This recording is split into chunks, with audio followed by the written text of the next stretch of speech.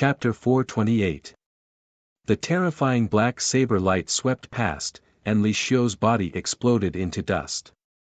He couldn't be more dead. Although he was a Dao-enlightened cultivator at his peak, and even walked a long distance on this path, his cultivation was powerful. But now he was just a corpse covered in green hair, and he couldn't even move. As long as Gu Chang'e found his location, he would definitely not be able to escape. You just killed him like that? Gu Xian was shocked. She thought that Gu Chang'e would ask the war immortal some questions and squeeze him dry. But she didn't expect that after he found him, he would kill him without a word. This was very different from the mercenary Gu Chang'e in her impression. Are you going to wait for him to recover to his peak and then come find me? Gu Chang'e put away the Xianyang heavenly saber and looked at her like she was an idiot. Besides, the current Li Xiu didn't have much value. Besides gaining experience points, Gu Chang'e couldn't find any reason to keep him alive. You're not allowed to look at me like that. Gu Xian gritted her teeth. She felt that in Gu Chang'e's eyes, she was a fool. Gu Chang'e didn't have the time to bicker with her at this time. He took action again, a palm hacking down, covering the sky dome, killing the elder who was in a sluggish state. Only then did he seriously size up this bronze palace. If it wasn't for Li Xiu, it would be almost impossible for him to find such a place. An excellent place to nurture the soul. This place is perfect. He nodded, and his eyes were satisfied. Especially when he felt that there was a lot of life source gathering nearby. After years, it could even make the corpses develop intelligence. Under this rich spiritual energy, it was suitable for him to set up some means to hide the rest of the aura. Why are you looking for a place to nurture the soul? Gu Xian was also looking at this place. Could it be that Gu Chang'e was planning to revive someone? Of course it's for emergencies. If one day I unfortunately die, I have a way to come back to life. Gu Chang'e glanced at her and said casually. Naturally, he could not mention the matter of the red-robed female demon to Gu Xian, so he casually came up with an excuse. Why did you suddenly die one day? Gu Xian stared blankly for a moment. He didn't understand, but then he thought of Gu Chang'e's unresolved demon heart. He might be preparing for this. She was in low spirits. What would Gu Chang'e do if it were to erupt again one day? If she was by his side, would he dig out her immortal bones, or would he choose to sever his own heart veins? When Gu Xian thought of this, he had an answer in his heart. Just like the last time in the Nirvana pond, he would rather cut off his own arms than hurt himself again. She suddenly felt a little sad. Under Gu Chang'e's glorious appearance, there was a hidden danger that only he knew about. If that day really comes, I will give you my immortal bones. I can still live without them. Gu Xian raised her beautiful eyes and stared at Gu Chang'e, as if she wanted him to understand. Why did you hit me? However, Gu Chang'e did not let her finish her sentence. He hit her head again, making her cry in pain. He shook his head slightly and said, "You silly thing, what have you been thinking about all day?" He naturally knew what Gu Xian was thinking about. This guy's ability to fill in the blanks has always been one of the best. Gu Xian glared at him, very dissatisfied. I'm doing this for your own good. You arrogant guy, you've always been unwilling to lower your head, unwilling to be tainted by the world. Would it kill you to understand other people's good intentions? Gu Chang'e sighed slightly, then grabbed her cheeks and rubbed them hard. Her beautiful eyes were filled with murderous intent, as if she was going to fight him to the death. I know, you silly girl. He smiled and let go of her. Hey! Gu Xian was prepared to be mocked by Gu Chang'e, but she did not expect him to say that. She was stunned for a moment. However, she quickly reacted and snorted. You're the silly one. It's good that you know. Don't think too much. I just don't want to owe you a favor. This time about Xian, if not for you, it would have been a little troublesome. After all, Li Xiu's identity was a war immortal, not an ordinary person. Although Shen Xian was a direct descendant of the Gu family, her surname was not Gu. All these years, she had not gone to the upper realm and had not entered the Gu family to worship the ancestors. So this matter, the Gu family would not necessarily interfere. After that, Gu Chang'e made some arrangements here. He personally carved many strange and mysterious runes. He was very careful and had never been like this before. Because he had other plans for this place. It was to deal with the female devil in red who was about to appear in the demon burial abyss. So he would not allow any mistakes here. Otherwise, it could lead to a mistake in his plan and bring about more trouble. The bronze palace was very old. It was unknown which era it was from. There were many strange murals carved on the walls. There were ancient people kneeling on the ground and kowtowing to totems. Here, Gu Chang'e kept attacking. His 5 fingers glowed, and lines of runes were shot into the surroundings by him. Brilliant lights intertwined like small stars. At the same time, lines of runes of the great Tao appeared and condensed into chains of rules, firmly locking the void around the bronze palace. The soul-nourishing effect here can be strengthened a little, this way, I won't be able to see any abnormalities. Gu Chang'e directly turned his mana into a carving knife and personally dug out a pool in the depths of the palace. He set various restrictions in it and gathered the life force nearby. Buzz! In the pool, brilliance began to appear. It was incomparably dazzling. There was dense mist there, containing rich life essence. In the end, he even carved around the spatial crack outside again, obtaining many secret treasures to conceal the aura of this place. Only then did he relax. I hope she won't find out when the time comes. But I hope that moment won't come. Gu Chang'e's gaze was faint. Many thoughts flashed through his mind. With a thought, he felt that this place was completely under his control. Finally, his figure moved and left this place. You actually took so long to set this up, Gu Xian, who had been waiting for Gu Chang'e outside the spatial crack for a long time, was surprised to see him come out. Gu Chang'e nodded and did not explain anything. He said, "Let's go." Then everyone turned into divine rainbows, broke through the space, and left this place. Now that the war had broken out in the Boundary Monument Sea, all the races had sent their elites here, intending to cross to the 8 Desolates' 10 regions. Here, they could feel the terrifying fluctuations from afar. Those were the fluctuations of Emperor weapons. Now that the immortal realm did not appear, the Emperor realm existences were the peak battle strength of the upper realms.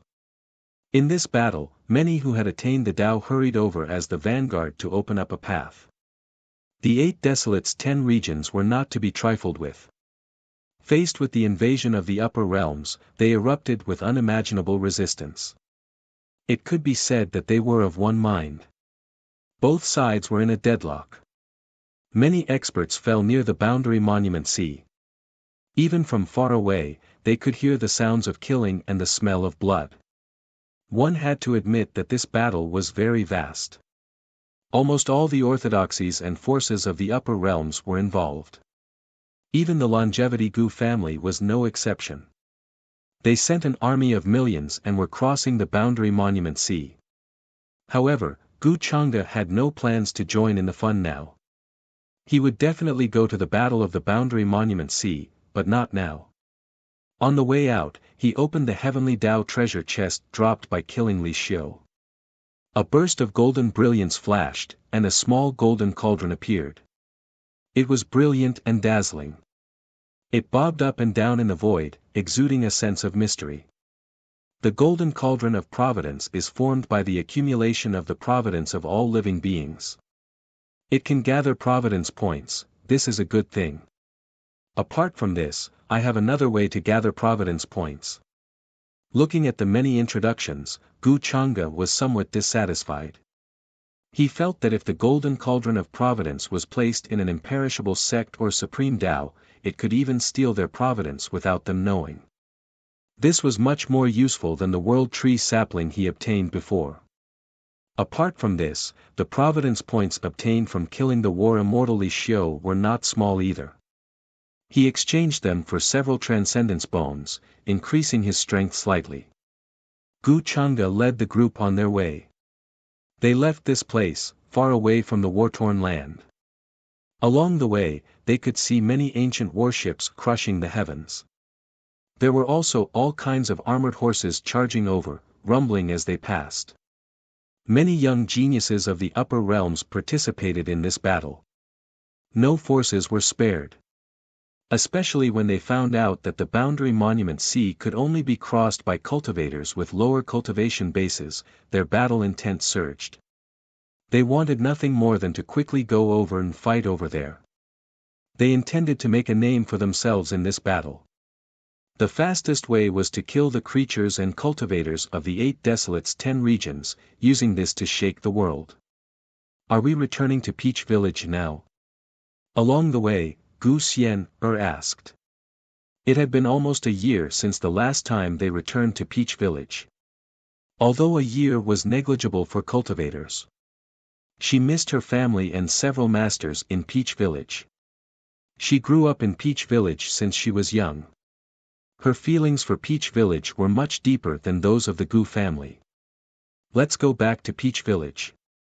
There's no use for you to participate in the battle of the 8 Desolates 10 regions. Gu Changde nodded. He had some things he wanted to confirm with Peach Demon. Sooner or later, he would have to make a trip to Peach Village. Then, he used his supreme divine ability to open up a spatial passage. Terrifying spatial runes appeared, tearing apart the void in front of them. They began to cross. With Gu Changde's current strength, it was easy for him to travel through the void. He crossed millions of li in an instant. Along the way, he could see silver brilliance intertwining. Each strand was extremely dazzling and heavy. This was the chaotic fog in the void. It was rare to see it. The upper realm was vast and boundless. It was divided into the inner and outer realms. The Peach Village they were heading to was in the abandoned land of immortals in the outer realms. It was very far away from the boundary monument sea. I'm afraid that even a real supreme being would not be a match for you now. Gu Xian was shocked. She noticed that the void in front of her was constantly distorting. The path became blurry. Because Gu Changde's physical body was extremely strong, it caused the space that came into contact with him to collapse. Even a supreme being would find it difficult to do such a thing. She felt that Gu Changde's current strength had far surpassed the average supreme being. She really did not know how he cultivated. A real supreme being? Gu Changde smiled and did not say much. With his current strength, even if he faced a real supreme being, he did not need to be afraid. However, it was too shocking to say this out loud. Although there were people who carried the title of inheritor of the demonic arts, it was inevitable that people would doubt him. Because his cultivation speed was too shocking. It was unbelievable. However, speaking of this, Gu Changde felt that even a real inheritor of the demonic arts would not be able to cultivate as fast as he did. This was probably beyond the knowledge of cultivators. Su Qingde must have had a hard time recently. I heard that she was being hunted down everywhere. Gu Changde thought of a lot of news and smiled meaningfully. Half a month later, the void blurred again and the crack disappeared. Gu Changde led the group out of it and appeared on a mountain peak. The mountains were undulating and the vegetation was lush. In the distance, they could see a desolate and vast ancient forest shrouded in fog. They had to cross it to see the mysterious Peach Village. Abandoned land of immortals, I'm back. Gu Xian looked at these familiar scenes and felt a sense of homecoming in her heart. In the past, she often took the big red bird to cross the abandoned land of immortals in search of all kinds of spiritual treasures and rare treasures. Here, she often encountered life and death situations. Many times, she encountered powerful ferocious beasts and fought with them to gain experience. This made her feel excited.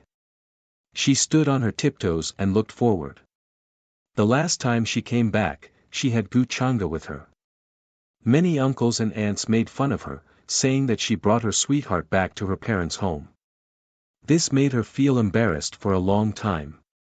However, this time, Gu Changa was still with her. She did not know what her uncles and aunts would say. "Wait for me here."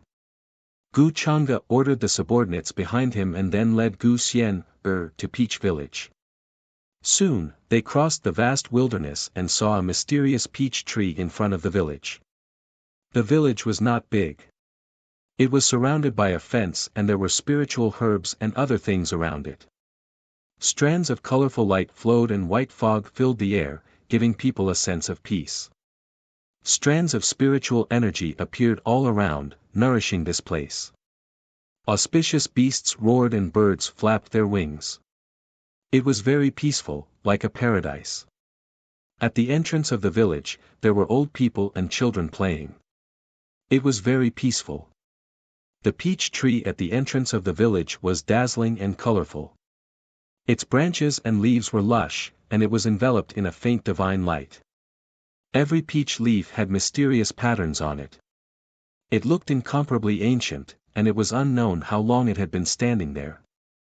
Although it had not bloomed, it had a shocking sense of transcendence and holiness. A little girl, who was carved from jade, wore a large cotton robe. Her hair was soft and she looked very obedient. She sat on a rock at the entrance of the village, swinging her white feet. She looked outside the village from time to time, as if she was looking for someone. At this time, she seemed to have noticed Gu Changa outside the village. She was a little stunned, then rubbed her eyes, thinking that she was hallucinating. When she looked again, she finally found that person was the master she had been thinking about day and night.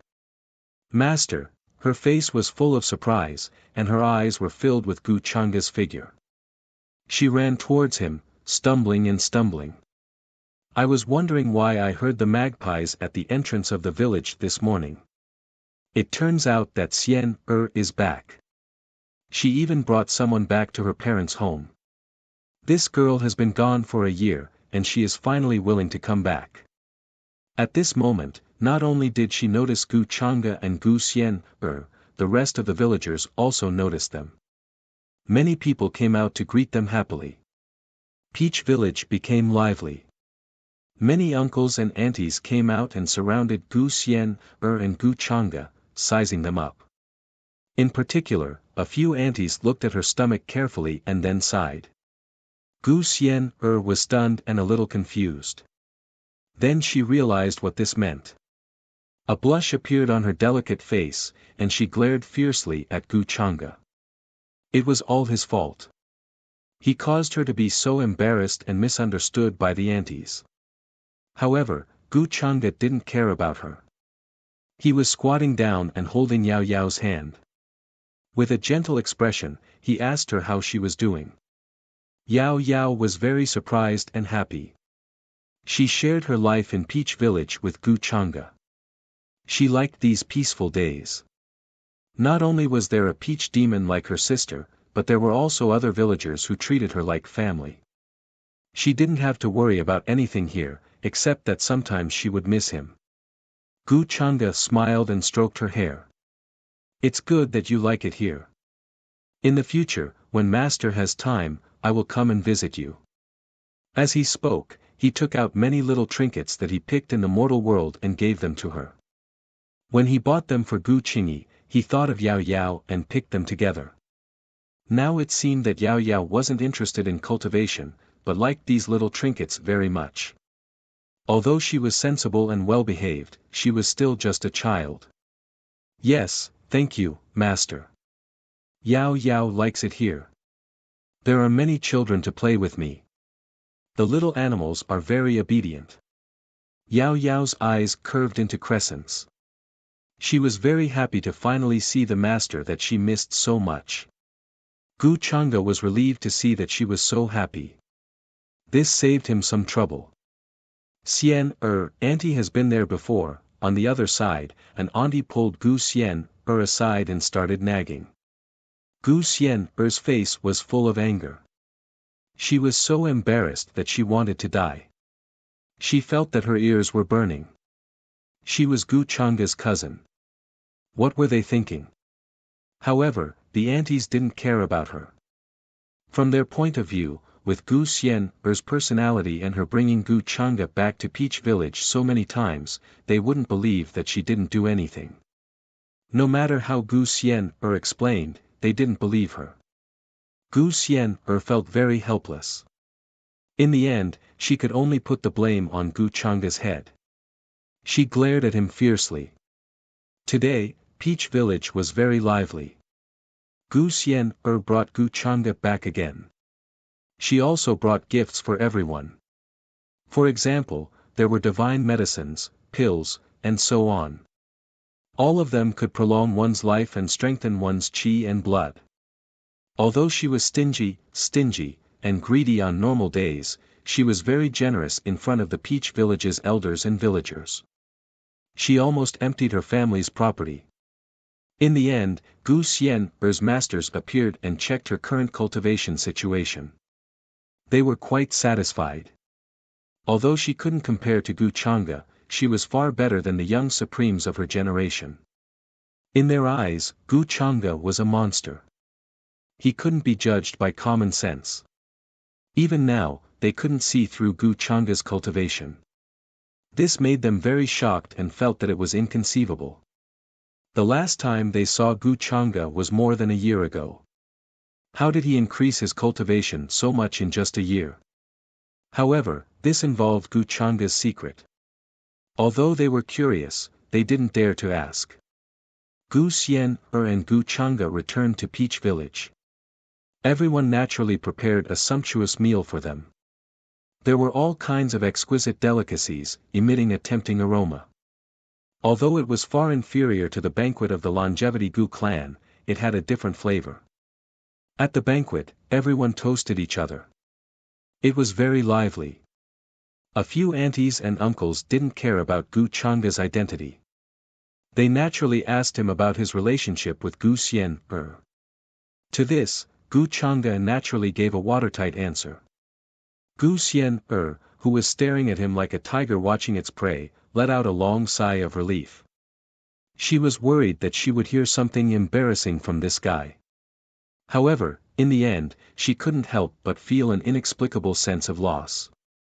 She felt that Gu Chang'e's answer didn't have any other meaning. After the banquet ended, everyone went to rest. Gu Xian'er also returned to her previous room to rest. The people of Peach Village specially cleaned a clean room for Gu Chang'e. However, he didn't go to rest. Instead, he went to the peach tree outside the village alone. He held the wine from the banquet in his hand. He seemed to be drinking by himself. Then, he sat down beside the peach tree. The moonlight was clear and cold. It sprinkled down mottled silver fragments on the ground. It was like a stirred pool of lake water.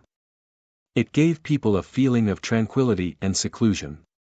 The peach tree was ancient and tall. Its branches and leaves were lush. Each peach leaf was like a simple piece of art. There were all kinds of mysterious patterns on it. Under the moonlight, there was a sense of vicissitudes. However, more than that, there was a sparkling glow. It was mysterious and dazzling. It swayed with the wind. Gu Chang'e didn't speak. He just drank by himself beside the peach tree. His gaze was distant. He seemed to be thinking about something. Then, a boundless white fog appeared. In an instant, it enveloped the surrounding area. "You've got guts. How dare you do this in front of me?" a soft and pleasant voice sounded. It was like the sound of nature. It carried with it an ethereal immortal feeling. In the next moment, a slender figure walked out from the peach tree. Her face was blurry, but there was an aura of peerless beauty. Her eyes were gentle like autumn water. However, there was a sense that seemed to be able to see through the universe. The peach demon revealed her figure. She seemed to be sizing up Gu Chang'e with great interest. Just like the first time they met, she wanted to see through him. Gu Chang'e was still drinking by himself. When he heard this, he raised his head and smiled. "Senior, are you planning to drink?" The peach demon shook her head. "I never drink. I don't like the taste."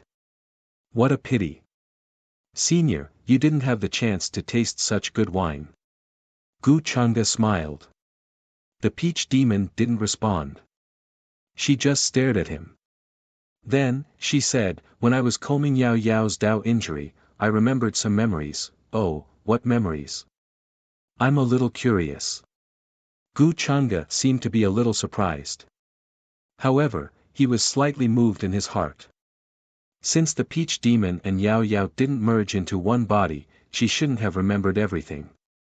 He wasn't sure if the images he saw the last time he saw the peach demon were formed from his own memories, or if she deliberately showed them to him so that he could see them. But no matter what, the peach demon and the Immortal Academy's old Shi were old acquaintances. There was no doubt about that. And the red-robed female devil, the peach demon, and old Shi were obviously from the same era. It had a lot to do with his identity as the demon lord. Gu Chang'e always felt that he wasn't the demon lord. However, he had to be. The cause and effect of many things had been predestined from the beginning, including the relationship between the peach demon, old Shi, and Chan Hongyi. Now that the peach demon mentioned this to him, could it be that she was suspecting something? "I remember that I had a friend who liked to wear red. She said that she would work hard to cultivate and not disappoint her master. Then, when she grew up, she would marry her master." The peach demon spoke slowly. When she spoke, her eyes were fixed on Gu Chang'e. It seemed that she wanted to say something to him, but also to herself. "When I was still a peach tree, I only had a weak spiritual intelligence. It was she who saved me from the mouth of a demon. My original form was a heartless peach tree. I didn't know what was beyond life and death. But with her, I understood what friends were. Unfortunately, that was only an experience in the past. Now, it seems that countless years have passed, lost in the Forbidden Era. Perhaps I'm the only one who still remembers it. Later on, she brought me to her master's side. At that time, I had another friend, a rock. I never thought that an ordinary stone, a hollow peach tree, even if it had spiritual intelligence, would one day be able to embark on the path of cultivation like the other demons. Her master was very strict with her, but he treated us very well. He didn't despise us because of our origins. He taught me how to read. I wanted him to give me a name, but he said that a name is very important, so he taught me the word demon." Her voice was very calm, as pleasant as the sound of nature. Unfortunately, at this time, it was incomparably lonely. "Senior, do I know this friend of yours?" Gu Chang'e put down the wine, his expression unchanged. In a daze, the scene at that time appeared in front of his eyes. A fairy was hugging her knees as she sat on a boundless field. Behind her was a withered peach tree. This demon was very beautiful. She had long dark green hair, like a mirror, bright enough to reflect people. She looked at the sea of clouds in the distance, her eyes reflecting the clear sky and mountains. But her expression was incomparably lonely, as if she was waiting for someone. "I don't know." The peach demon shook her head, her words ambiguous. She carefully stared at Gu Chang'e. Seeing that he didn't look up, she sighed softly, no longer as casual as before. "You came to the peach village this time to find me, right?" the peach demon asked. Gu Chang'e nodded. "Senior, how much do you know about the demon burial abyss?" The peach demon was stunned, and then seemed to be puzzled. She asked, "You want to go to the demon burial abyss?" Gu Chang'e's expression didn't change. "I'm just asking. I thought of something and was a little curious." "Senior, you must have lived for a long time, so you should know a lot about it." "I don't know much about the demon burial abyss. If you want to know, you can go and take a look yourself." The peach demon suddenly laughed. This laughter was different from the soft and pleasant one just now. There was an indescribable demonic nature to it. And as soon as she finished speaking, her voice turned into light dust and disappeared, returning to the peach tree without a sound. Seeing this, Gu Changa's expression didn't change much. Then, he got up and left. Judging from what happened today, the situation was very unfavorable for him. He came to find the peach demon just to see her attitude towards him. From this attitude, he could naturally see some of her thoughts. He could also see if she had doubts about his identity. The last time Old Shur saw him for the first time, he was very shocked and felt that it was because of the similarity between them. But this time, the peach demon changed her attitude and even recalled the past. Wasn't this a test for him? So now it seemed that once the red-robed demoness saw him, she would definitely recognize him. Chapter 429. The next morning, Gu Changa left Peach Village. He did not choose to stay for a while longer. As for Gu Xian, she decided to stay in Peach Village for a while. Coincidentally, she had some questions about her cultivation that she needed to consult her masters. Although Yao Yao and the people of Peach Village tried their best to persuade him to stay, Gu Changa still left. Since he had achieved his goal, there was no need for him to stay.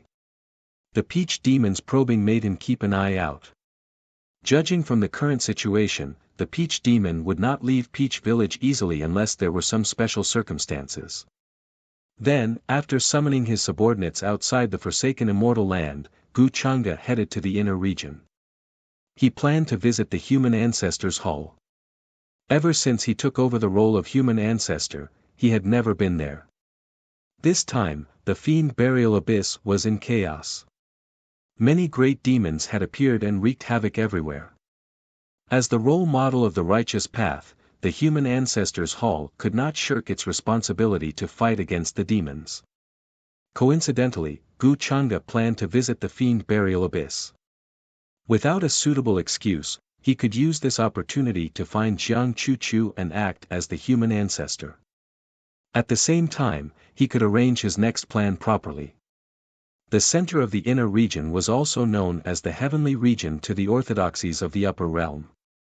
At this moment, in the center of the most prosperous and ancient territory, a majestic palace that towered into the sky was located here.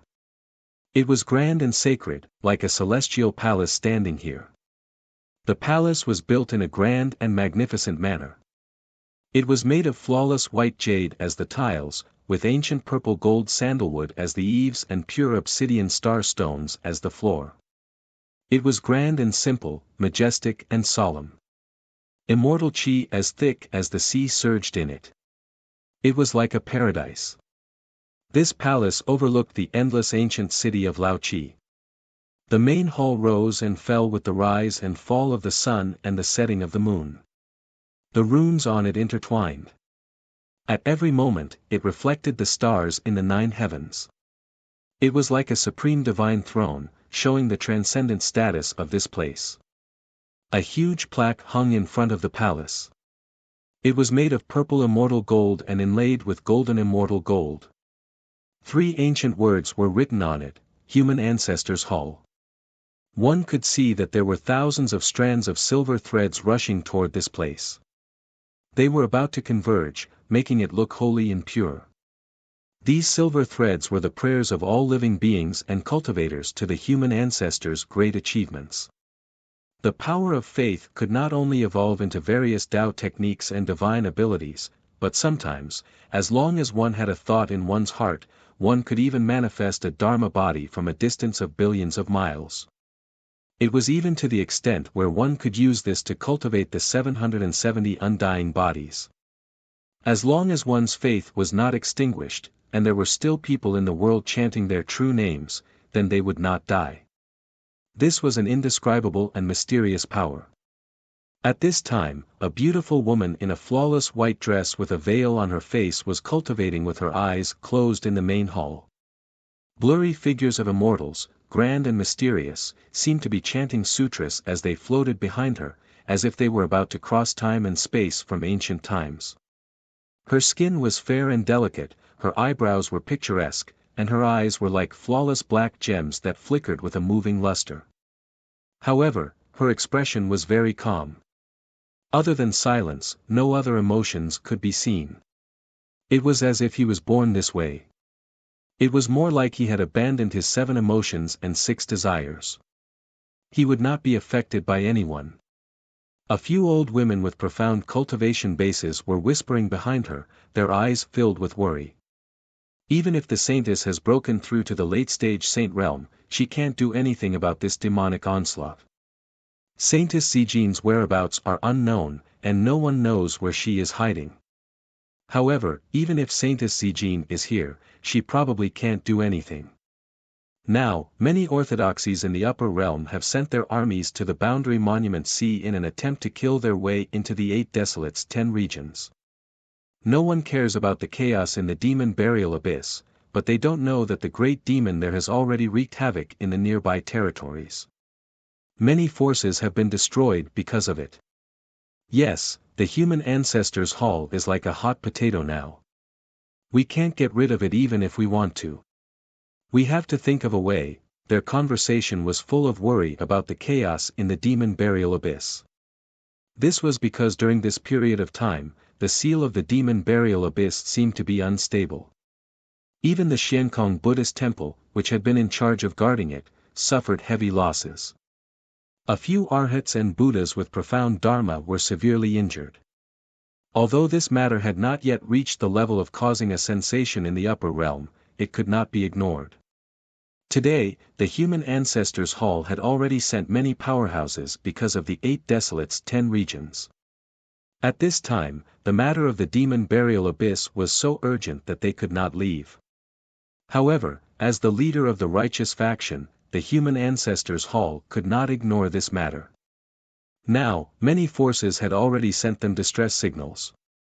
The great demon of the demon burial abyss was a terrifying existence that had existed for an unknown period of time. One had to know that the arhats and Buddhas of Buddha Mountain were at least at the quasi-supreme level. However, they were still no match for the great demon and almost died. However, one could imagine that this great disaster was not that simple. Even if Wang Zijin and Jiang Chuchu wanted to stop it, they could not do anything. The two of them were only of the younger generation. In terms of strength, they were no match for the great demon of the demon burial abyss. This made them worry about this matter. Now, Jiang Chuchu was planning to break through to the late-stage saint realm in order to play a role in this matter. Just as the old women were talking, Jiang Chuchu, who was cultivating with her eyes closed in the hall, suddenly opened her eyes. Her gaze was very calm. She had heard the old women's conversation just now. Regarding the chaos in the demon burial abyss, I will lead the powerhouses of the human ancestors' hall. Elders, you do not need to worry. You just need to guard this place well. Jiang Chuchu said indifferently. She knew what the old women were thinking. They did not want to get involved in the chaos in the demon burial abyss because it could cause them to lose their lives. After all, not all the cultivators of the human ancestors' hall were as righteous as she was. She could not ask them to do anything about this. Hearing this, the elders looked a little guilty, but they did not say anything. They were not stupid. They would not throw away their lives for no reason at this time. Their cultivation was not a match for the great demon of the demon burial abyss. By the way, Your Highness Saintess, since you said that young Lord Chang'e is the reincarnation of the human ancestor, we think that we should inform young Lord Chang'e about this matter. If he is involved, this matter should be easier and safer. What do you think? At this time, one of the old women suddenly thought of something and could not help but ask Jiang Chuchu. After all, the human ancestors' hall had just announced in front of many orthodoxies that Gu Chang'e was this generation's human ancestor. Regarding this matter, everyone had a tacit understanding. The human ancestors' hall wanted a young existence like Gu Chang'e to hold up the fort, while Gu Chang'e wanted the human ancestors' hall's strength. They were not very clear about the relationship between Jiang Chuchu and Gu Chang'e, so they were just asking.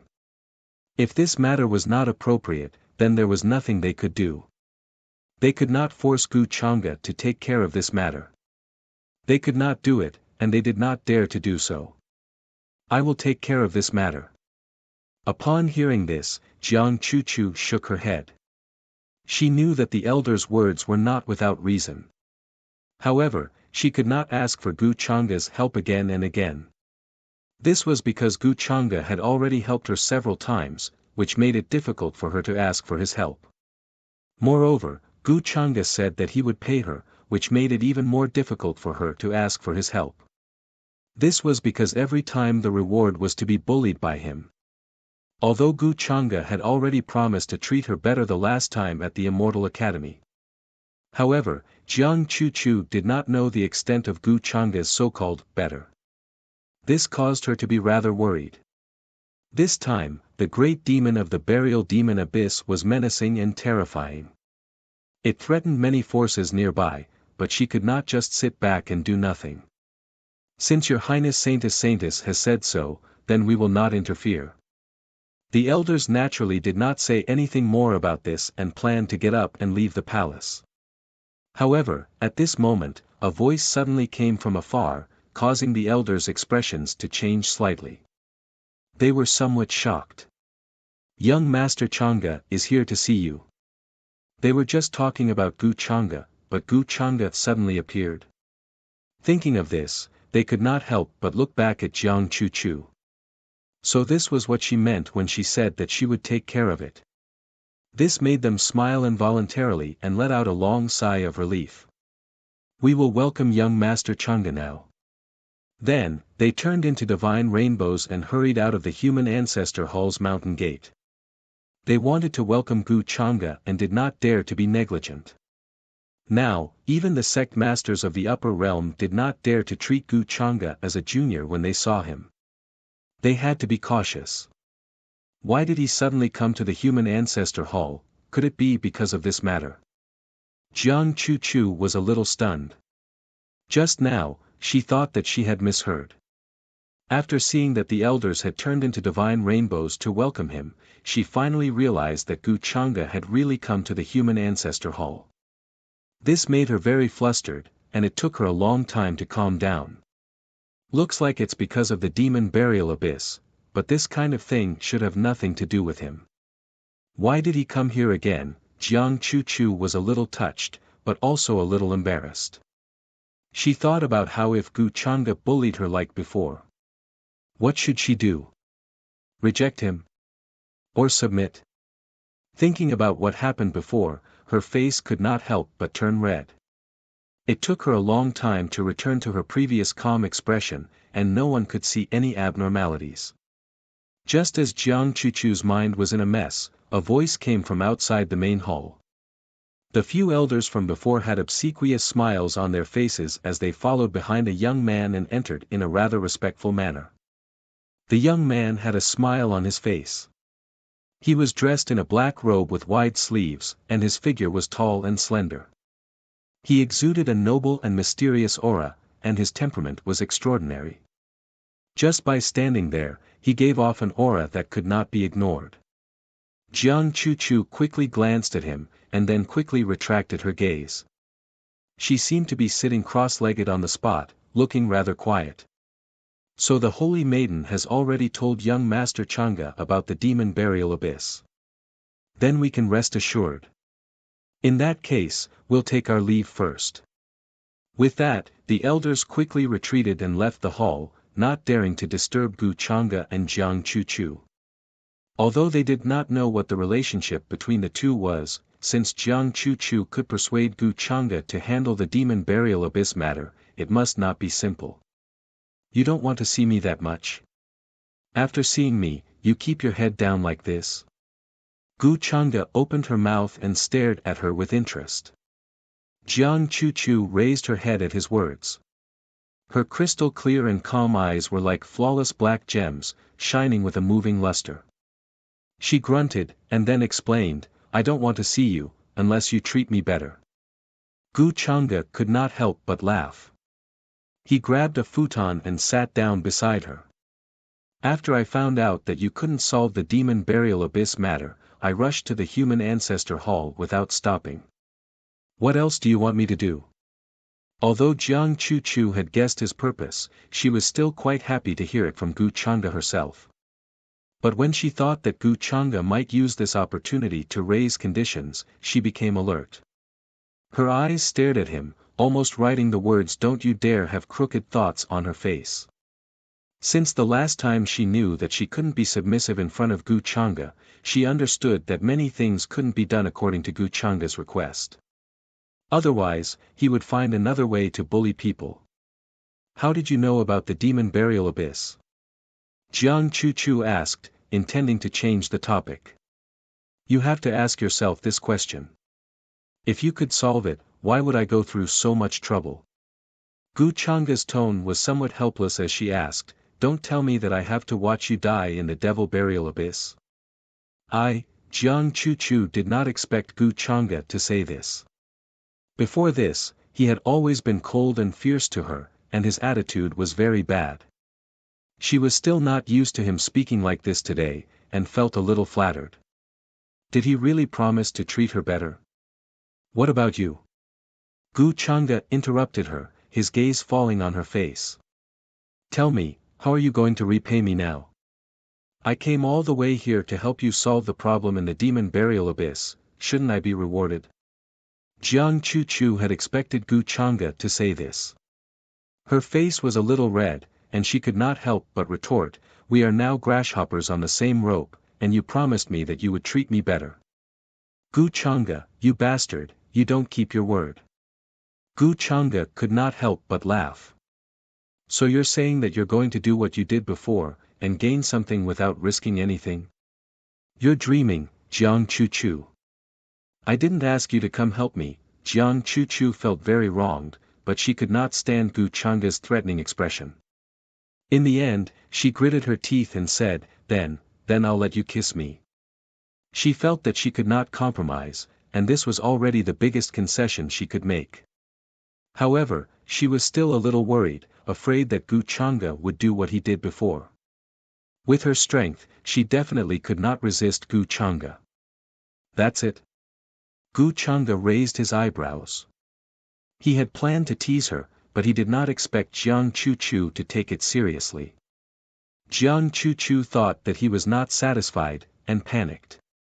She said again, then, 2 kisses. This was the first time Gu Chang'e realized that this girl was so stupid. He had not noticed before this. She was the holy maiden of the human ancestor palace, so why did her IQ plummet the moment she met him? Alright, 2 kisses it is. You're lucky.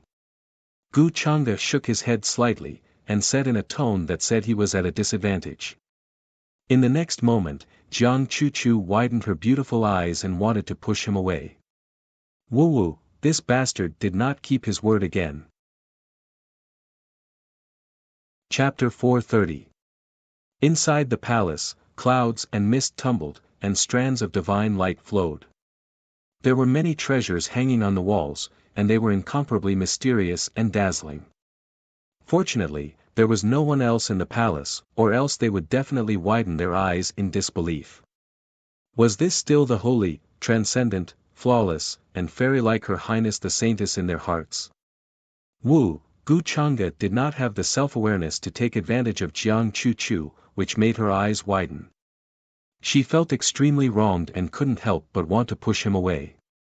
However, Gu Chang'e's strength was too great, and she couldn't break free now.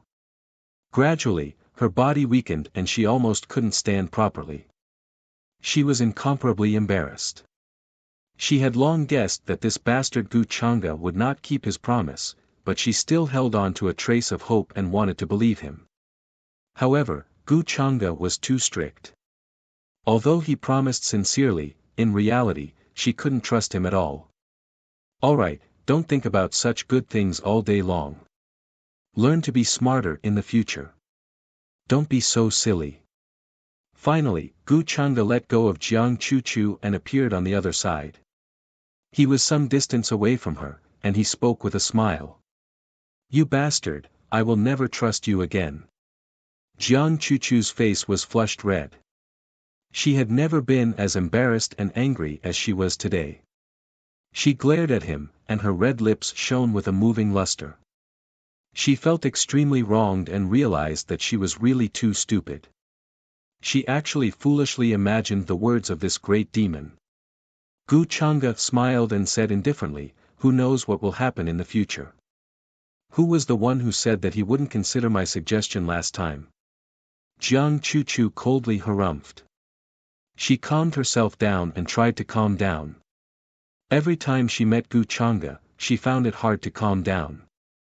His actions would cause great waves in her heart. Just like today, she was bullied by him at will. After that, Gu Chang'e did not continue to bully her.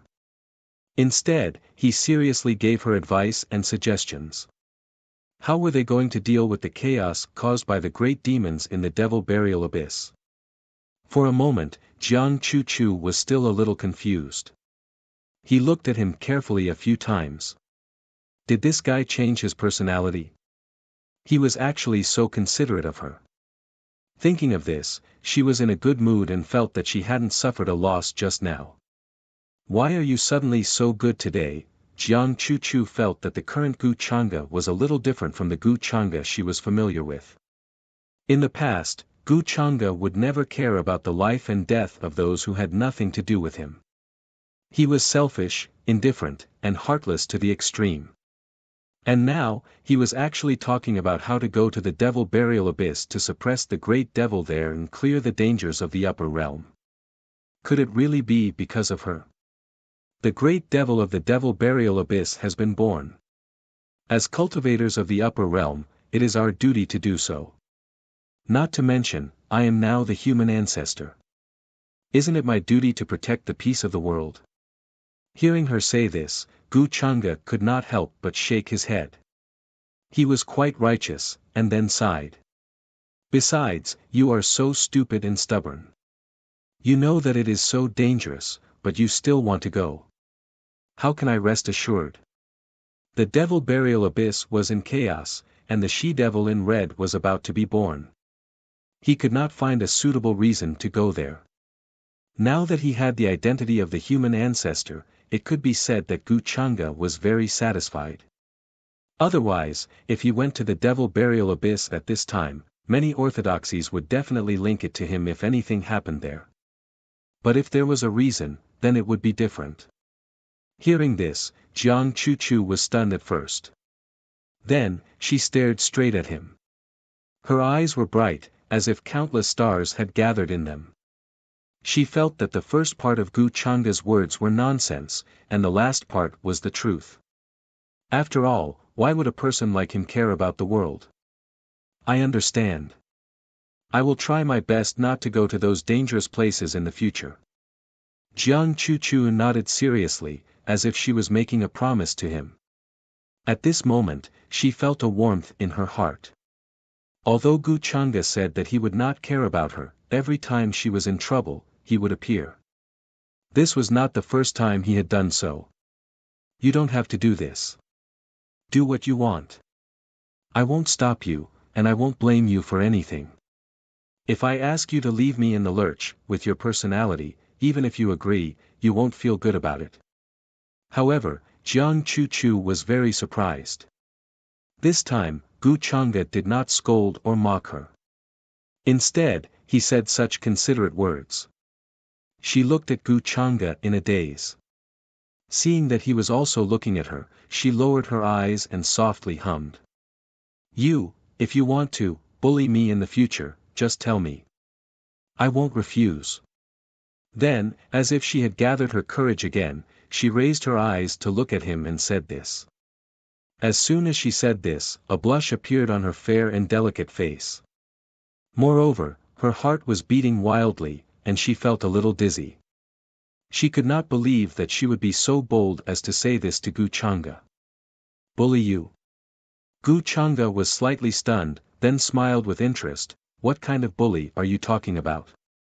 He naturally asked while knowing the answer. Jiang Chuchu was very thin-skinned. He was very surprised that she could say this. I don't know. Jiang Chuchu's voice was slightly trembling. She could not stand his gaze and quickly turned her head away. She had already said this herself, but Gu Chang'e still asked while knowing the answer. As expected, he was a bastard. If you don't know, aren't you just like me?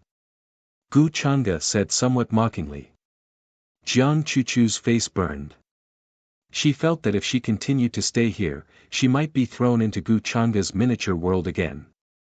After all, she had already said that she would not refuse. As a result, she hurriedly got up and fled. Her dress fluttered in the wind, making her look extremely alluring. Gu Chang'e watched her disappear from the hall and could not help but smile. Afterwards, the news of Gu Chang'e's arrival at the Human Ancestors Hall spread very quickly. Many experts of the Human Ancestors Hall were shocked, and they all came to greet him. After all, Gu Chang'e's current identity was the human ancestor. As for whether it was true or not, it was not important.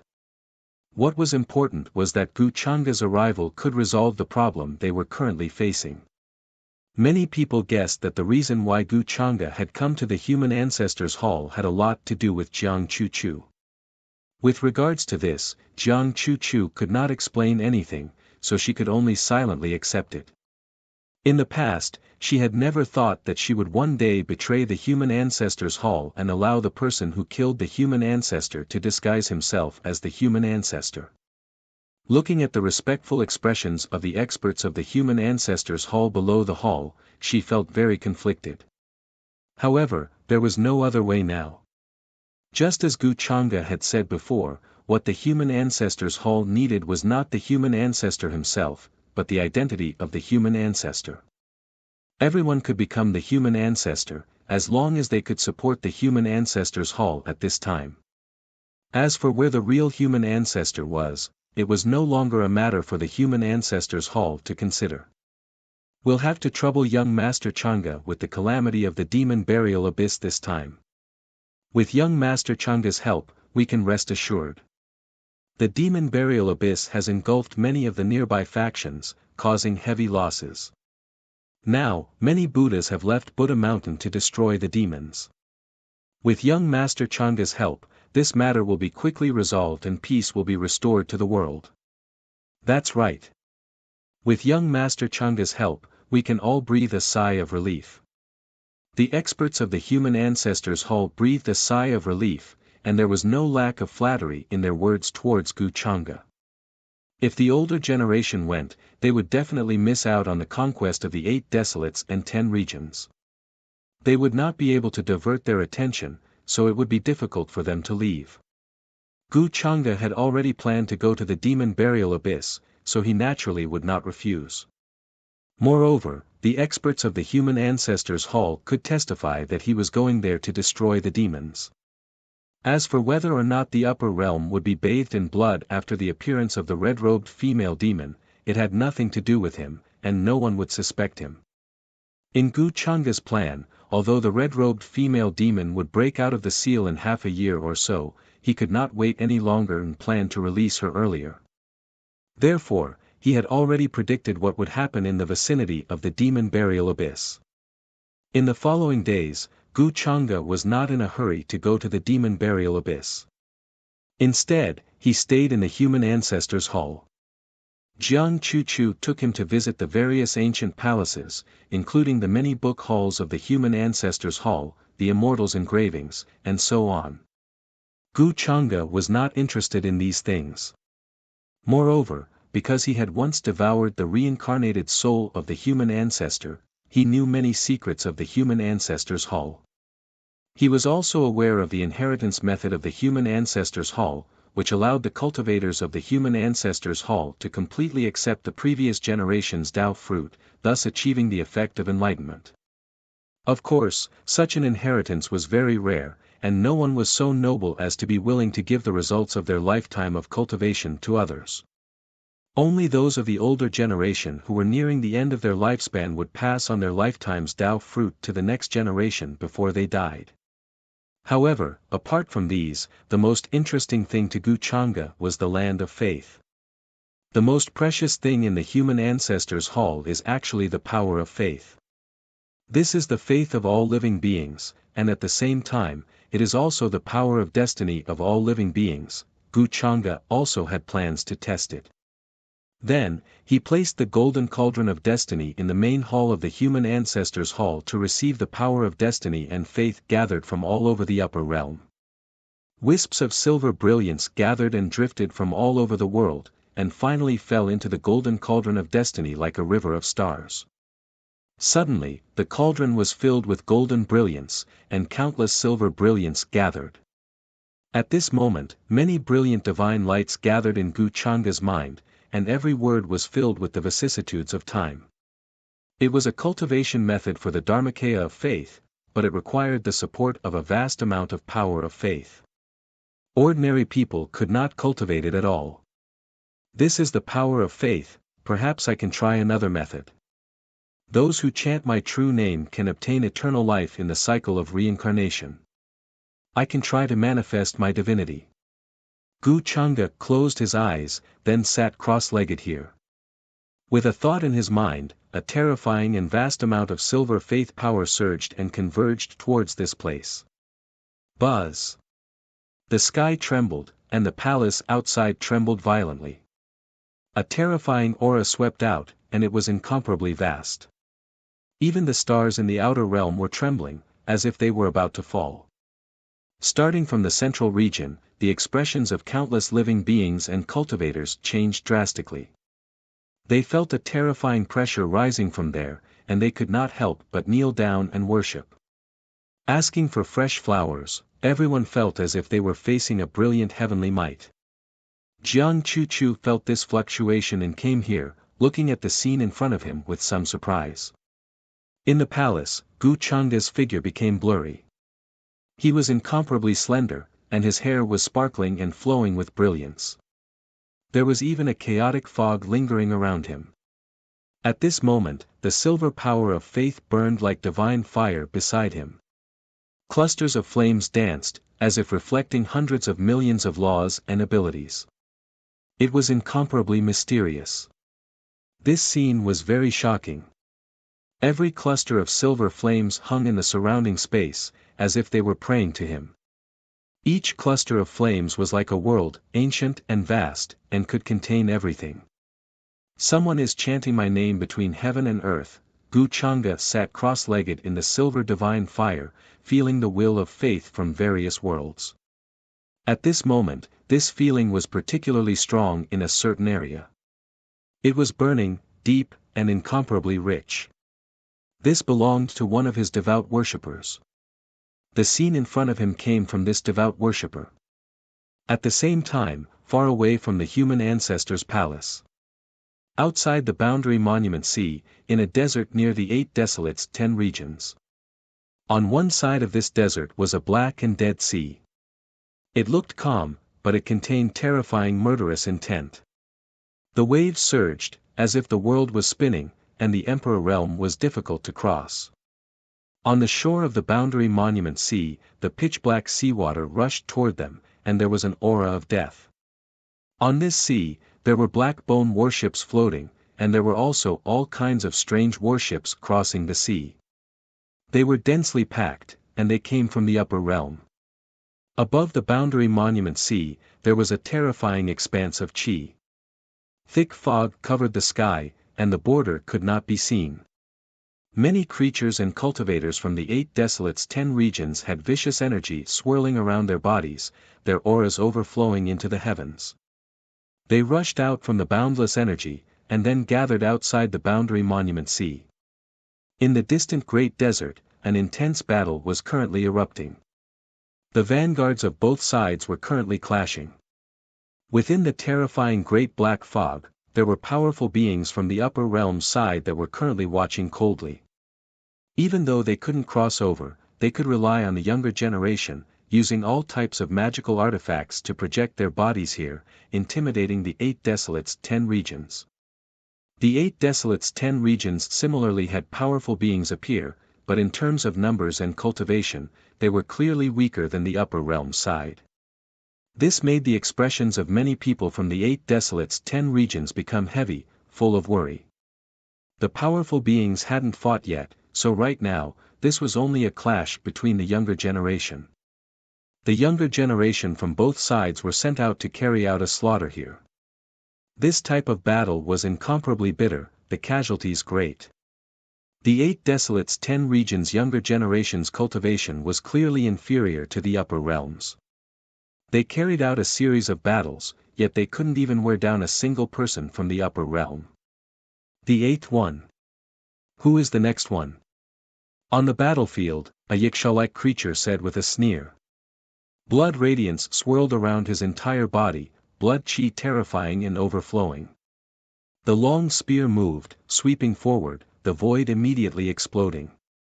Blood-colored symbols shone brilliantly, scarlet multicolored light strand after strand, interweaving into an expanse, hacking downwards. A young heavenly talent from the 8 Desolates 10 regions side immediately exploded with a miserable cry, body and soul erased on the spot. This scene greatly increased the morale of the upper realm side. Everyone cheered, and even the most powerful existences shrouded in mist nodded slightly, revealing looks of praise.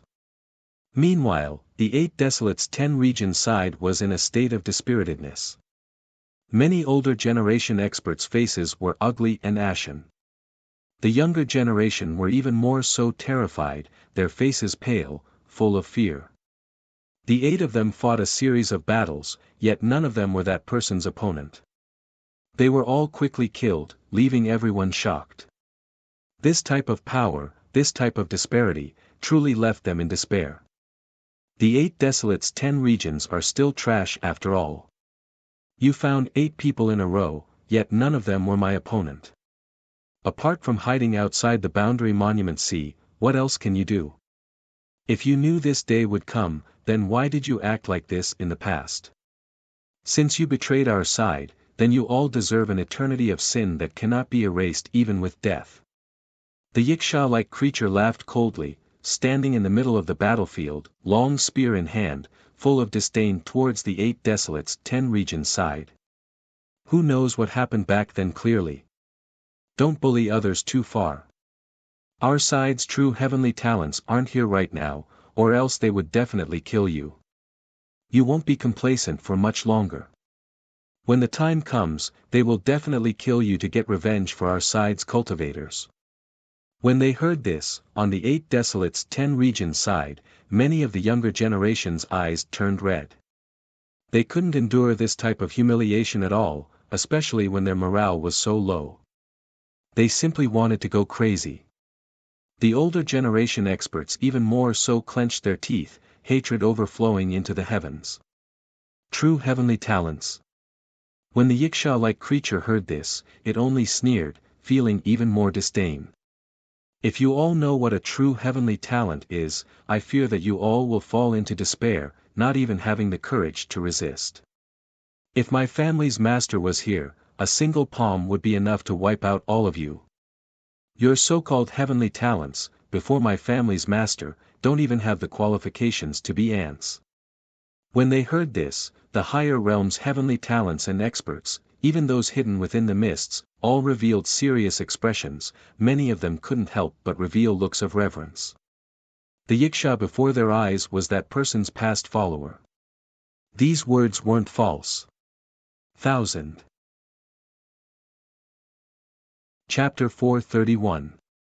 You, hearing this, the young cultivators and beings of the 8 Desolation 10 regions were first stunned, then furious. They couldn't stand the disdain of the other party.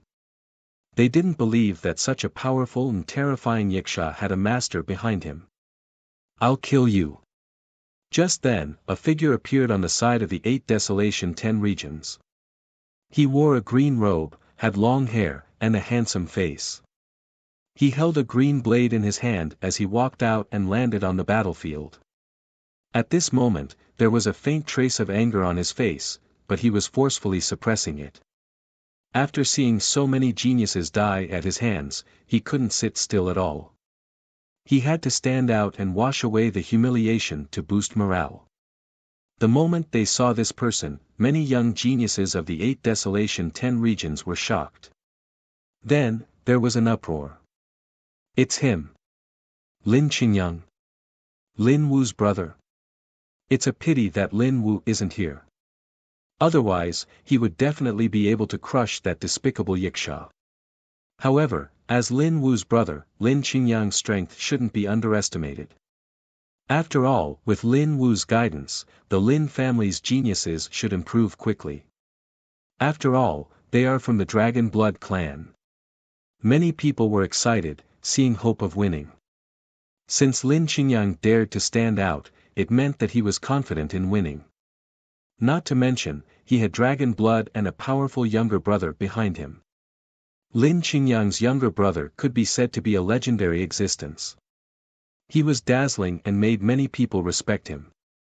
Now, he was the most powerful existence of the younger generation in the 8 Desolation 10 regions. Qingyang, on the side of the 8 Desolation 10 regions, a quasi-supreme existence had a complicated look in his eyes. Then, he warned, "You must be careful." "I know, Grand Ancestor." Lin Qingyang nodded. He turned into a blur and seemed to have disappeared from his original spot. He went forward and began to fight with the other party. This was a great battle. The two were evenly matched, and it was hard to tell who was stronger. Lin Qingyang's strength was very strong, but the Yiksha-like creature Yi Han's strength was not weak either. In the upper realm, it was one of the top young supreme beings. Otherwise, it would not be qualified to be Gu Changda's follower. The two individuals' bodies were covered in blood as they fought with great difficulty. All types of dazzling divine splendor erupted here, fluctuations terrifying. All types of divine abilities collided, continuously evolving. The aftermath caused many barren hills below to explode, turning them into ruins. "However, you are still no match for me." Yi Han roared in rage. In the next instant, he found an opening and swept out with his spear. Resplendent divine runes flashed as the spear pierced through his opponent's body. The people from the 8 Desolation 10 regions were astonished. They felt that the Yiksha was too strong. It looked down on everyone and was invincible.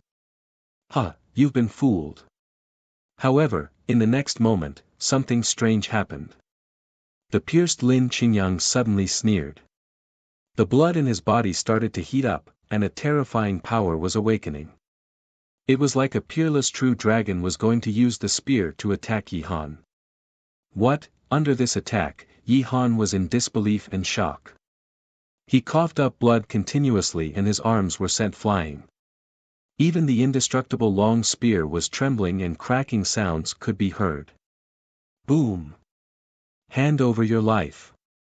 Lin Qingyang suddenly shouted loudly. He didn't care about his injuries at all and closed in with extreme speed. A fist pierced through. Boundless blood energy surged and blasted Yi Han into pieces in midair. Behind him, a faintly discernible true dragon appeared. It shook heaven and earth, granting him incomparable power. This scene made the people from the 8 Desolation 10 regions cheer. Their expressions changed again and again, from their previous downcast state to excitement. Everyone's blood was boiling. It was as if they had become Lin Qingyang. Lin Qingyang used his strength to prove to them that their 8 Desolation 10 regions were not weaker than those from the higher realms. This wave of aura is a bit strange. It doesn't seem like the power of a normal bloodline. It can actually burn through divine abilities and melt symbol bones. The expressions of many people from the higher realms changed as well. They never expected Lin Qingyang to suddenly erupt with such strength at such a crucial moment. It was simply too shocking. Even Yi Han was blasted apart by him. "Today, I will kill you as an offering to the cultivators of my lower realm."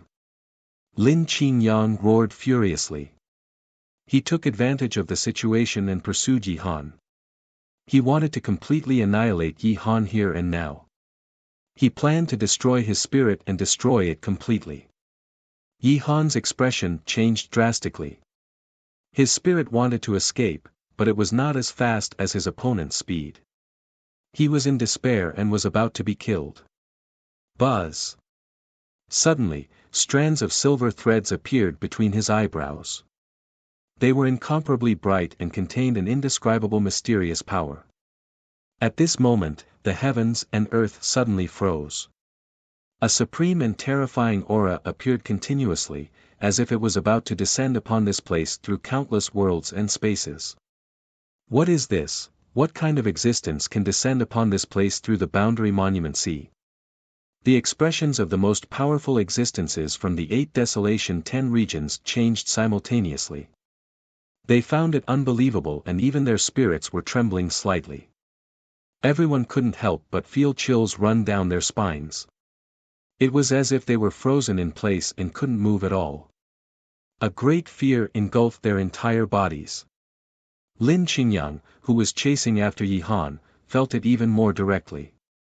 His entire body trembled to the extreme and he didn't dare to move at all. Even his spirit seemed to be frozen. A slender and blurry figure seemed to have crossed through countless spaces and appeared at this place. This was an extremely shocking scene. Specks of divine light shone, and it was incomparably hazy. It was shrouded in chaotic fog, or perhaps there were 3,000 worlds surrounding this figure, making it the only one in this world, eternal and immortal. The silver divine flames burned, and each of them had a supreme aura. They were so dazzling that many people didn't dare to look directly at them. Tears flowed down their eyes and they quickly closed them. This is the Master protecting me. Yi Han greets the Master. The Yiksha-like creature's face was filled with ecstasy. It knelt on the ground with great devotion and fanaticism, kowtowing to the figure in front of it. This is that person's Dharma body, it can affect this place. Just what level has his current cultivation reached? In the dense fog, the most powerful existences of the upper realm recognized the figure in front of them. Their expressions turned solemn as they felt a sense of shock and disbelief. Qingyang, run. This person isn't someone you can face. The expression of the supreme existence from the 8 desolates 10 regions who spoke just now suddenly changed.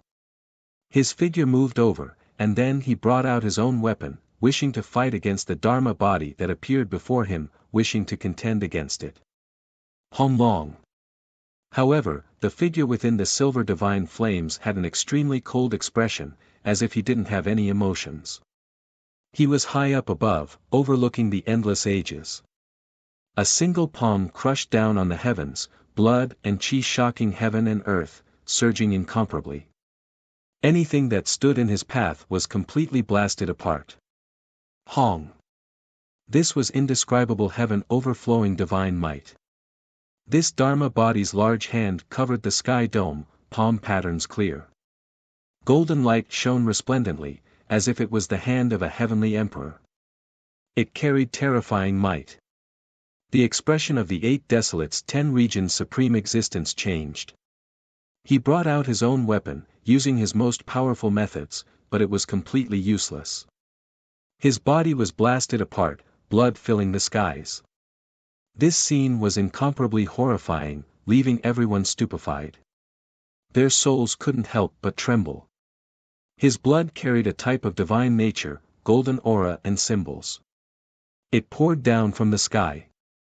The great desert that was already riddled with holes looked as if it had been burned by the flames of hell. Only the weapon that was brought out was dim in radiance, trembling with wang sounds. With a dong sound, it exploded in the void, turning into fragments, smashing into the ground. All directions immediately became deathly silent. The battle fluctuations disappeared. That figure in the heavens also slowly disappeared, as if what happened just now was just an illusion. However, the scene of a half-supreme being being forcibly killed with a single palm made their bodies go cold. Many thanks for Senior's life-saving grace. Many thanks for Senior's life-saving grace. Only Yi Han respectfully and fanatically knelt on the ground, kowtowing towards that direction, pious to the extreme. So powerful, is this already that individual's current strength? Simply inconceivable. Everyone from the higher realms was similarly shocked and stupefied as they watched this scene, their hearts unable to calm down at all. They never expected that at the critical moment of life and death, that individual would actually save Yi Han from millions and millions of li away. This type of method was like a dream, powerful to an inconceivable degree. This made them shocked, but at the same time, they couldn't help but feel envious of Yi Han. Following such a master, even at a critical moment, he could be saved. In ancient legends, the most powerful among the immortals have reached an unimaginable realm. As long as one sincerely recites his true name in their hearts, they can make a strand of Dharma body descend, protecting them for eternity. At this moment, many people thought of this rumor and were endlessly shocked. Unknowingly, they also began to have thoughts of faith, shocked by what they saw today. Even more young geniuses were fanatical, deeply feeling that Gu Changa's strength had already reached an inconceivable level. This was already far from what they could imagine and reach. Who exactly was that person just now? On the side of the 8 Desolates 10 regions, many people felt chills all over their bodies, their skulls almost exploding from fear just now. This was the first time they witnessed such terrifying divine might with their own eyes. It was simply not something that humans could resist. It's said that he's a leading figure from the higher realms. The voice of the people next to him trembled. Hearing the voice from the higher realms, they suddenly felt that what Yi Han said before was correct. After witnessing this scene with their own eyes, they no longer had the slightest intention to resist. In the human ancestor's palace, Gu Changa slowly opened his eyes. The silver flames around him dissipated, and the runes disappeared one after another, returning to silence. He looked at the golden cauldron of providence in his hand and felt that the power of faith in it had obviously decreased by a lot. The power of faith consumed by the divine manifestation just now was not a small amount. If it continued for a while, he felt that the power of faith gathered in the golden cauldron of providence would not be enough for consumption. Although he only intended to test it this time, the effect was obvious, although the power of faith increased by not much. However, once the news spread, one could imagine how widespread it would be, and how many devout believers would be attracted to him. Those who recite my true name can obtain eternal life in the samsara. Indeed, I have to be as cool as possible. Gu Changa could not help but laugh. Then, he placed the golden cauldron of providence in the main hall, waiting for it to gather a lot of providence and power of faith here. He did not want to care about the matters at the boundary monument C for the time being. However, after this divine manifestation this time, it should cause a stir there in a short period of time. It was not that Gu Changa liked to show off, but he purely felt that this action could save him a lot of trouble the next time he descended. Have you settled the matters here? If you have, we can leave for the demon burial abyss. Gu Changa looked at Jiang Chu-Chu, who had been waiting for him in the hall, and asked. Although Jiang Chu-Chu was a little curious about the small golden cauldron in his hand, she did not ask much. She nodded and said, yes. After all, Wang Zijin was not in the human ancestor's palace. There were many things that she had to settle before she left. Just as Gu Changa said before, Wang Zijin did not have much feelings for the human ancestor's palace. Naturally, she would not care about these trivial matters. However, Jiang Chu-Chu was different. She grew up in the human ancestor's palace and was adopted by the human ancestor's palace elder. She had deep feelings for the human ancestor's palace. Then let's go. Gu Changa then directly tore open the space in front of him. A golden path directly penetrated the sky and appeared outside the human ancestor's palace. There were already experts waiting there to go with him to the demon burial abyss to slay the demon. The demon burial abyss was very far from the central region. It was not only the central region, but also the other regions. This was because it was a place where space was chaotic and changed according to the terrain. The nearby space was not fixed and was fluctuating and changing all the time. However, it was not difficult to find the demon burial abyss because not far from the demon burial abyss was the Xiankong Buddhist temple of Buddha Mountain. Outside the Xiankong Buddhist temple was a teleportation array. As long as one reached there, they would naturally find the demon burial abyss. The Xiankong Buddhist temple and the demon burial abyss were actually quite related. Once, the ancestor of the Xiankong Buddhist temple was an enlightened monk of Buddha Mountain. He deeply felt that the demon burial abyss was overflowing with demon qi and had not dissipated for a long time. One day, it would erupt and bring disaster to all living things. Therefore, the enlightened monk made a great vow that he would not become a Buddha until the demon burial abyss was empty. Later, the enlightened monk went deep into the demon burial abyss in an attempt to find the source of the demon qi and quell all the disasters. However, he did not expect to encounter an unknown disaster and ran out crazily. He was also one of the few people who had gone deep into the demon burial abyss in so many years. As for what he had encountered there, no one knew. On the way to the demon burial abyss, Gu Chang'e and the others encountered many great demons. They all rushed out of the demon burial abyss and caused chaos in the surroundings. Their cultivation was not weak, and the weakest was of the great saint realm. With Jiang Chuchu's current strength, she was definitely not a match for these great devils. However, in Gu Chang'e's eyes, they were just some inferior nourishment resources, so it did not take long. The news of Gu Chang'e and Jiang Chuchu going to the demon burial abyss to slay the demons also spread quickly through the cultivators in various places. Now that the various orthodoxies in the upper realm were in an uproar because of the Yin's ultimate sky and the 8 Desolates' 10 regions, Gu Chang'e's whereabouts naturally attracted extra attention. Now, he was still using the identity of the human ancestor, so it was not strange. During this time, news from the Boundary Monument Sea came, which naturally attracted extra attention. In particular, the appearance of Gu Chang'e's Dharma body was even more shocking. Many people suspected that his cultivation was at least at the quasi-supreme realm, or even higher. It was hard to guess. One should know that among the many young geniuses, the strongest cultivation was only at the saint realm or the absolute saint realm. Even 6-crown King Junyao and the others were in the same realm. However, in the battle at the Boundary Monument Sea, there were also many people who were dazzling and shocking the world. For example, the newly appointed abode master of the Supreme Grotto Heaven, Chu Hao, who was only a few hundred years old. Many people knew that he actually had some grudges with Gu Chang'e. This time, in the 8 Desolates' 10 regions, they did not know if the two would meet in the end. The other geniuses also made a name for themselves in the battle. There were disciples of the Immortal Academy, and there were also successors of various orthodoxies. The people that Gu Chang'e paid attention to were mainly the few sons of destiny who were already around him. Yumingkong was gradually taking charge of the important politics of the unparalleled celestial dynasty and did not have time to care about other things, so she did not participate in this battle.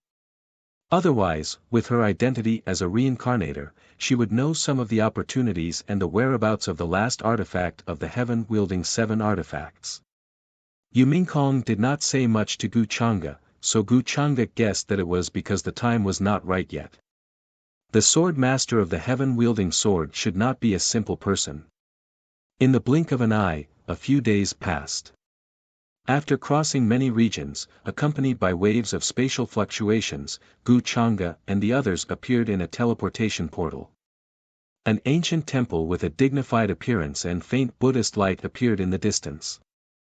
It was majestic and ancient, with a solemn feeling. Many monks were meditating everywhere, comprehending Buddhism.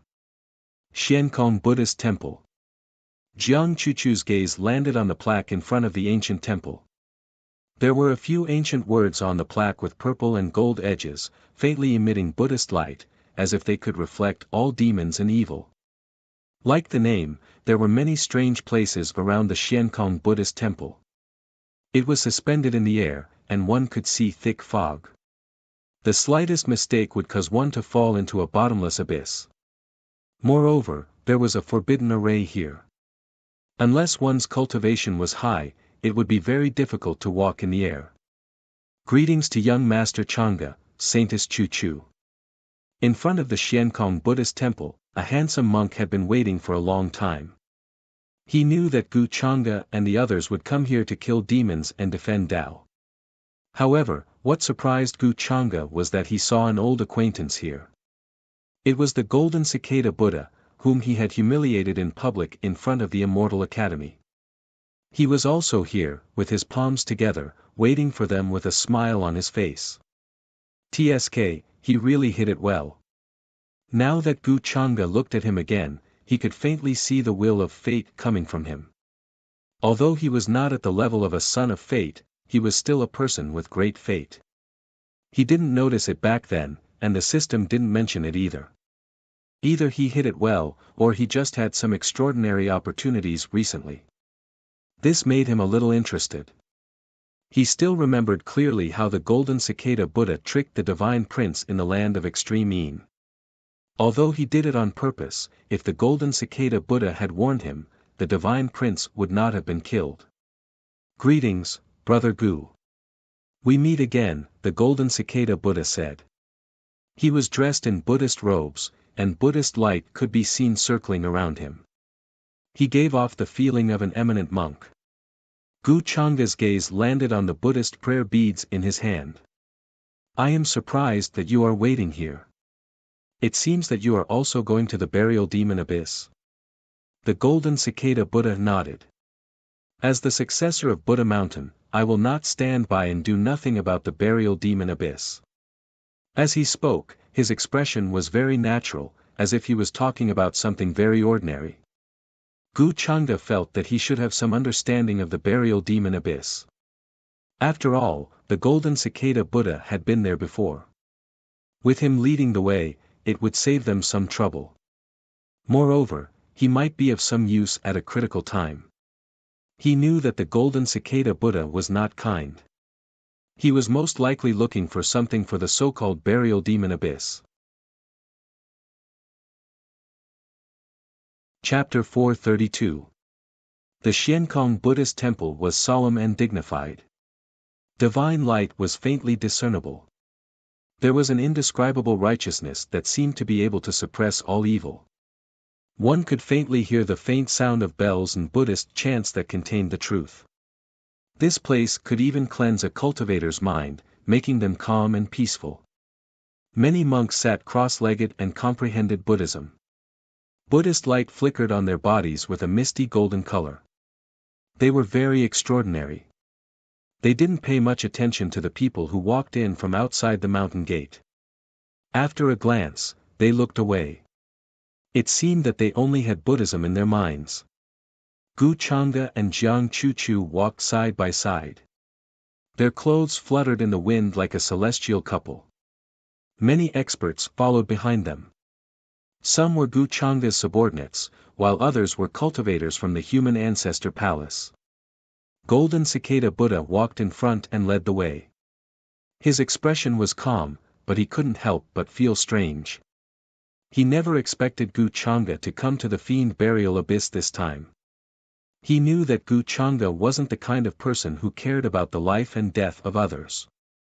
Even if the fiend burial abyss swept in all directions and brought chaos to the world, he probably wouldn't care. A person like Gu Changa was even more selfish and indifferent than him. He wouldn't do anything unless it really affected his interests. Therefore, the golden cicada Buddha master was a little worried. He decided to keep an eye on Gu Changa. As for Jiang Chuchu, he still trusted him a lot. Although they hadn't interacted much, he admired Jiang Chuchu's integrity when they were at the Immortal Academy. The two of them came together. If Gu Changa was just accompanying Jiang Chuchu, he didn't believe it. Soon, Golden Cicada Buddha led the group through the area in front of them and arrived at the depths of the Xiankong Buddhist temple. Here, the aura of treasures rose and Buddhist lights surrounded the mountain. It was incomparably holy and peaceful. There were tall domed pagodas in front of them. They could even see many fierce beasts, but they weren't fierce. They were even gentler than humans. There was a kind of Buddhist nature. Under the influence of the Buddhist aura here, even the fierce beasts lost their usual fierceness and became gentle and peaceful. Rumor has it that Buddha Mountain has a scripture of salvation that can convert all living things, including ferocious beasts, birds of prey, and divine weapons. There is a black mountain in front of the Buddha mountain. It used to suppress a monkey demon known as the Great Sage of Chaotic Heaven. Later, the Buddha chanted sutras day and night for 10,000 years. Finally, the monkey lost its ferocious nature and converted to Buddhism. It was named the Divine Buddha of Chaotic Heaven. It is now the demonic beast guarding the gate of the Buddha mountain. Is this true? Gu Changa glanced at the ferocious beasts on the pagoda and asked with interest. He had some understanding of the origin of the scripture of expiation. It was an incomplete version of the demonic bottle. In the later generations, it was deduced and perfected by the eminent monks of Buddha mountain, forming a new supernatural power. It was said to be able to purify all living things, making it impossible to guard against. Many cultivators from the great sects were converted to Buddhism because of this. For this reason, there was even a war of Buddha annihilation in the upper realm. Unfortunately, the Buddha mountain's divine skill was very strange. It was not something that ordinary divine skills and heavenly techniques could compare to. It was hard to block. Moreover, there were many believers of Buddha mountain. They were scattered in the upper realm and many of the lower realm. They were not fewer than the believers of the human ancestors' hall. Some of the leaders of the great sects even worshipped Buddha mountain when they were young and converted to Buddhism. Today, many orthodoxies in the upper realm were inextricably linked to Buddha mountain. Within Buddha mountain, there were many legendary artifacts guarding it. Its foundation was immortal. Once, a Buddha appeared with the demon-slaying pestle. He shocked the world with one battle and killed a member of the royal family of Ju heaven. His power was not weaker than that of the human ancestor. In short, the level of mystery of Buddha mountain was even higher than orthodoxies like the human ancestors hall and the heavenly emperor mountain. Oh, Brother Gu, what you're saying is actually something from many years ago. Today, there is no longer that senior guarding the gate of Buddha mountain. However, there are his descendants, who have been guarding the gate for generations. As for the scripture of expiation, it is actually a saying from the outside world. In Buddha mountain, it is a supreme scripture. Very few people have access to it. The golden cicada bodhisattva, who was walking in front, smiled and replied. Gu Changa was not surprised. Buddha mountain's sanctimonious appearance was at most the same as his, so there was nothing much to say. He just wanted to know how much the scripture of expiation was related to his demon-planting bottle. He wanted to know if he could use the demon-planting bottle to change and evolve the scripture of expiation so that he could control the living beings of Buddha mountain. Of course, this was just a thought. If he really wanted to do it, he would have to find the cultivators or living beings that had been converted by the scripture of expiation. He did not have much time now, so this could only be brought up later. Back then, the great sage of chaotic skies was said to have been converted because he did not respect Buddhism and looked down on Buddha mountain. In the end, a great medium of Buddha mountain took action and turned his palm into a black mountain, suppressing him in front of the mountain. He was influenced by Buddhism day and night. Jiang Chuchu thought that Gu Changa was interested in this matter, so she could not help but tell him what she knew about the ancient records. Saintess Chuchu, you're wrong. It's not that we don't respect Buddhism, but that senior was unruly and didn't respect etiquette. Because of that, our Buddha mountain was touched and enlightened him. Later, he decided to guard our Buddha mountain to repay his kindness. The golden cicada bodhisattva could not help but turn around and correct her. Jiang Chuchu glanced at him and did not say anything. She knew that it was useless to say anything else in Buddha mountain's territory. Although she knew that this was just Buddha mountain's opinion, the truth of the matter was recorded in many orthodoxies. Gu Changa was not surprised by Buddha mountain's shamelessness. Of course, if he were in Buddha mountain's shoes, he would have done the same. After all, it was a terrifyingly powerful demonic beast guarding the gate. No orthodoxy would take it seriously. Soon, they arrived at a monastery. The golden cicada bodhisattva led them here and gave the rest of the monks some instructions before leaving. Gu Changa and the others would rest here for the day. They would set off tomorrow to the demon burial abyss to solve the problem of the great demon. Buddha Mountain would also intervene in this matter and would send many Buddhas with profound dharma. The golden cicada bodhisattva gives me a feeling that he is up to no good. I don't know if it's just my imagination. After seeing the monks leave, Jiang Chu could not help but frown slightly as she spoke to Gu Changa. She had the 9 orifices immortal soul and was extremely sensitive to all kinds of auras. Back then, it was this talent that allowed her to guess Gu Changa's true identity. This time, she felt that something was wrong with the golden cicada bodhisattva. He might have an ulterior motive for heading to the demon burial abyss. Gu Changa nodded in agreement. That's why when we go to the demon burial abyss this time, we have to keep a close eye on him. Who knows what kind of trouble he might cause. It would be bad if we end up making a fool of ourselves and he releases the peerless demon sealed inside. He did not expect Jiang Chu to say this. It gave him a good excuse.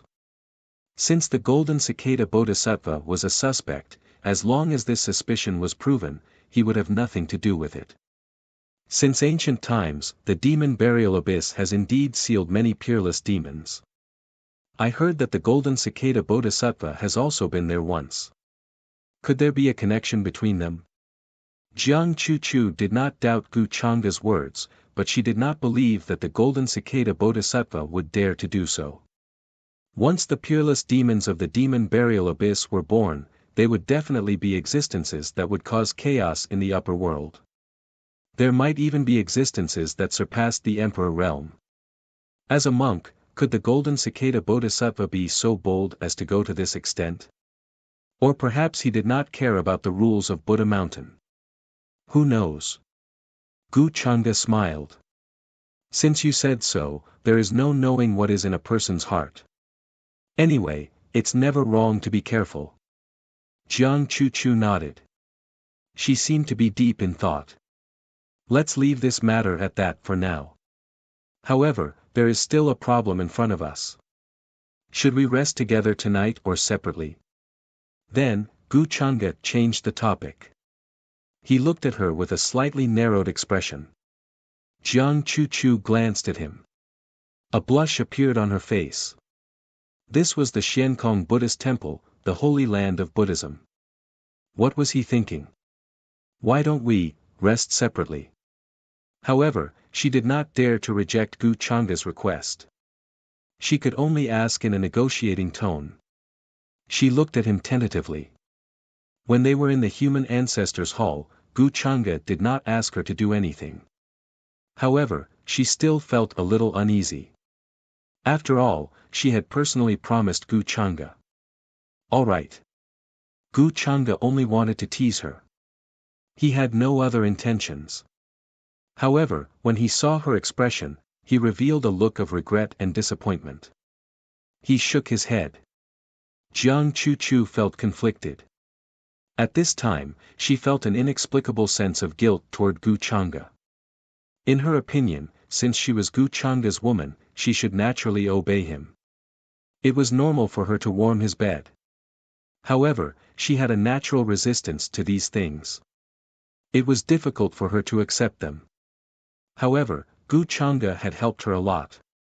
He had solved many problems for her. However, she had not given him anything substantial in return. Gu Changa also did not really force her. This was her personality. When she thought about it this way, she felt that she owed Gu Changa. How about I make it up to you? Jiang Chu furrowed her brows, hesitated for a moment, and then asked tentatively. This was the only compromise she could think of. How do you want to make it up to me? Gu Changa looked at her with interest. In the next moment, Jiang Chu's face was a little red. She took a step forward and suddenly got in front of him. She was as cold as jade, but with a soft and faint sweet smell. After doing all this, Jiang Chu hurriedly left the place. Her skirt fluttered and her face was burning. Today, she felt that she had never been so bold before. Gu Changa touched his lips. There seemed to be remnants of her breath. She's really an easy person to satisfy. After Jiang Chuchu's figure disappeared, he shook his head. The gentleness in his eyes gradually disappeared. In the end, it turned into a deep, unchanging calm. After that, Gu Changa returned to his own courtyard. He took out a few jade talismans and sent them into the void nearby to prevent anyone from spying on him. Then, he sat down cross-legged. Wisps of golden brilliance flashed between his eyebrows. Then, a small golden figure walked out. It was glowing with a misty light. Its face was exactly the same as his, but it was unusually cold. There was also a faint golden brilliance flickering in the figure's sleeves. It was a primordial true feather that had been refined into a peerless blade. Buzz! Soon, the golden figure stepped into the void and disappeared. Gu Changa opened his eyes. There was a thoughtful look in his eyes. He was not worried that someone would discover his primordial spirit. After all, he was proficient in the power of space. As long as there were no monks in the Xiankong Buddhist temple who were proficient in space, they would not discover his tracks. But just in case, he used a secret technique to conceal his aura. When he stepped into the Xiankong Buddhist temple today, Gu Changa felt that someone was looking at him. But when he looked over, the other party looked away. This was a person with a high cultivation base and powerful Buddhist doctrine. He had to be careful. Gu Changa wanted to know the Golden Cicada Buddha's purpose in going to the demon burial abyss. If they had the same purpose, it would be much easier. But he felt that the Golden Cicada Buddha was not interested in the so-called seal. He most likely went to the demon burial abyss to find something. Many years ago, the Golden Cicada Buddha had gone there as well. It was said that he had almost died there. After so many years, the seal had loosened and the demon burial abyss was in chaos. It was a good opportunity to fish in troubled waters. If that was the case, Gu Changa could find a scapegoat. When the seal of the demon burial abyss broke, the Golden Cicada Buddha would be the perfect scapegoat. At the same time, in a side hall not far from the Buddhist temple. It was brightly lit, and the light of Buddha shone on the walls. Under the illumination of the lights, the strings of Buddha beads were even more dazzling. An old monk with snow-white eyebrows was knocking on a wooden fish. His Buddhist voice contained an indescribable charm.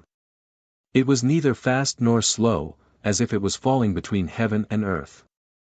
The Golden Cicada Buddha stood behind him with a calm expression. "Your mind is in a mess." The old monk spoke with his back to the Golden Cicada Buddha. His tone was calm and unhurried. "Martial Granduncle." The Golden Cicada Buddha shook his head. "I am indeed uneasy. Is it because of Gu Changa and the others who came today?" The old monk asked. He had not left the side hall for a long time. But he still knew a lot about the outside world. Naturally, he knew who had come to the Xiankong Buddhist temple today. The Golden Cicada Buddha nodded and did not deny it. "Yes. I don't know why he came to the demon burial abyss this time, but my heart keeps telling me to stay away from him. He is very dangerous." The old monk sighed. "He is indeed very strong. Even if you use all your skills, you will not be his match. I noticed when he stepped into the Xiankong Buddhist temple today. But he must have noticed me too, so I looked away." The Golden Cicada Buddha was shocked. He found it hard to believe. The old monk said that he was no match for Gu Changa. He could not refute that, but he found it hard to believe that even the old monk did not dare to continue probing Gu Changa. After all, his martial granduncle had studied the Buddha's 6 senses very deeply. The Buddha's 6 senses were the 6 terrifying divine powers of Buddha Mountain. They included the heavenly eye, heavenly ear, otherworldly mind, destiny connection, divine state connection, and omniscient connection. After cultivating the heaven's eye and heaven's ear, one would be able to see and hear all the sounds in the world. Even the Golden Cicada Buddha only had a basic understanding of the heavenly ear. This martial granduncle's comprehension of this Tao left him in the dust. It could be said that as long as he wanted to, there was no one within 1,000,000 miles that he couldn't see or hear. 773, but even he did not dare to probe Wuxia. It seems that there is more to the rumors at the Boundary Monument Sea. The golden cicada Buddha sighed, his eyes heavy. The news of Wuxia showing his divinity at the Boundary Monument Sea had shocked many of the younger generation, including him. However, he knew that the human ancestor hall had a secret technique that could use the power of faith to manifest a Dharma body from far away. Such a secret technique had little to do with the caster's cultivation. But now it seemed that Wuxia did not do all this with the secret technique. He probably doesn't know the secret of Buddha Mountain. You don't have to worry. The creation of the Zen robe is yours. No one can take it away. After all, you were the one who brought it down. Only you can bring it up, the white-browed monk said. But then, his closed eyes suddenly opened. He turned his head and looked in a certain direction. Wisps of divine light flashed and intertwined, illuminating the void. It was a pair of pure white eyes without any impurities. They looked extremely terrifying, and the light in his eyes seemed to be able to see through the past and present, and see through the 3 paths and 6 realms. What's wrong, Martial Granduncle? The golden cicada Buddha asked in surprise. The seal at the demon burial abyss can last for half a year at most. After you take the Zen robe, you must use the Buddha bone to suppress it. Otherwise, the Xiankong Buddhist temple will be destroyed. The white-browed monk's expression was unprecedentedly solemn. The golden cicada Buddha nodded, knowing what the white-browed monk meant. Buddha Mountain had a special guiding method that could ensure that monks with profound Buddhist attainments in their previous lives would reincarnate with their wisdom after they passed away. For example, in his previous life, he was the monk who founded the Xiankong Buddhist temple. But until now, he had not awakened the memories of his previous life. According to Buddha Mountain, he still lacked an opportunity. And this opportunity was the Zen robe that he had taken into the demon burial abyss. That Buddhist robe was the most precious item of Buddha Mountain. It was blessed with all kinds of mysterious Buddhist doctrines. Countless monks with profound Buddhist doctrines recited the Buddhist scriptures every day. It had already been tainted with a deep Buddhist nature and could suppress all evil and evil. As for why the Zen robe fell into the demon burial abyss, it was a disgrace of Buddha Mountain. Until now, no one had mentioned it. I understand, Martial Granduncle. The golden cicada Buddha also calmed down. The Zen robe was his opportunity, so it was his fate. If others took it, they would go against the fate of Buddha Mountain and would encounter unimaginable disaster. Then I'll take my leave. With that, he respectfully left the side hall.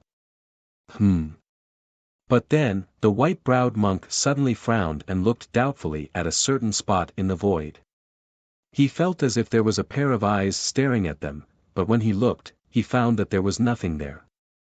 This made him puzzled. With his attainment, could he have sensed wrongly? But in the huge Xiankong Buddhist temple, who could spy on him from right in front of him? He did not believe that Wuxia had the ability. Am I going to face the tribulation? Then, the white-browed monk shook his head and slowly knocked on the wooden fish again, sighing. If the seal of the demon burial abyss was broken, he did not know if he could survive. This was also his fate. It was unavoidable and he had to face this tribulation. He did not care about life and death because Buddha Mountain's reincarnation method could protect their wisdom. The so-called death was nothing more than a long slumber. Chapter 433. The next morning, Wuxia, Jiang Chuchu, the golden cicada Buddha, and the others stood on a mountain peak outside the floating Buddhist temple, looking at the abyss filled with demonic qi.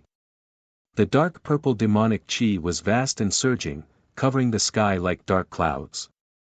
It was like a world of darkness, without much light.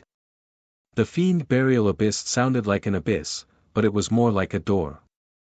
That terrifying giant mouth was like a huge wound that stretched across the world. Inside it, there was a terrifying aura that made people tremble. It was as if once one stepped into it, they would step into another world of eternal darkness. At the mouth of the abyss, there were many horrifying corpses, some as big as mountains. Some of them, even after death, were still dazzling with divine splendor, like small suns, releasing scorching divine splendor. However, because they were contaminated by the demonic chi, these corpses were covered with wounds and holes of various sizes. There were many shocking formations near the fiend burial abyss. Streaks of divine light burst out from them, turning into divine swords, heavenly sabers, halberds. They slashed into the abyss, preventing many creatures from rushing out. In addition, there were many cultivators around the fiend burial abyss. Although they did not dare to get too close, they were still fighting with the great demons. Their chi and blood were surging, and they were powerful. They were not here to protect the peace of the world, but to obtain some materials that contained rich dermic power after killing those great demons. For example, demon cores, skulls, hand bones, and other materials were often sold for high prices in the markets or stalls outside. These demon cores could not only be used to refine dermic weapons, but also to set up formations. They were very rare and could only be found near the fiend burial abyss. Therefore, many bold cultivators often came here to take risks. These cultivators noticed Gu Changde and the others at this moment and were shocked. They did not expect that there would be other people here besides them. However, some of them quickly recognized Gu Changde and were even more shocked and confused. With Gu Changde's noble status, why would he come to such a dangerous place? Young Master Changde, what is he doing here? Is he planning to solve the problem in the fiend burial abyss? I can only say that as expected of young Master Changde. When they thought of this possibility, many of their expressions changed. They became incomparably respectful and full of respect. How many of the younger generation in the upper realm were willing to risk their lives to come to such a place? His courage and sacrifice for the common people of the world were admirable. If it weren't for the fact that they were forced to do so, they wouldn't even take half a step closer to this place. However, Gu Changde knew that there was a tiger in the mountain, but he still walked towards the tiger mountain. The entrance to the demon burial abyss is right in front of us. There is a formation set up by the eminent monks of Buddha Mountain, which can prevent the demons from rushing out. Brother Gu, follow me closely. Don't enter the formation by mistake. The golden cicada Buddha said. After his conversation with the white-browed old monk last night, he had calmed down. With that said, he led the people of Buddha Mountain and transformed into a divine rainbow, charging forward. Streaks of golden light flickered and rushed up from the mountain peaks on the ground. Vast demonic chi surged in front of them, but it was blocked and dispersed by the faint Buddhist light emitted by the string of Buddhist prayer beads in his hand. At the same time, an illusory image of a Buddha appeared behind him. It looked dignified and dazzling with golden light. With a roar of Buddha's anger, ripples like knives rushed forward and dispersed the demons in front of them. It was very powerful. Gu Changde, Jiang Chu, and the others followed behind him. They were not very close. Since the golden cicada Buddha wanted to lead the way, Gu Changde saved himself some trouble. He had a strange look in his eyes as he thought of the conversation he heard last night. At that time, he was almost discovered by the white-browed old monk, which really surprised him.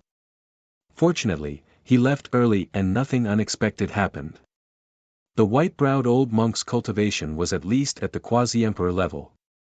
He was an old monster who had lived for an unknown period of time. Moreover, the divine power that he cultivated had a lot to do with perception.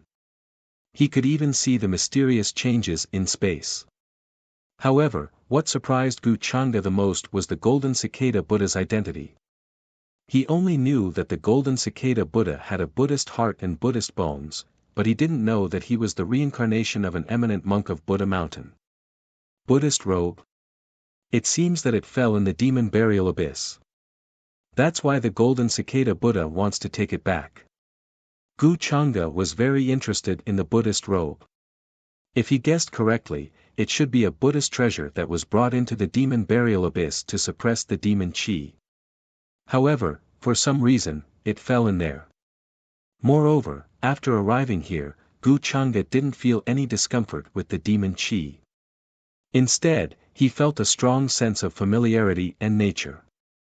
Even the runes of the Great Path appeared in his blood and kept disappearing, as if they were cheering. It was as if this aura came from the same source as him.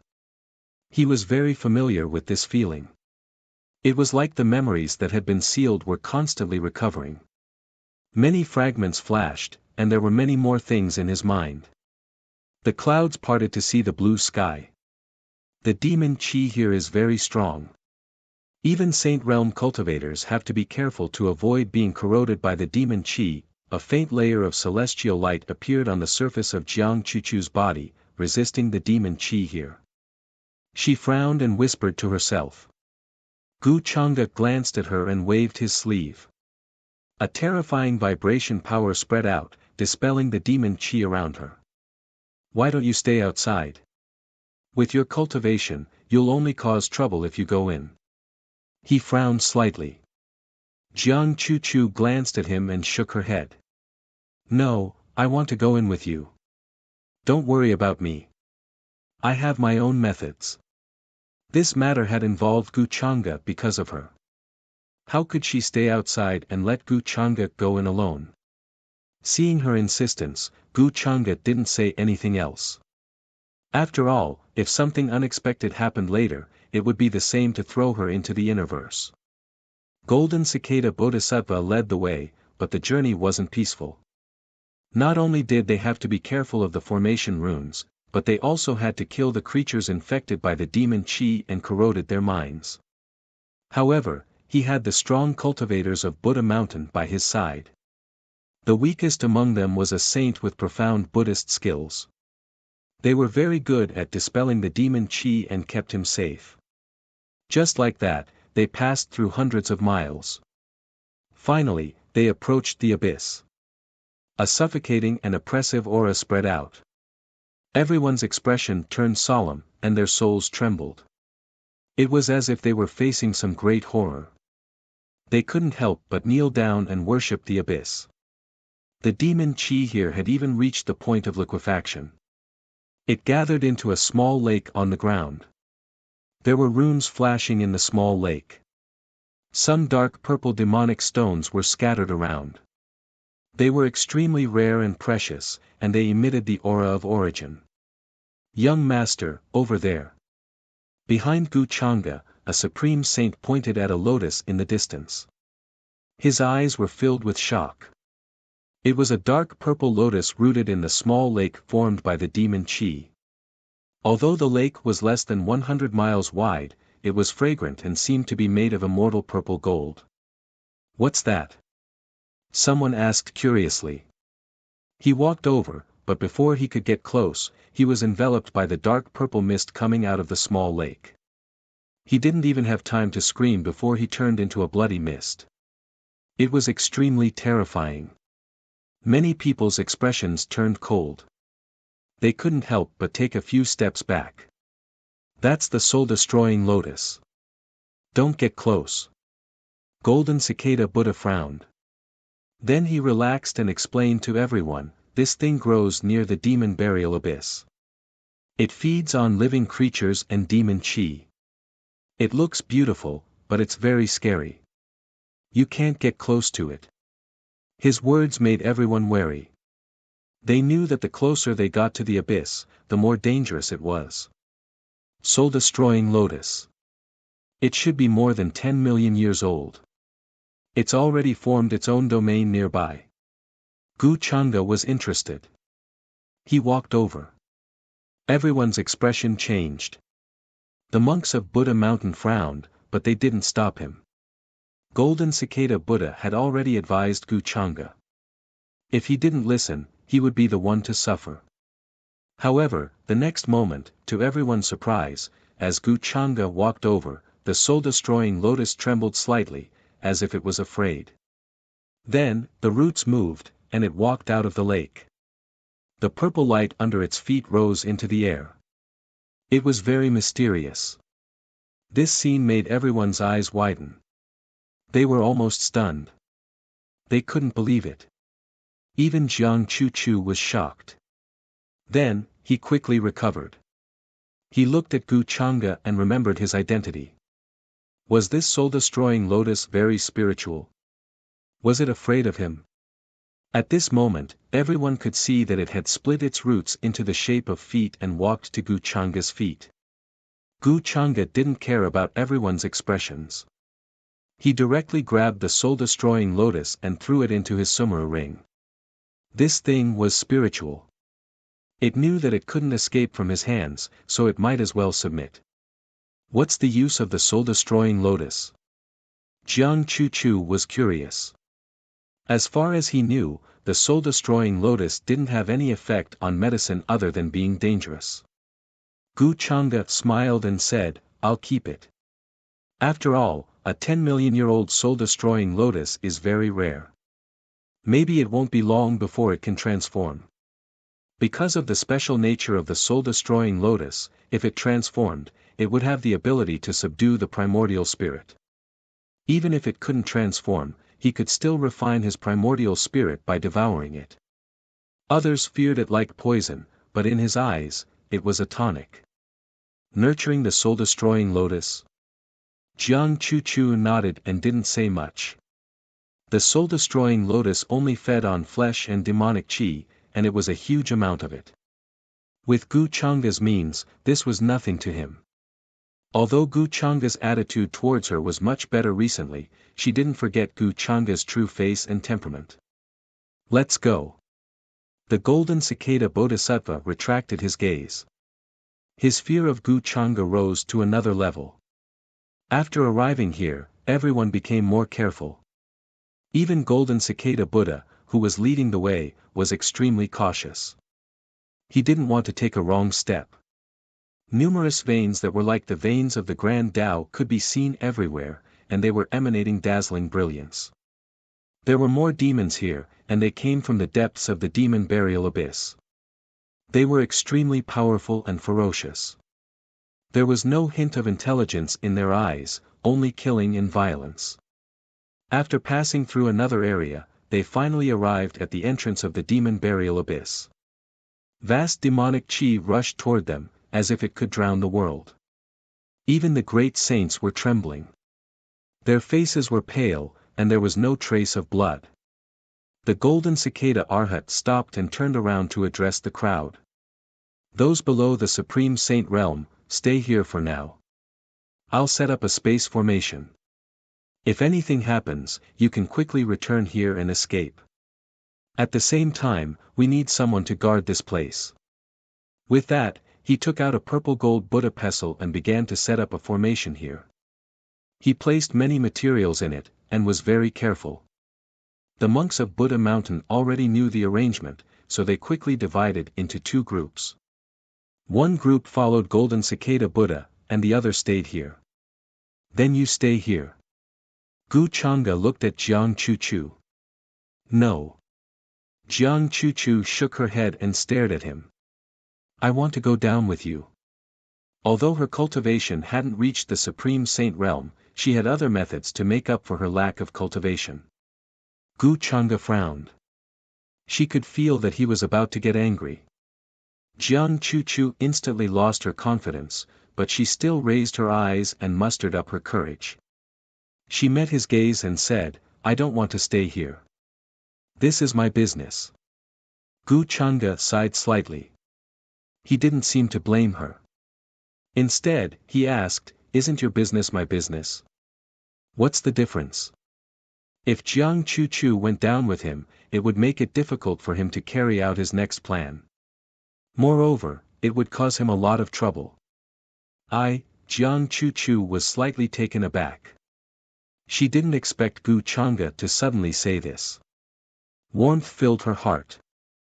For a moment, she didn't know how to refuse. But she quickly reacted. Now that they were in front of everyone, wasn't Gu Chang'e admitting their relationship by saying this? This made her, who was thin-skinned, a little shy. Of course, as the saintess of the human ancestor temple, she was very good at maintaining her composure in front of others. In an instant, she regained her composure. Then you have to be careful. I'll always be here waiting for you, she promised after that. Gu Changde nodded. His expression returned to normal. Then he ordered the people behind him to choose a group to follow him down, while the rest stayed here. Soon, after carving the formation pattern, the golden cicada Buddha turned to look at Gu Changde and said, "Brother Gu, we can go down now." With that, the Buddhist light on his body faintly shone. He directly tore through the demonic chi in front of him and headed into the demon burial abyss. A strange light flashed in Gu Changde's eyes. The void blurred, and the mighty demonic chi automatically parted before him. He also stepped forward to follow. Not long after, he disappeared into the thick demonic chi and fell into the depths of the demon burial abyss. The demon burial abyss was very big. It could be said that it was a paradise of its own. A terrifying aura wreaked havoc. Many demons could be seen killing each other as if they didn't know exhaustion. All living beings here, regardless of their physical body or divine soul, would be infected by the terrifying aura. They would kill each other without regard for their lives. Gu Changde could imagine that they had been sealed here for countless years. It could even be said that they had been sealed here for countless eras. To the red-clothed woman, Mo Chan Hong, this was a great torture. The demons here, even the powerful great demons who were comparable to quasi-supremes, did not have the slightest bit of intelligence. They only knew how to fight and kill. They either killed others or were killed by others. If it were anyone else who stayed in such a dark place, they would probably go crazy. Once it was born, it would definitely cause unimaginable disasters. Bloodbath in all realms, this was probably not just a saying. Brother Gu, what do you think of the changes in the depths of the demon burial abyss? Just as Gu Changde was thinking, the golden cicada Buddha, who was leading the way, suddenly looked back and asked with a smile. It should be that the thing that sealed this place has been broken. Or rather, the evil thing here is about to be born, Gu Changde said calmly. He was about to attack the golden cicada Buddha, but the other party's words reminded him. It was better not to attack before he saw the so-called Zen robe.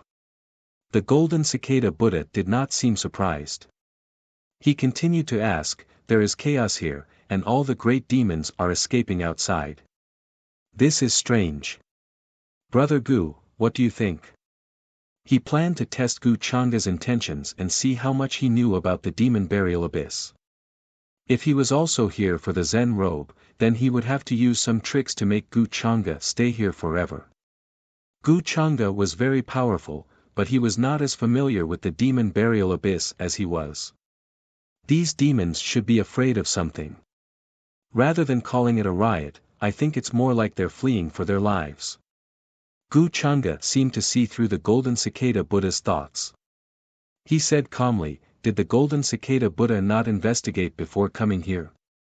Then what is Brother Gu's plan?" The golden cicada Buddha's heart pounded. He asked again. Buddhist light flickered on his monk robes, resisting the terrifying demonic chi here. The many monks beside him were also fighting here. They were leading the way and were all injured. Gu Changde said casually, "I came here because I was worried that Chu Chu would be in danger, but I couldn't persuade her. Does the golden cicada Buddha think that I am interested in solving the demon burial abyss? If that is the case, I'm afraid you will be disappointed." He couldn't help but laugh. He seemed honest, but also mocking. The golden cicada Buddha was momentarily stunned. He didn't expect Gu Changde to be so honest. He was just short of saying that he was only here to make a good impression and had no intention of interfering in the demon burial abyss. But this was in line with his understanding of Gu Changde. Why would such a person care about the lives of others? It seemed that he had some scheme for the holy maiden Chu Chu, so he risked his life to come here with her. This made the golden cicada Buddha sigh in relief. He felt that things would be much easier. "I see. Brother Gu is an honest person. He smiled. Since Gu Chang'e had no intention of interfering in the demon burial abyss, he definitely didn't know about the Zen robe. Then what is the golden cicada Buddha's purpose here? I'm quite curious. Gu Chang'e asked with interest. The golden cicada Buddha's expression had returned to normal. He didn't dare to lie, because once Gu Chang'e found out that he was just playing along, he would definitely suspect his purpose. If Gu Chang'e became interested in the Zen robe and tried to steal it, wouldn't that ruin his plans? So he decided to be honest. But there were some things that he still had to hide. Actually, this little monk came here to retrieve a lost Buddhist treasure, he explained. Seeing that Gu Chang'e didn't seem to believe him, he continued, I'm ashamed to say that this matter involves a scandal of my Buddha mountain. Back then, there was an enlightened monk of Buddha mountain who had a great ambition to conquer the demon burial abyss. In the end, he entered the demon burial abyss and was bewitched by a ferocious female demon in the depths of the demon burial abyss. He was bewitched and stole the treasure of Buddha mountain, hoping to relieve his suffering. Unfortunately, that female demon was vicious and merciless. Speaking of this, he sighed. Speaking of which, this was something he had done in his previous life. But he hadn't fully awakened his innate wisdom, so he could only watch as a bystander. Just based on her appearance, she was able to bewitch an eminent monk. How terrifying and inconceivable was this? But it had happened just like that. And then he was killed here. Gu Chang'e asked calmly, but he felt that this matter was a little tricky. It would be fine if Chan Hongyi wasn't in her right mind. If she was, wouldn't all the pain and suffering she had suffered all these years be returned to him the moment she saw him? Not to mention the things that happened before she was sent to the demon burial abyss. Gu Chang'e didn't think that many grudges could be resolved so easily. Hatred born from love.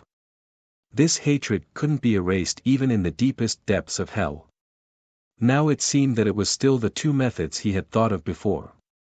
He had to slowly smooth things over, or find a way to completely destroy her, once and for all. However, the only thing Gu Chang'e could be thankful for was that although Chan Hongyi didn't die after taking his blow, she wasn't in a good state either. Even if there was a possibility that she had gone easy on him, the injuries caused by the destructive power of that blow would take a long time to heal. That was why Gu Chang'e was looking for a place to recuperate.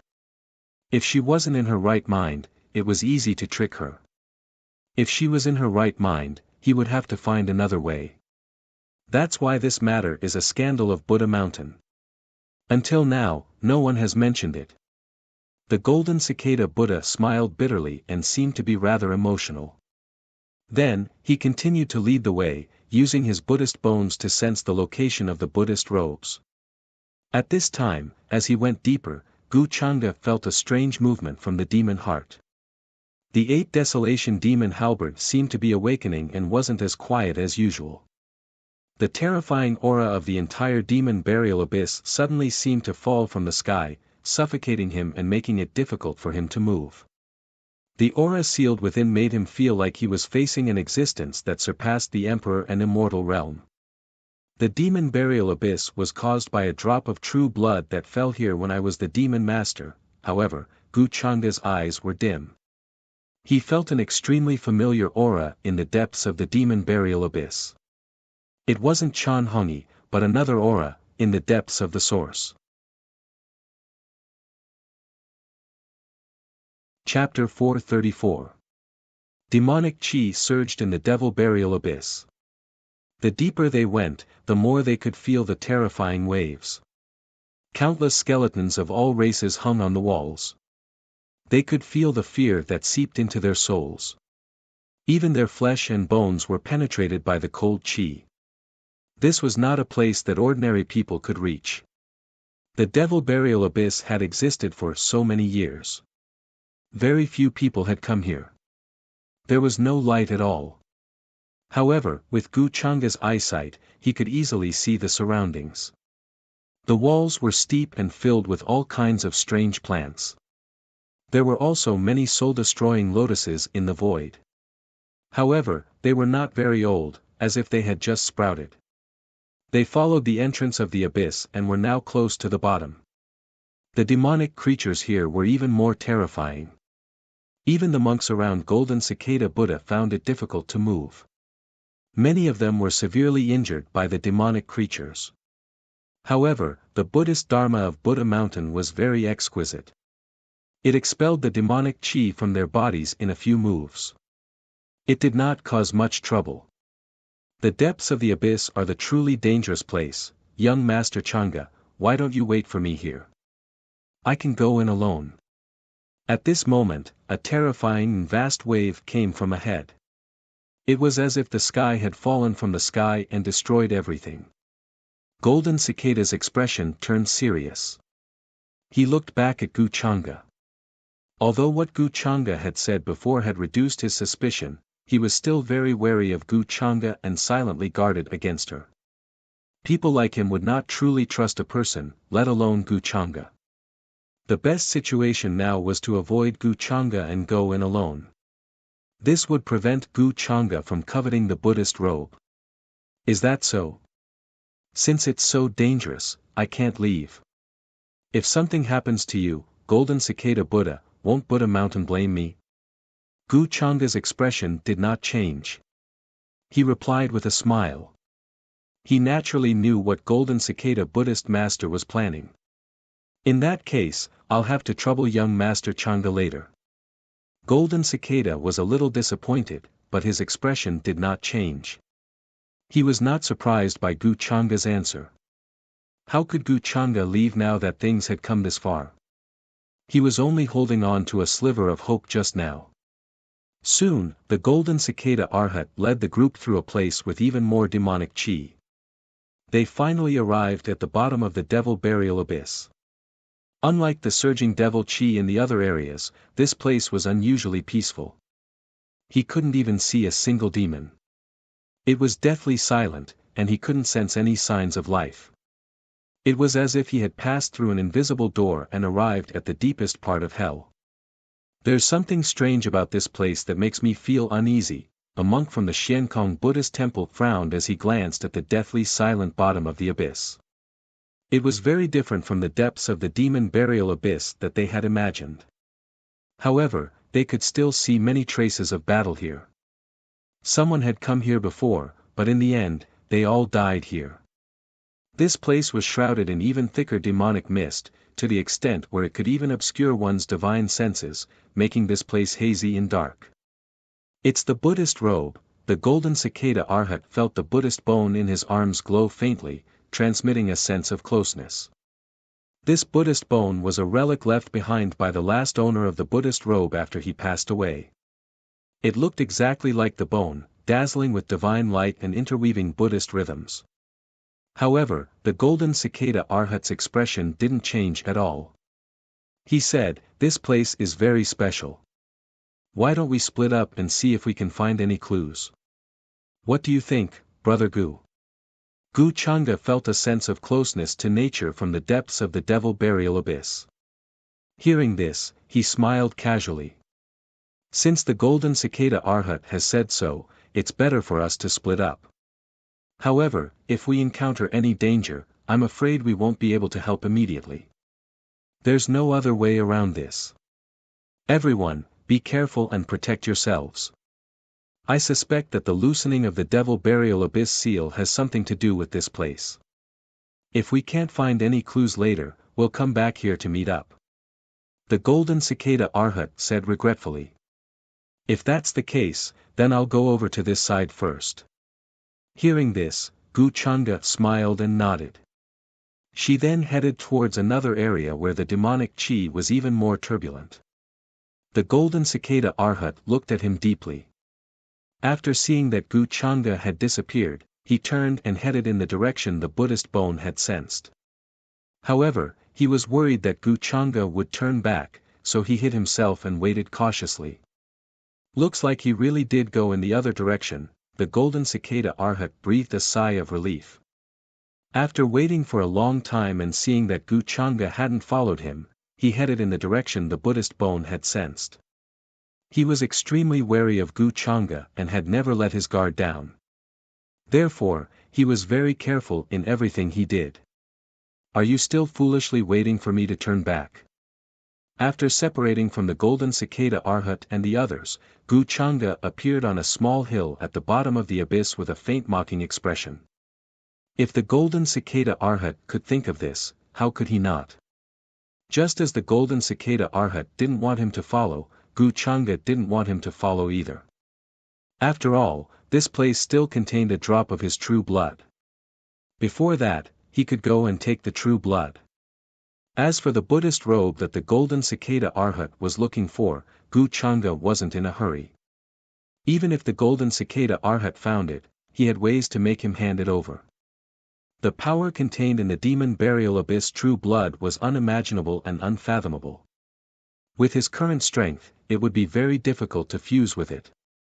Even if he used the great Tao treasure bottle to forcefully devour and refine it, it wouldn't work. However, once he took it, things would be much simpler. Fusing with it was only a matter of time. Gu Chang'e passed through this place and headed for an even darker area. Terrifying ripples spread out. This was the might of a supreme. As long as his chi and blood were still surging, it was unparalleled. Many demons in the dark trembled and didn't dare to approach. Even from a distance away, he felt as if his body was about to explode. During this process, there was no lack of quasi-supreme demons. However, in the end, they trembled and didn't dare to approach. They prostrated themselves where they were. Gu Chang'e's current cultivation was only half a step away from the quasi-emperor realm. In front of him, quasi-supremes were not much different from ants. At this moment, they felt like they were worshipping a true dragon. The other party only needed to exert a wisp of pressure to shatter them. The ground in front of him was already a dark purple, as if it was formed by countless drops of blood. Demonic chi pervaded the air, and it was a scene of desolation. This place was very strange. It had been smashed apart in the past. One could even see the stars that had fallen here one after another, smashing a terrifying crater in this place. Gu Chang'e went deep into this place and didn't sense Chan Hongyi's aura. He felt that she should be in the golden cicada Arhat's direction, and this was where the drop of true blood had fallen. He went deeper into this place as if there was no one around. There were even some ancient inscriptions here. He didn't know where they had fallen here. Some were complete, while others were shattered. Gu Chang'e casually glanced at them and soon lost interest. The depths of the devil burial abyss was a completely different world. The territory here could be said to be endless. The remnant power of that drop of true blood had even changed the rules of heaven and earth here, causing the environment here to be different from the great Tao. One could even see many stars above his head. The starry river surged, and the heavenly mysteries were in chaos. This kind of scene was very shocking. This place had already been created into an independent world. Finally, Gu Chang'e arrived at the depths of this place. This was an ocean that was scarlet red like fire, or perhaps it could be said to be a sea of blood. It was boundless, and dense demonic chi rose and surged into the sky. It emitted a hazy bloody radiance, and strands of supreme laws interweaved and condensed within it. If one looked at it from above, one could even see bubbles rising into the sky, as if it contained an ancient world. At this place, even he felt like his body was about to crack. It was clear how terrifying the aura of this sea of blood was. It could be said to be unparalleled. Even those who had attained the Tao would change their expressions. They wouldn't dare to approach easily and would tremble. However, as Gu Chang'e's aura was revealed, this feeling of cracking disappeared. After all, the two were of the same origin. At this time, several figures appeared not far away. They were very blurry, but their auras were equally terrifying. However, their faces were not of the human race. They were very strange, as if they were pieced together by various creatures. There were some with human heads and beast bodies, and some with beast heads and human bodies. At this time, they stared at Gu Chang'e with bewilderment, awe, and submission at the same time. This was a feeling that came from the bottom of their hearts. This was because they were terrifying creatures born from this sea of blood. At the bottom of the devil burial abyss, they were overlords. There were few who could rival them. In their eyes, the other demonic creatures were just food. This familiar aura that I haven't felt for a long time. Wuxia noticed the figures nearby, but didn't pay much attention to them. He closed his eyes slightly and came to the shore of the sea of blood. He couldn't help but exclaim in admiration. At this moment, the sea of blood in front of him was boiling. There was a monstrous bloody light that rushed out, as if it was cheering and welcoming its original owner. Huff! In the next moment, Wuxia suddenly opened his mouth and roared at the boundless sea of blood in front of him. The terrifying aura seemed to sweep through the world, shaking the heavens. Even space was collapsing, on the verge of collapse. All the creatures near the sea of blood couldn't help but tremble. They knelt on the ground and didn't dare to move. Buzz! Between his eyebrows, the top of his head was shining brightly. It was incomparably brilliant and sparkling. That was the terrifying power of chi and blood. It penetrated the heavens and intertwined with the five-colored light and chaotic chi. This was the first time Wuxia had displayed it like this. It was so powerful that it could shatter the sky. Even the stars were as fragile as dust in front of him. He could collapse into ashes with a single breath. This was an unparalleled power. In the next moment, something terrifying happened. As Wuxia roared, the sea of blood in front of him began to boil crazily and surged toward Wuxia. He swallowed the endless blood chi in this place. Streaks of red brilliance like the Milky Way fell into Wuxia's mouth. This place seemed to have formed a bottomless black hole. It was more like a dim and collapsed sun that gathered all the light in the world. The sea of blood was disappearing quickly. It was boundless, but now it was setting off stormy waves. This scene was too shocking. Wuxia even showed his Dharma body. It was 10,000 feet tall and stood between the sky and the earth. All the sea of blood was like smoke. He opened his mouth and roared, swallowing all of it. All the creatures in the vicinity were terrified and shocked. They were stunned by this scene. They trembled in place and were extremely frightened. They never thought that one day, the source of the sea of blood that gave birth to them, the source of all the demonic chi, would be swallowed by someone. And the aura of this young man made them even more fearful. It was more fearful than when they faced the source of the sea of blood. At this time, a figure suddenly came to a place not far from Wuxia. Its body was stained with blood. It was unknown how it got stained. It was wearing a tattered black battle suit that flowed with black light. Some parts of it were cracked, showing that it had green skin. It held a broken spear and a broken black gold shield in its hand. Its aura was very terrifying, even reaching the level of the first layer of the quasi-emperor realm. The other creatures in the vicinity were very afraid when they sensed its arrival. It was obvious that it was the absolute overlord of this place, stronger than the other creatures. And when it came in front of Wuxia, it put down the spear and black gold shield in its hands. There was a divine light in its eyes, and then it lowered its head devoutly, showing its subservience to Wuxia. Wuxia was quietly swallowing the sea of blood with his eyes closed. He knew that it was subservient, so he did not care much. When the other creatures saw this, they quietly left this place, not daring to get too close. Normally, if they encountered this creature in front of them, they would become its food. It was obvious how powerful and terrifying it was. The scars and tattered battle suit on its body were the best proof. And just as Wuxia was eating away at the sea of blood here, to take away his former true blood, the entire demon burial abyss was also undergoing a shocking change. In a place very far away, there was a monstrous evil chi that swept out. This kind of ferocious power was indescribably terrifying. There was even a matchless demonic chi that rushed out of the demon burial abyss. causing all the star domains within 1,000,000 miles to dim. All the essence of heaven and earth was rolling in reverse. Countless large stars trembled, as if they were about to collapse. The sky was dark, and no light could be seen. This kind of scene shocked many orthodoxies and forces in the upper realm. Many ancient existences who were good at deduction had a great change in expression as they looked in the direction of the demon burial abyss. Bloody light overflows the sky. This is hatred and killing that will never be erased. The upper realm sky is about to change. The divine secret pavilion and the Sikon clan, who were good at deduction, had the older generation existences.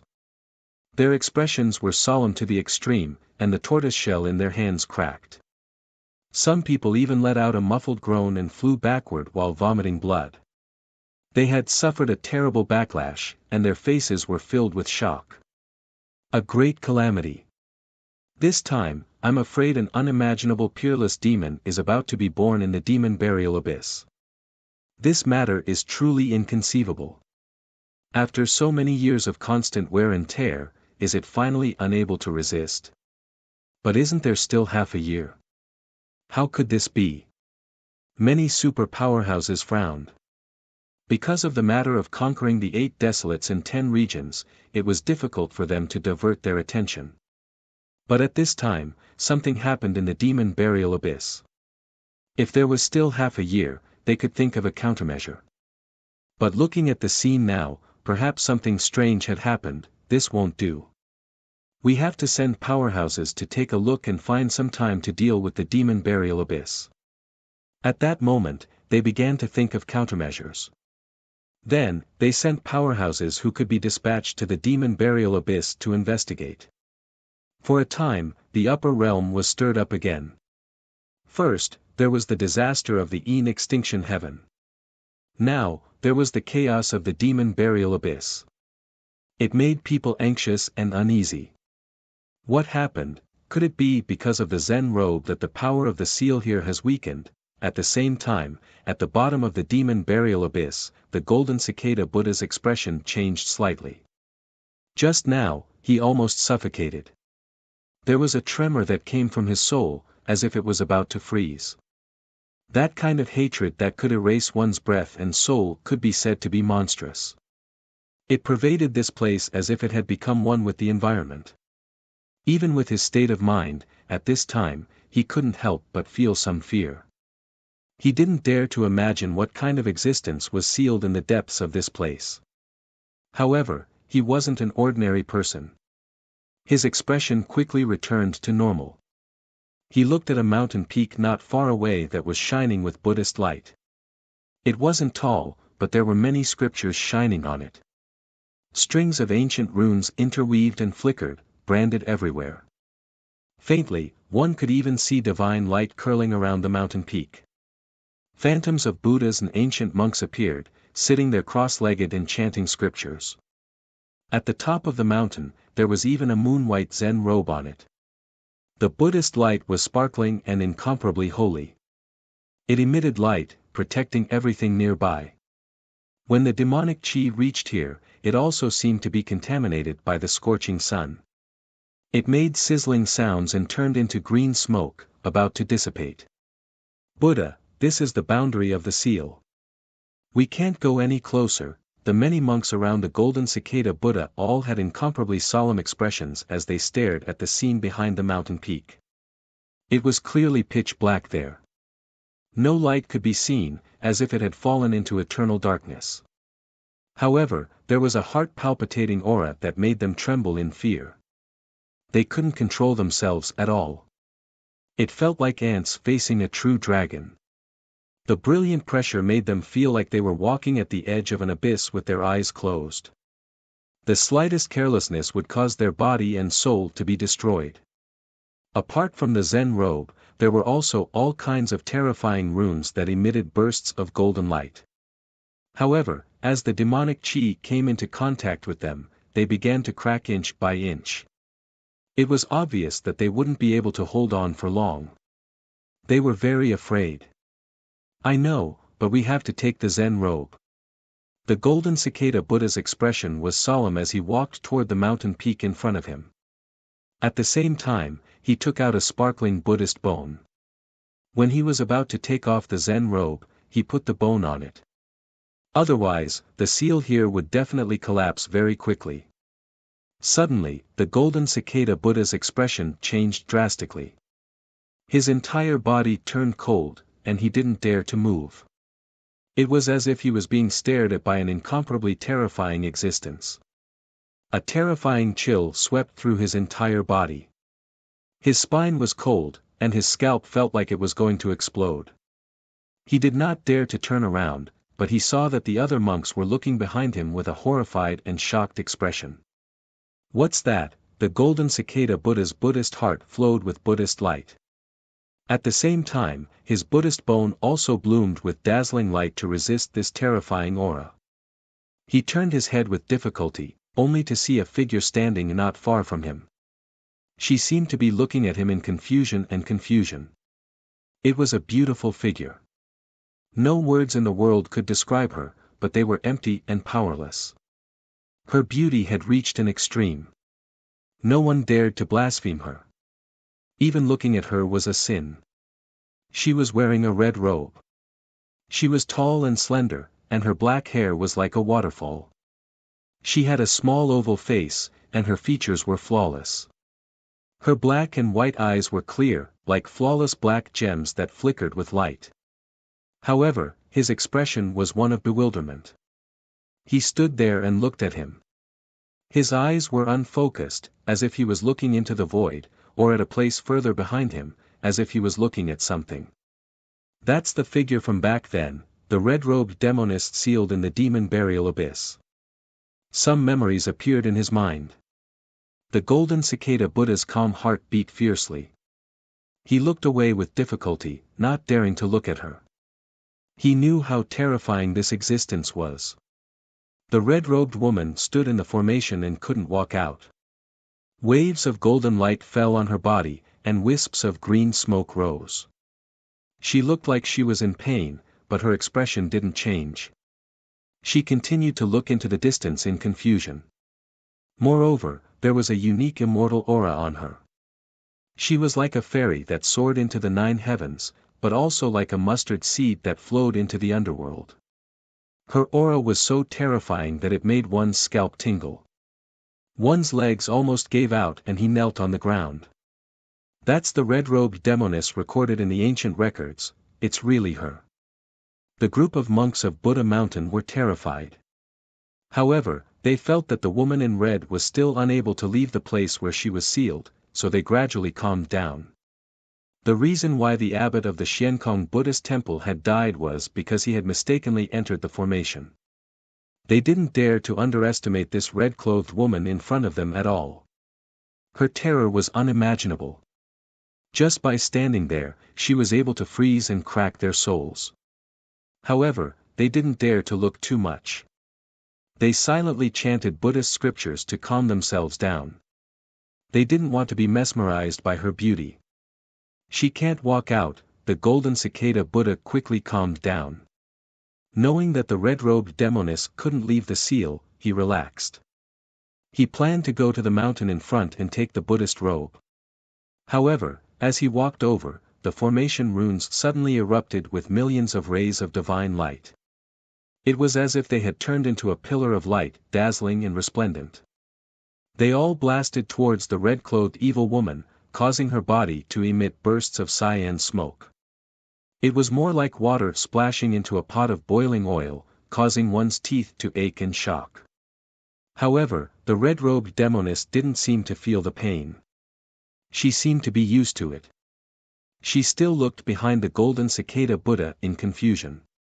She seemed to be able to sense someone there, someone very important to her, someone she couldn't forget.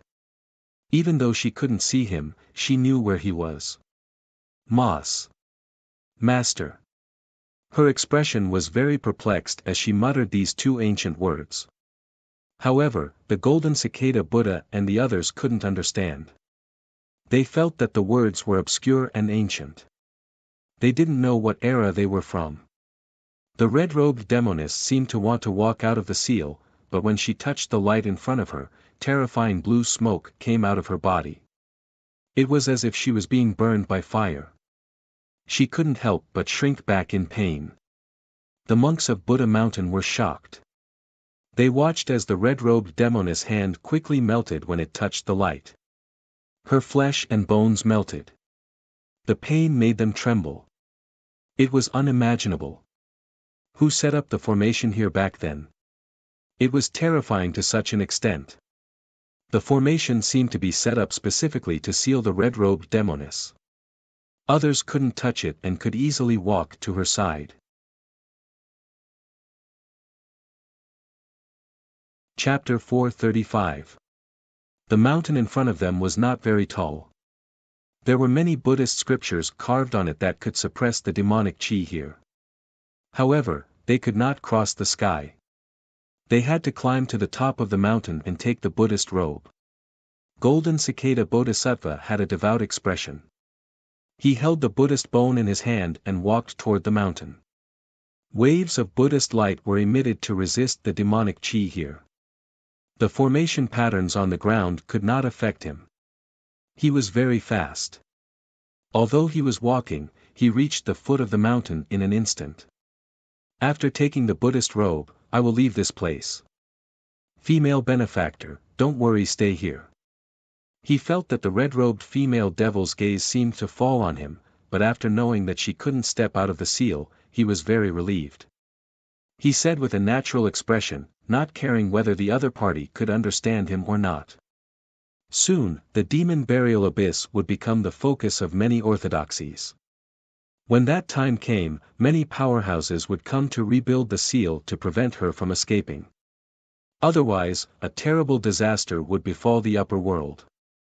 Hearing this, the female demon was still very confused.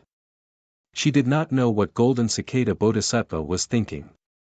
To her, the Buddhist robe was the only thing that could provide her with a little warmth in this dark underground. Only when she was close to that Buddhist robe would she feel a trace of peace. However, she could not understand what this feeling meant. She only knew that the robe was helpful to her, but he seemed to want to take it away. She suddenly felt uneasy. Suddenly, a shocking evil chi appeared in her confused eyes. It even became cold, indifferent, and filled with a thick blood color. Suddenly, the demon burial abyss changed again. A terrifying evil chi covered the sky. Many stars and continents outside trembled as if they were about to fall. The expressions of countless cultivators and living beings changed drastically. What happened in the end? Did the seal loosen? Jiang Chu and the others who were waiting outside the demon burial abyss were also shocked by this scene. Golden Cicada Bodhisattva was also stunned by this scene.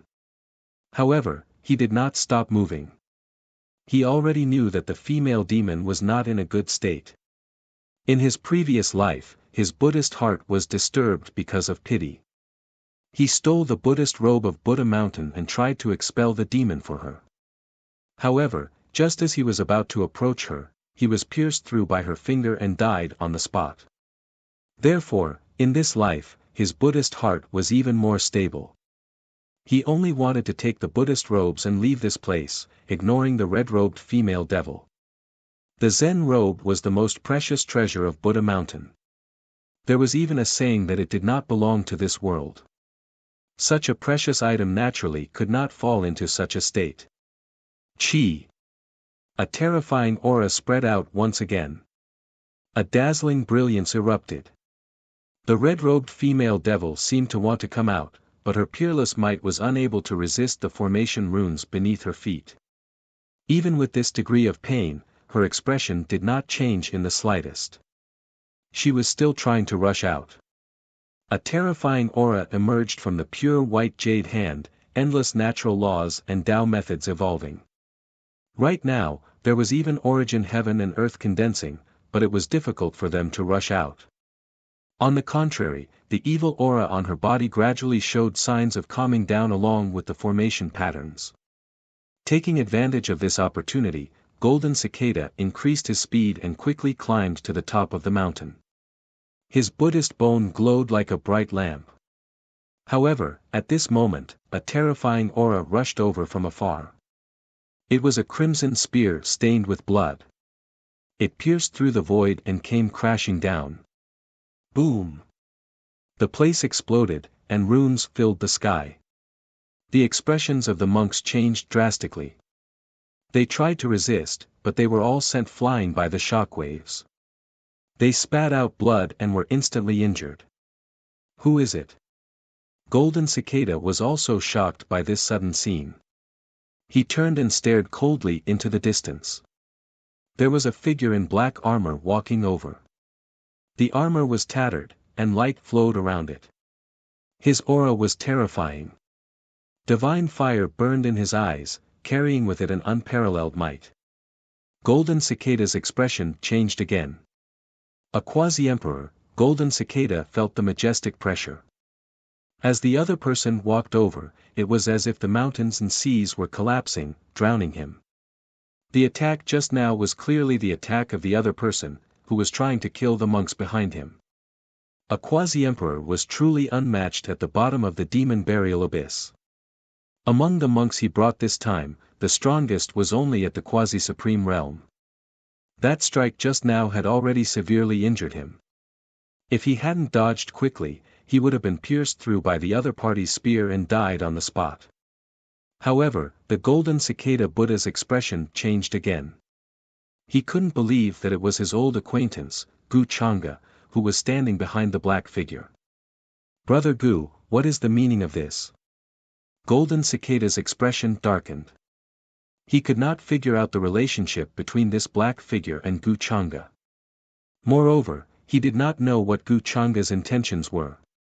However, he didn't notice that with the arrival of Gu Changa, the perplexed eyes of the red-clothed female devil within the formation pattern gradually focused. Although she was still confused, her eyes fell on Gu Changa and didn't move in the slightest. Mas. Master. She muttered incoherently. Apart from Gu Changa, no one could understand her. However, Gu Changa's expression did not change at all. He did not seem to see her and continued to stare at Golden Cicada. Chan Hongyi's state was as he had expected.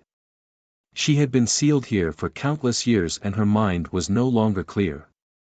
However, regardless of whether she was calm or murderous, ordinary people would not be able to get close to her. Her strength was incomparably terrifying.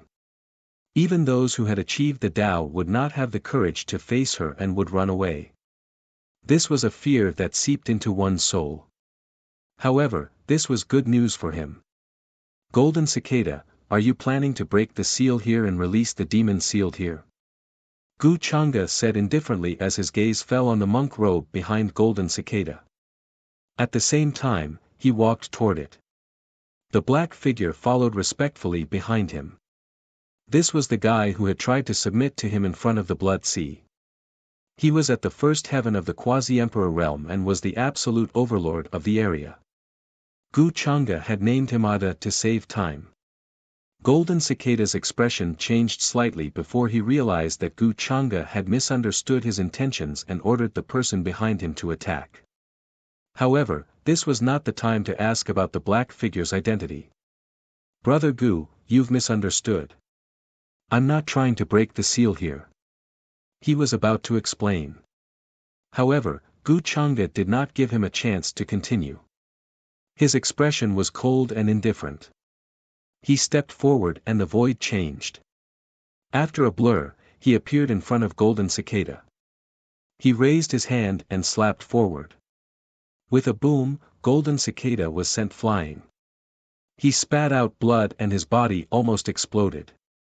If not for the Buddha bone in his hand that emitted a misty Buddha light at the critical moment and blocked Gu Changa's attack, he would have died. Otherwise, he would have been smacked to death just now. You're a monk, but you're so vicious. You want to break the seal here and release the demon to bring chaos to the world. Golden Cicada, you've disappointed me, Gu Changa said indifferently. His tone was cold and even colder. Gu Changa, you, Golden Cicada coughed up blood and struggled to get up from the ground. His expression was extremely ugly. The Buddha light in his body glowed as he tried to heal his injuries. The attack just now had almost killed him. If Gu Changa attacked again, he did not know if he could still block him with the Buddha bone in his hand. Moreover, he did not know if Gu Changa had really misunderstood or if he wanted to kill him here. This made him feel very cold. He took out the Demon Buster pestle. This treasure contained the power of Demon Buster. Although he could not fully activate it with his current strength, it was a little safer. What about me? Why do I feel that you're hiding something? So you want to release the demon? Gu Changa said indifferently. He stepped forward again as if he wanted to kill him here. Gu Changa, don't slander me. I just want to take back the treasure of Buddha Mountain. Golden Cicada's expression was extremely ugly. He felt that Gu Changa had gone too far again and again. Oh, that's a good excuse. You want to take back the treasure of Buddha Mountain, so you want to release the demon? Gu Changa's smile was a little mocking. His eyes were still cold and emotionless. Protect the Buddha. The monks of Buddha Mountain were shocked to see this. They did not expect that Gu Changa would want to kill Golden Cicada after appearing. They thought that Gu Changa had misunderstood and thought that Golden Cicada wanted to break the seal here. They all attacked to stop him. Boom! A burst of brilliant Buddhist scriptures rushed up. It was like a field of stars sprinkling down, making the void crystal clear and holy. However, Ada only glanced at them coldly as if he was looking at ants. Then, his spear swept out and a terrifying wave sent them all flying. Without Gu Changa's order, he did not choose to kill. Colluding with demons and trying to bring chaos to the world. This crime deserves to be killed. Kill them. Gu Changa ordered indifferently. He did not show any mercy. He still only raised one hand and slapped toward Golden Cicada. The Demon Buster pestle in his hand shone with dazzling Buddhist light. It was like the fury of thunder, trying to resist Gu Changa's attack. However, the gap between Golden Cicada and Gu Changa was too big. He was instantly sent flying and coughed up blood. His body almost exploded. The power of the Demon Buster pestle could not resist Gu Changa's palm. His injuries were very serious, and any means would be useless in the face of absolute power. The other monks were no match for Ada at all. Killing them was no different from slaughtering ants. They exploded in an instant, annihilating even their divine souls. The chaos in the demon burial abyss this time probably has something to do with Buddha Mountain. As Gu Changa spoke, he attacked again. However, Golden Cicada was very decisive this time. Seeing Gu Changa's ruthless methods, he directly took out the Demon Buster pestle and the Buddhist bone. At the same time, he summoned the formation inscriptions he had carved before. A vast Buddhist lotus bloomed with a terrifying aura. He coughed up blood and fled into it, disappearing quickly. He felt that if he did not escape, he would definitely be killed by Gu Changa. At this point, he naturally did not dare to take the Buddhist robe. Gu Changa just watched this scene calmly and indifferently. She didn't continue to chase after him. If you don't escape, you won't be able to take the blame. He did not intend to kill Golden Cicada here. After all, the seal of the demon burial abyss was broken prematurely, and the red-robed female devil was born prematurely. This kind of event would definitely cause a huge commotion in the upper realm. Without a scapegoat, it would bring him a lot of trouble. The moment Golden Cicada escaped, Gu Changa looked at Chan Hongyi. Then, his expression changed slightly, and he walked towards her. The little girl in red who was timidly tugging at the corner of his clothes and liked to wear red overlapped with the girl in front of him. Mas. Chan Hongyi's gaze was blank. She looked at Gu Changa's face and wanted to walk out of the formation inscription's range. However, when she got close, a scorching and terrifying aura suddenly swept over, causing her body to sizzle. This pain did not stop her. She continued to walk towards Gu Changa. She was very stubborn, wanting to pass through the seal and walk out. Sizzle. The sound here became more and more piercing, accompanied by green smoke. When she reached here, it was as if there was a natural barrier blocking her way. She looked troubled. Asking for fresh flowers, Gu Changa noticed the scar on her hand. It was obviously caused by touching the formation inscriptions. Although it healed quickly, it was still very scary. The formation inscriptions in front of him could not stop him. If he wanted to, he could destroy them at any time. Although they were set up by the Devil Lord, he was the Devil Lord, and the Devil Lord was him. It was easy for him to destroy the formation inscriptions. I'll let you out now, from today onwards, you're free. Then, Gu Changa opened his mouth. An ancient and obscure language came out of his mouth. Chan Hongyi tilted her head, her black hair falling down. She understood what he meant, but she still looked very confused. She stretched out her white and clean hand and tested the formation inscriptions in front of her. Then, there was still a burst of light and a terrifying sizzling sound. A burst of green smoke rose. However, she seemed to be used to the pain. She just looked at her hand with a blank expression. Slowly, her gaze fell on Gu Changa's face. She felt that she had forgotten a lot, but she remembered that the person in front of her was very important to her. In her current state, if the formation inscriptions here didn't erase the demonic aura and evil aura, she would probably attack me immediately. Although her mind is not clear now, she has another personality that can destroy and slaughter the world. Gu Changa pondered. He had seen Chan Hongyi's other appearance just now. If the formation inscriptions here had not erased her evil aura, she probably would not have been so polite to him. Thinking of this, Gu Changa decided to give it a try. But before that, his figure flickered and he went to retrieve the Buddhist robe that was sealed at the top of the mountain. This item had a miraculous effect on suppressing Chan Hongyi's evil aura, so he had to take it first. Many Buddhist lights intertwined and turned into a majestic and vast pressure that swept in all directions. When the Buddhist robe was loosened, the many Buddhist shadows disappeared. The Buddhist chants that filled the place finally dispersed into the Buddhist robe. One had to admit that this Buddhist treasure was very mysterious.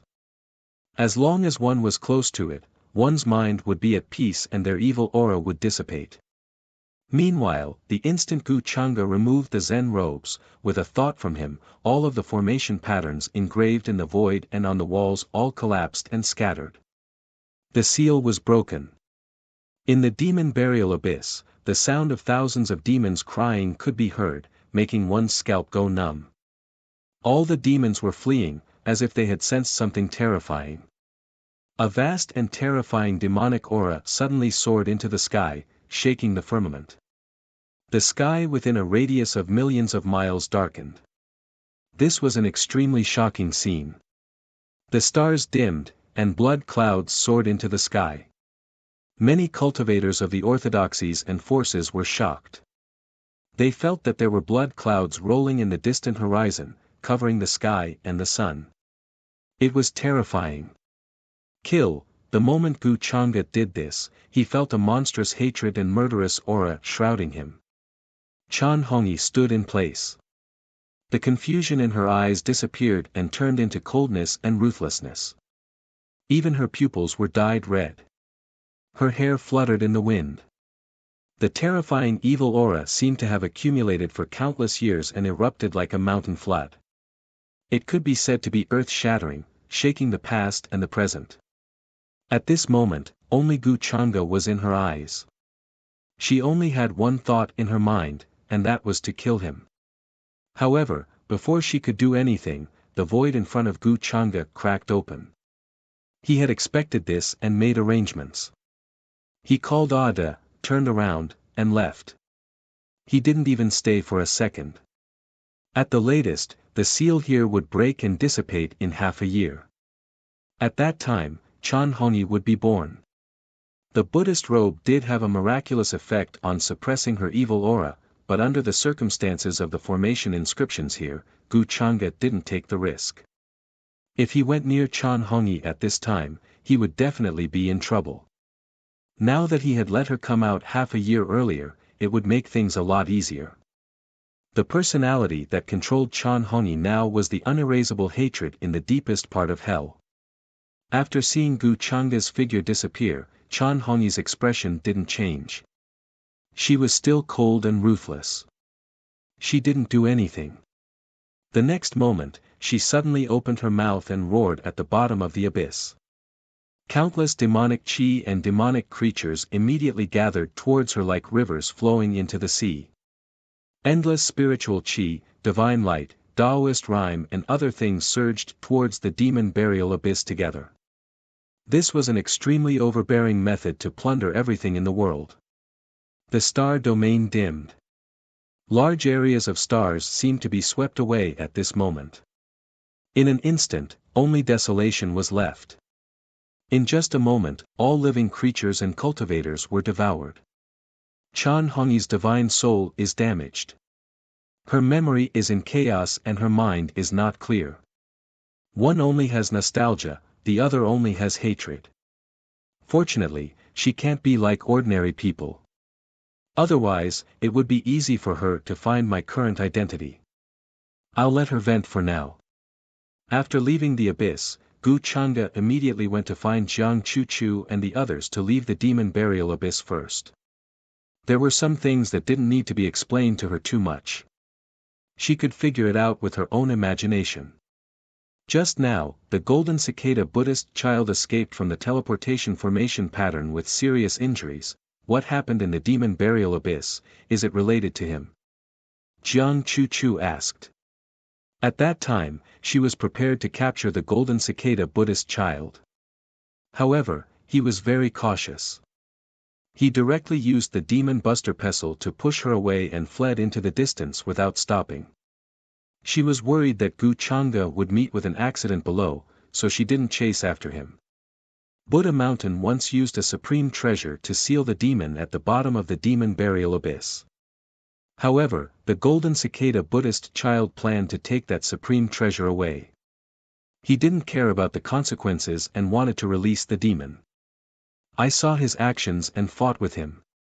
In the end, he escaped with serious injuries. Gu Changa shook his head slightly. Then he explained everything he knew in a different way. He explained how the abbot of the Xiankong Buddhist temple once stole the supreme treasure of the Buddhist sect and how he left it at the bottom of the abyss. Therefore, the situation became that the reincarnated abbot of the Xiankong Buddhist temple, the golden cicada Buddhist child, was still unsatisfied with the world and tried to release the female demon sealed in the demon burial abyss. After hearing this, Jiang Chuchu couldn't calm down. In that case, the terrifying abnormality just now was a sign that the demon in the demon burial abyss would be born half a year earlier. 1000.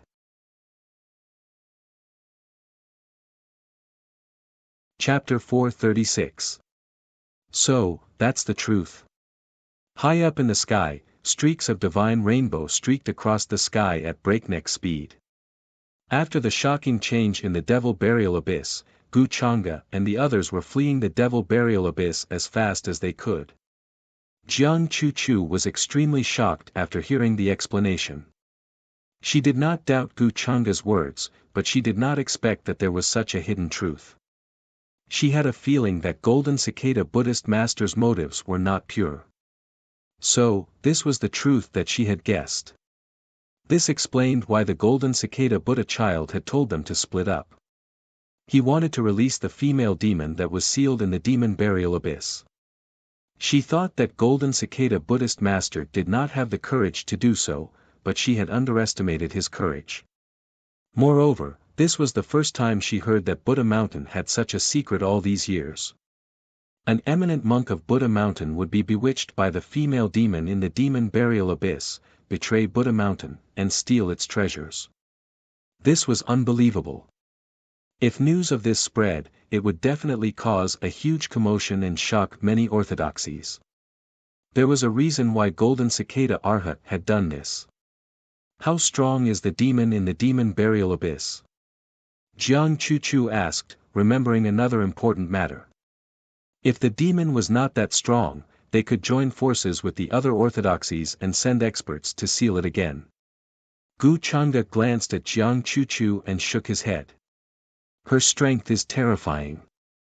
I don't think the average enlightened master is a match for her.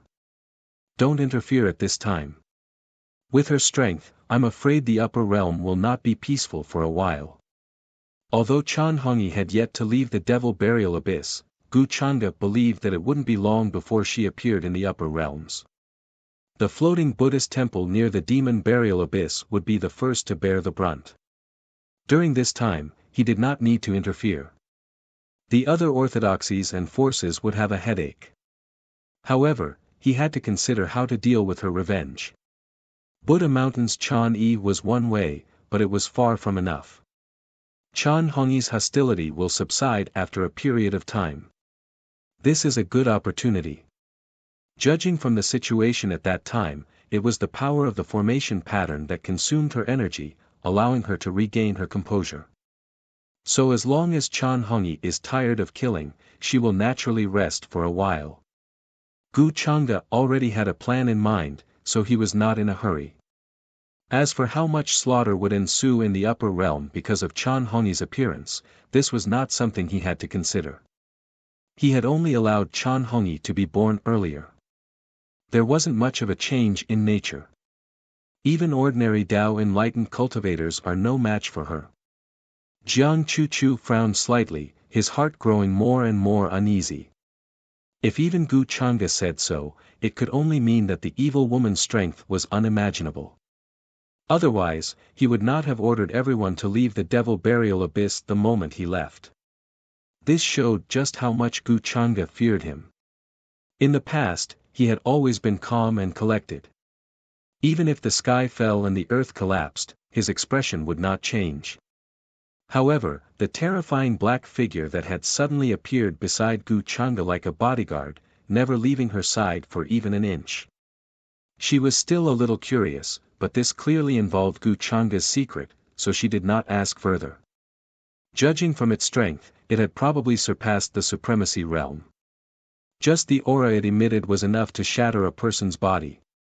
It was very terrifying. During this time, you should return to the human ancestors' hall and cultivate in peace. Don't worry about the things outside. Then, Gu Changde looked at her and said in a gentle voice. Jiang Chuchu nodded softly and was very obedient. She also knew that this matter was very important, and it was not the time for her to be willful. Gu Changde had asked her not to come out because he was worried about her safety. At the same time, outside the devil burial abyss, evil chi filled the sky. The evil chi was shocking, and it was bone-chilling. Faint snowflakes floated between heaven and earth. They were very sparkling and translucent, mixed with divine light. However, they were mixed with the color of blood. In the sky, there was even a horrifying vision. Mountains of corpses, seas of blood, and piles of bones. Blood-colored lotuses bloomed one after another. It was incomparably dazzling and brilliant. A beautiful woman in red walked out barefooted. Her black hair fluttered in the wind. Her aura was cold and emotionless. Her eyes were like knives. She stood under the sky and opened her mouth to roar. All the life chi and demonic chi within a radius of 10,000 miles rolled toward her. They covered the sky and the sun like smoke signals. They were swallowed into her mouth and turned into gushing and vast energy. Then, her cold and emotionless gaze landed on the many cultivators and living beings who had rushed over because of the strange phenomenon. These cultivators and living beings were very powerful. They were not ordinary people. They were all important figures of various orthodoxies and clans. Their strength was very strong, and the weakest was at the great saint realm. However, at this moment, they all felt a chill run down their spines. It was as if their backs were frozen. They felt as if they were being targeted by their natural enemy. Who is this? Could it be a vicious demon that was born at the bottom of the devil burial abyss? A clan's important figure trembled. Because of the woman in red's flawless appearance, he was a bit stunned. Then, he reacted and couldn't help but want to retreat. Could it be that the seal of the Devil Burial Abyss has been broken? But this doesn't make sense. There were also people who were terrified. Their souls trembled. They planned to leave this place. They were terrified and wanted to escape. This person with such a strange aura was clearly abnormal. Her strength was unfathomable and as vast as the sea. Not good, she has her eyes on us. Hurry and leave. This place is dangerous. We can't stay here for long.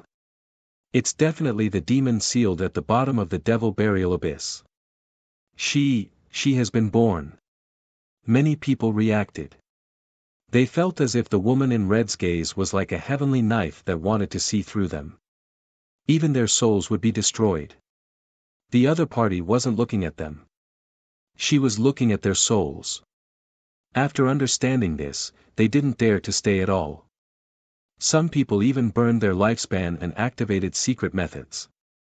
Their entire bodies burned and turned into divine rainbows to escape into the distance. They were terrified to the extreme. Who exactly was it that released this demon? They better not let this old one find out, or else I will definitely hack them into pieces and make them regret ever being born into this world. Some people cursed, feeling incomparable regret and fear. They used secret methods with all of their strength to escape this place. If they knew that something like this would happen, they wouldn't have come here out of curiosity. It was precisely because of this saying that curiosity killed the cat. However, in the next moment, boundless evil energy and demonic energy covered the heavens, covering heaven and earth as they descended. Not good, all of the fleeing cultivators and creatures were in fear and despair. Their souls were almost frozen, unable to escape this demonic energy's range. The woman in red's eyes were cold and emotionless. There wasn't the slightest fluctuation. She merely raised her palm and pointed forward.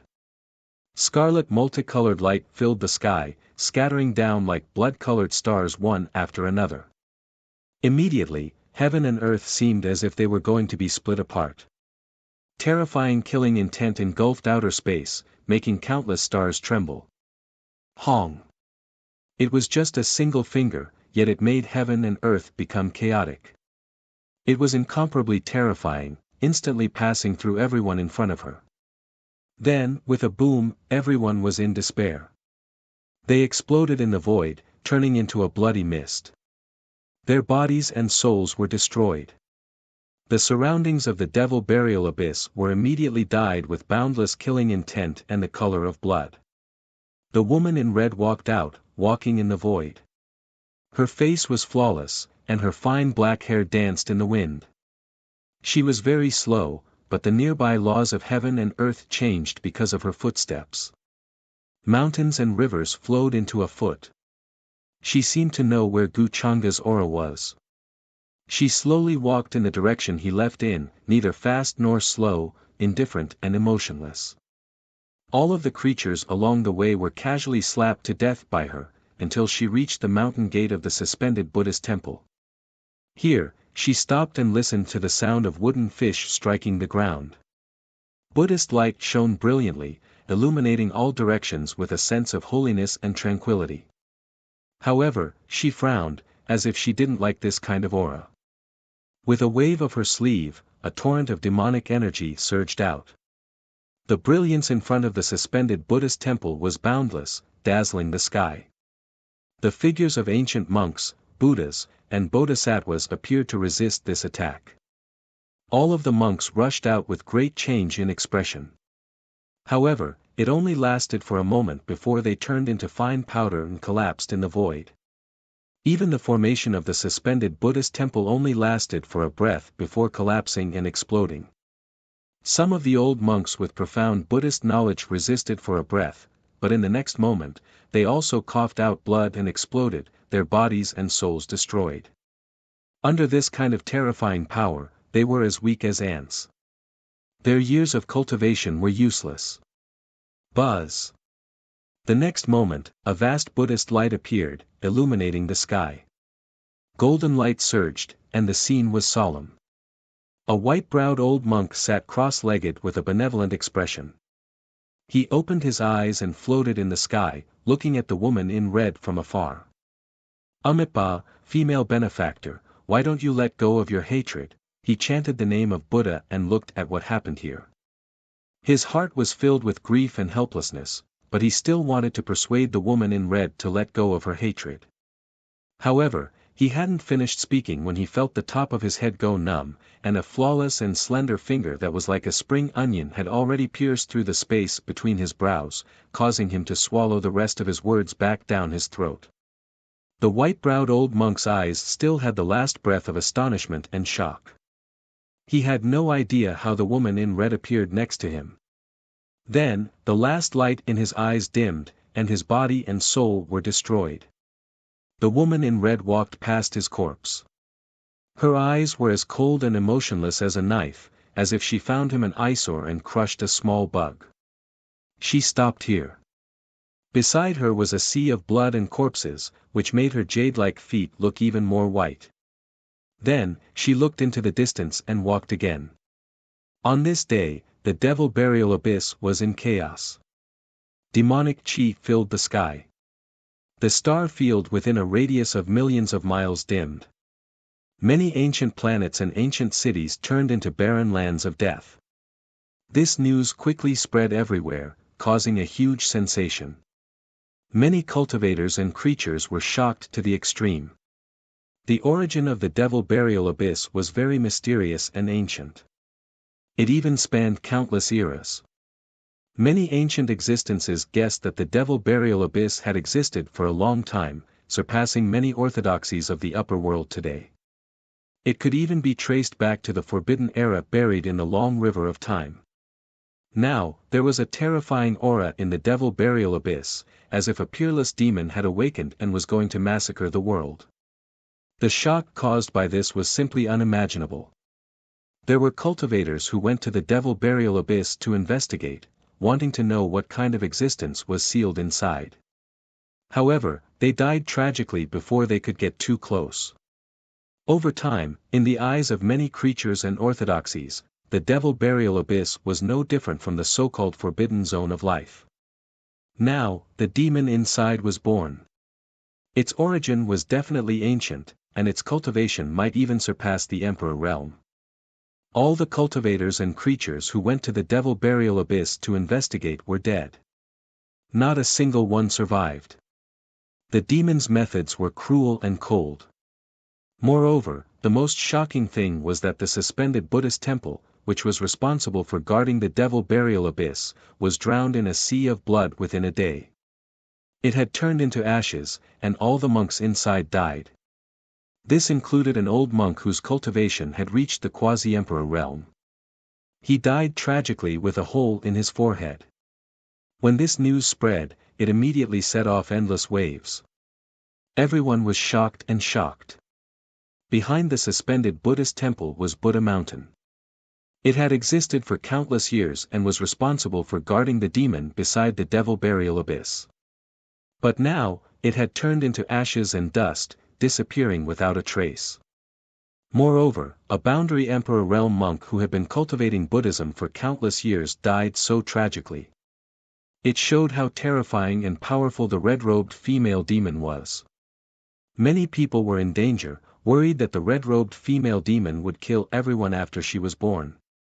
Until now, they could not think of any way to deal with her. However, many people were puzzled because they knew that the seal in the devil burial abyss could last for at least half a year. Why would the demon be born so early? What else had happened that no one knew about? When the demon was born, Gu Changa, the saintess of the human ancestor palace, and the golden cicada Buddha child all went there to subdue the demon in an attempt to solve this disaster. Many people were puzzled and suspicious, wondering if this had anything to do with them. Otherwise, how could it be so coincidental? Moreover, there were very few cultivators who escaped the devil burial abyss this time. Many of the experts who went with them died in there. Buddha Mountain suffered heavy losses, and it was said that only the golden cicada Buddha child escaped. This caused quite a stir, but the forces behind Wuxia, the saintess of the human ancestor palace, the golden cicada Buddha child, and the others were not to be underestimated, so no one dared to speak carelessly. However, there had to be a way to deal with this matter. At the same time, they had to find out why the red-robed female demon escaped. However, a piece of news soon spread, shocking everyone again. What? The red-robed female demon in the Devil Burial Abyss was released by the golden cicada Buddha child. Many cultivators and living beings who heard the news were extremely shocked. They stood rooted to the ground, not daring to imagine.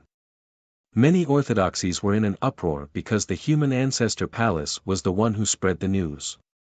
This was very serious because the human ancestor palace would not frame Buddha Mountain for no reason. There had to be a reason behind this. The golden cicada Buddha child went to the Devil Burial Abyss to take away a Buddha Mountain treasure that was sealed at the bottom of the Devil Burial Abyss. Because of this, the seal loosened, and the red-robed female demon escaped. Moreover, the golden cicada Buddha child is the reincarnation of the former abbot of the Xiankong Buddhist temple. It was said that he was bewitched by the red-robed female demon at the bottom of the Devil Burial Abyss. He stole the Buddha Mountain treasure in an attempt to dispel the demonic nature of the red-robed female demon. In the end, he died for unknown reasons. Who would have thought that Buddha Mountain was hiding such a scandal? It has not been reported for all these years. Countless cultivators and living beings were shocked. This news was too shocking. Buddha Mountain, which had always thought highly of itself, actually had such a thing happen. The abbot of the Xiankong Buddhist temple was said to be a rare genius of Buddha Mountain. He had the wisdom of a Buddha and was destined to become a saint. However, in the end, he was bewitched by the red-robed female demon and lost his Buddha heart. After the news spread, it caused a sensation everywhere, but Buddha Mountain, as the person involved, did not respond. To many cultivators, this was Buddha Mountain's tacit admission. For a moment, many people were filled with righteous indignation. Some supreme experts even went to Buddha Mountain to demand an explanation. Because some of their clansmen had died tragically at the hands of the red-robed female demon, but they did not dare to seek revenge. In the face of the anger and condemnation of all the orthodoxies, Buddha Mountain responded with silence. Many cultivators and living beings rushed to Buddha Mountain to demand justice. If the golden cicada Buddha child had not loosened the seal, the red-robed female demon would not have come out prematurely and caught everyone off guard. If the time had been delayed, they could have come up with a solution.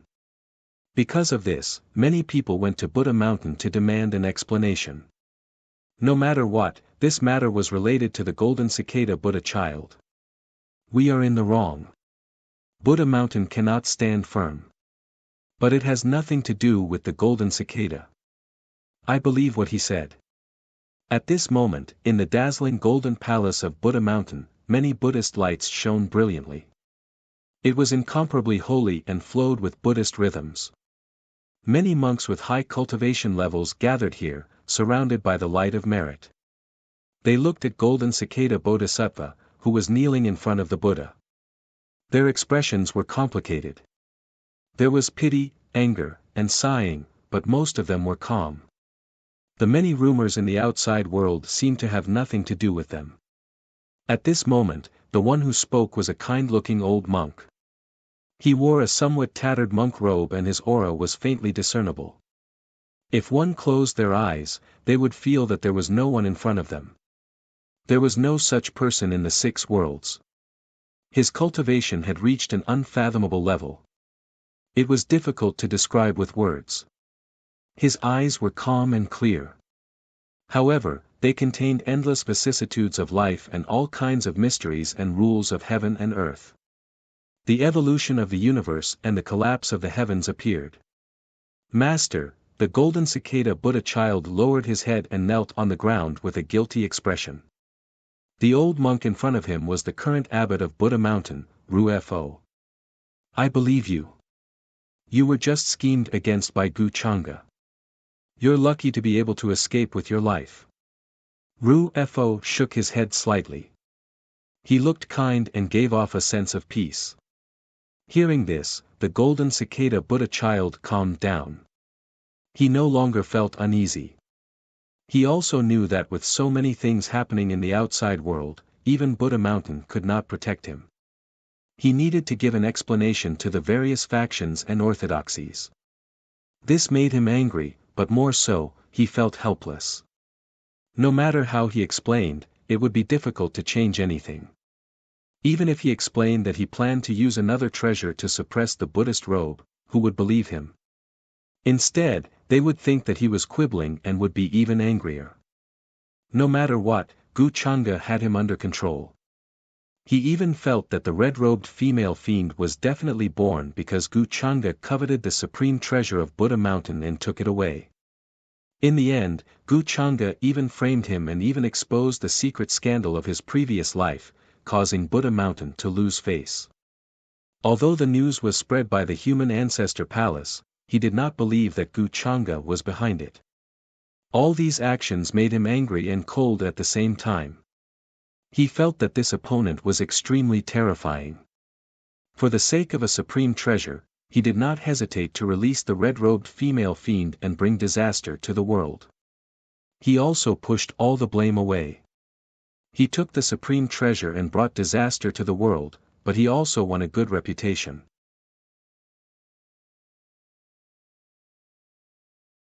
Chapter 437. Buddha Mountain will explain this matter to the outside world. Golden Cicada, recuperate well during this period of time. Tell the outside world that you have repented. In the palace, Buddha-Ru shook his head gently. Then, he put his palms together and chanted the name of Buddha. At the same time, he gave orders to everyone. Golden Cicada was the successor of Buddha Mountain and also the candidate for the next abbot.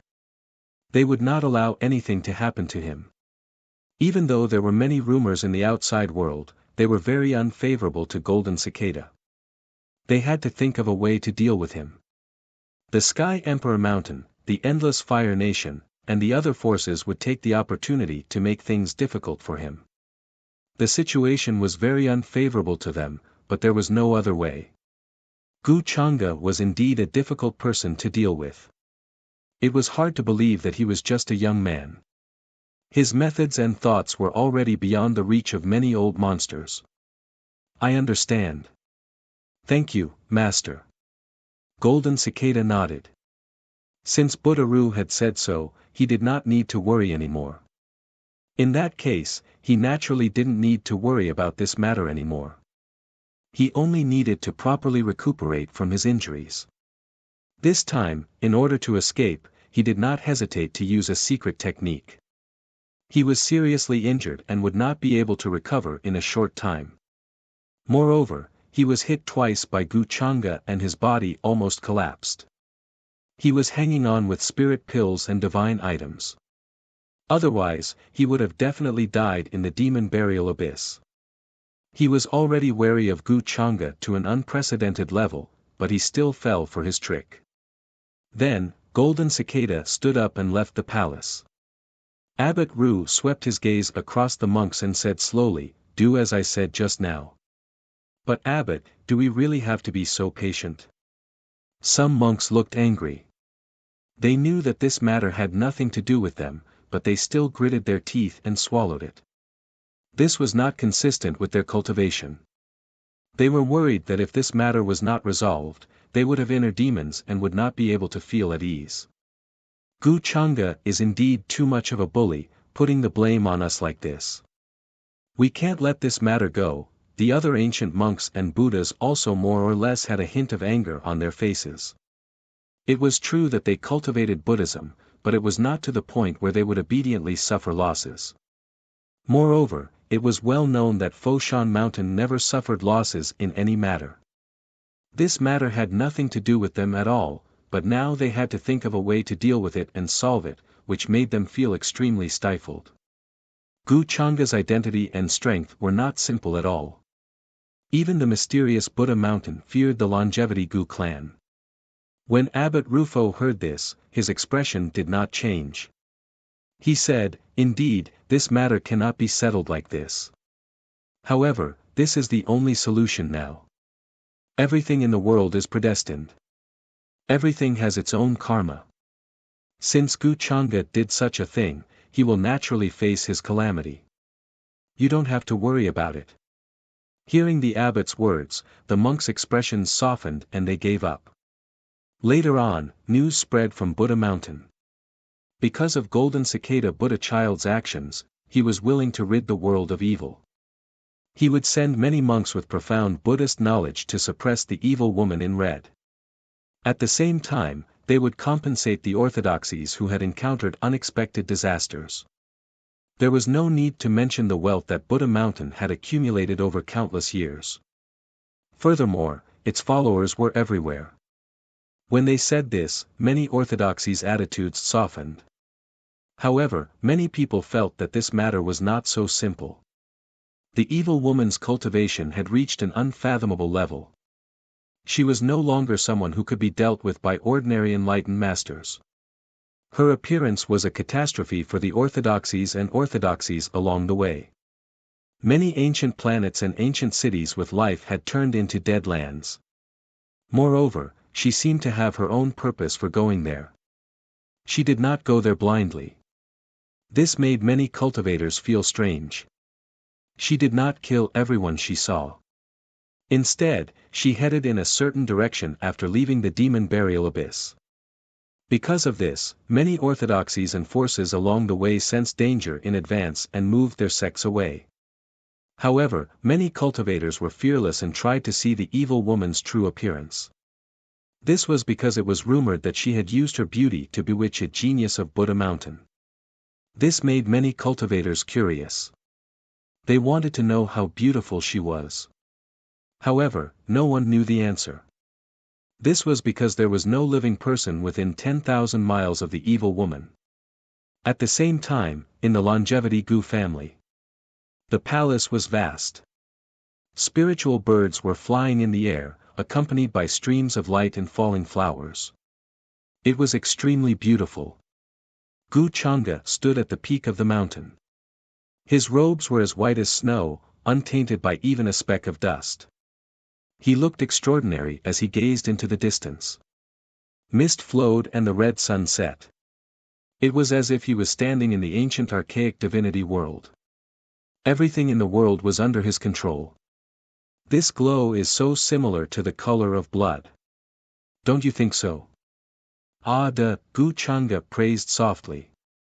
He looked at the red light in front of him and asked. Who was standing behind him, was wearing a black battle suit with immortal light flowing around it. He looked like a guard. His face was hidden under the black iron, and his eyes were shining like godly flames. He said respectfully, "Master, they look alike." Gu Changa smiled. Seeing this, the maidservant beside her hurriedly brought the tea from the stone table. He took a sip and said, "It's a pity that this blood color is not enough." After leaving the demon burial abyss, he separated from Jiang Chu and told her to stay in the human ancestor palace. Then he brought Ada back to the Gu family. He asked the family to find nether iron and other extremely cold materials to reforge Ada's battle suit and weapons. After all, he was a first heaven quasi-emperor. The weapons and battle suit he used before were not even at the level of a supreme, so it was difficult for him to use his full strength. The news of the evil woman in red had caused an uproar in the outside world. It was comparable to the news of the war in the 8 desolates and 10 regions. Even the calamity of the unending sky was not as shocking as it was now. Compared to the evil woman in red, the calamity of the unending sky was not so important. Of course, this was because the unending sky had not really erupted yet. Therefore, Gu Changa had to consider other things. He originally thought that Chan Hongyi wouldn't be able to find him, but from the path she took after leaving the demon burial abyss, she clearly knew where he was. Therefore, no matter how far away he was, Chan Hongyi would find him sooner or later.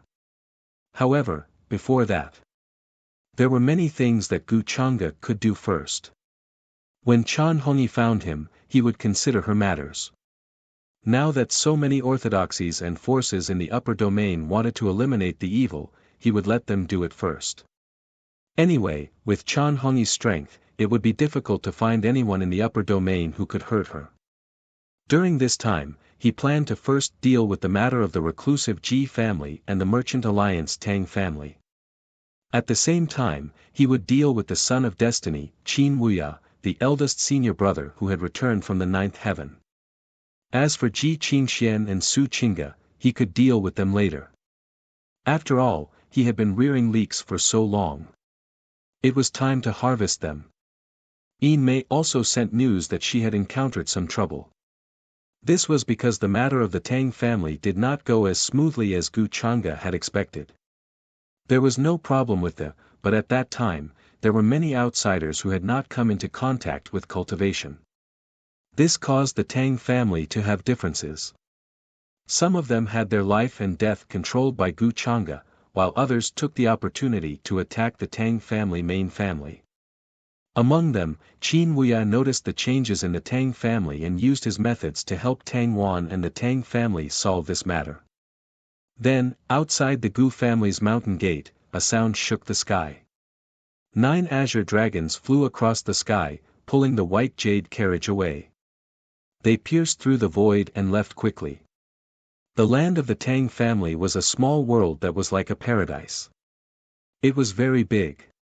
Rows upon rows of palaces and pavilions were surrounded by fog. Beautiful trees were lush and waterfalls were embellished. It was full of wealth. Many Tang family members came and went. Regardless of whether they were from the family or outsiders, they were all gathered here to discuss the Tang family's matters. In the main hall, a woman in white sat at the head of the table. Her expression was calm, and she was very beautiful. However, this kind of beauty was demonic and charming. Unlike other women, every frown and smile seemed to be able to turn the world upside down. Her oval face was not big, but it was as white as flawless jade. It flickered with a moving luster. Her bright red eyes were like gems, glowing faintly. Behind her, 9 fluffy snow-white fox tails were held by a few maids. Her face was stern and dignified. Currently, the old master of the Tang family was respectfully standing behind her. The rest of the Tang family's upper echelons were the same. They were very respectful to Yin Mei. Tang Wan was in the crowd. She was very anxious. She did not know why the family suddenly decided to hand over so many of their businesses to Yin Mei. Even her grandfather, uncle, and the others did not have any objections. This was completely different from what she knew of them. Most importantly, all of this had happened without her knowledge. At that time, Yin Mei had brought people to the Tang family and said that she wanted to take over the Tang family's business in the business alliance. At that time, she had thought that Yin Mei was dreaming. Even if she had Gu Changge behind her, she would not be able to make the Tang family give up on the family's interests. Unless Gu Changge ordered her to persuade the Tang family, it would be very difficult for her to succeed. That was because she understood the personalities of her grandfather, uncle, and the others. They would not be willing to hand over the family's businesses that they had managed for so long. It was impossible for such a thing to happen. However, what shocked her was that when her grandfather, uncle, and the others saw the jade talisman that Yin Mei handed over, their expressions changed. Then, they paled and dejectedly agreed. They did not tell her what was in that jade talisman. No matter how she asked, they did not explain. They only said that the Tang family's good days had come to an end, and they could only agree to Yin Mei's request. However, when this decision was made, it immediately caused a huge commotion in the Tang family. Although many of the Tang family's people were shocked, confused, they would never refuse the old master's orders. Many people felt that the Nine-Tailed Fox clan had seized their lifeline. Otherwise, the Tang family would not have reacted like this. The Tang family's people had decided to hand over their businesses to Yin Mei. However, the outsiders did not agree. That was because many of the Tang family's businesses were managed by them. Now that they were handed over to Yin Mei, wouldn't that be cutting off their lifeline? Therefore, many outsiders gathered together and came to the Tang family to ask for an explanation. Behind Tang Wan, Qin Wuya, who had disguised himself, stood there quietly. He knew that Tang Wan was in trouble this time. The lifeline of the Tang clan was controlled by the heavenly daughter of the nine-tailed fox race. As for what that lifeline was, he still did not know. However, he believed that as long as he thought of a way, he would definitely be able to help her find it. As his wife in his previous life, he had seen the worry on her face these past few days. He felt pain in his heart. For example, he had secretly urged these outsiders to come here. His goal was to put pressure on the Tang family. At the same time, he had also put Yin Mei in trouble, making it difficult for her to resolve this matter. Fortunately, things were going smoothly. Just as he had planned, the matter of the Tang family handing over their businesses was temporarily delayed. Furthermore, if this matter did not succeed, he would have to find another way. He would either find an opportunity to kill Yin Mei or force her to tell him the truth about why the Tang family's people were so afraid and respectful of her. Qinya, what do you think is the reason? Why do my grandfather and the others listen to Yin Mei so much? Tang Wan looked at Yin Mei, who was sitting at the head of the table. She was very puzzled and couldn't help but ask Qin Wuya. Qin Wuya had changed his name to Qinya and was very calm. When he heard this, his gaze changed slightly. Perhaps they were threatened by something. Tang Wan sighed inwardly. She had also guessed that this was the reason, but the Tang family didn't explain. Furthermore, she knew that Yin Mei was the person behind Gu Chang'e. She couldn't say anything to stop this matter. She was worried that Gu Chang'e would notice. However, the outsiders had been coming to the Tang family to cause trouble these past few days, wanting an explanation. Yin Mei was very annoyed. However, these outsiders had a lot of resources in their hands, so it wasn't good for her to make a move. If a conflict occurred, it would be a huge blow to the Tang family's businesses. The gains did not make up for the losses. This matter made Tang Wan sigh in relief. She also didn't want the businesses that she had worked so hard to manage to fall into the hands of others. If this matter is related to Gu Chang'e. Tang Wan sighed. She felt a headache coming on and didn't know what to do. After that, she and Qin Wuya left the main hall and didn't continue to participate in this matter. Right now, she only wanted to solve this problem. Miss Wan, you don't have to worry too much about this matter. There will always be a path in front of the mountain. Qin Wuya said. He could faintly guess what Tang Wan was thinking. This made him more determined in his heart. With his ability, it wouldn't be difficult for him to secretly hide. Could it be that you have a way? Tang Wan looked at Qin Wuya. She knew why Qin Wuya stayed by her side. She could also feel that he cared about her from the bottom of his heart. However, this matter of her previous life was very difficult for her to accept. Although she had high hopes for Chu Hao, it didn't mean that she would accept Qin Wuya. Furthermore, Gu Chang'e had ordered her to watch over Qin Wuya's movements and whereabouts.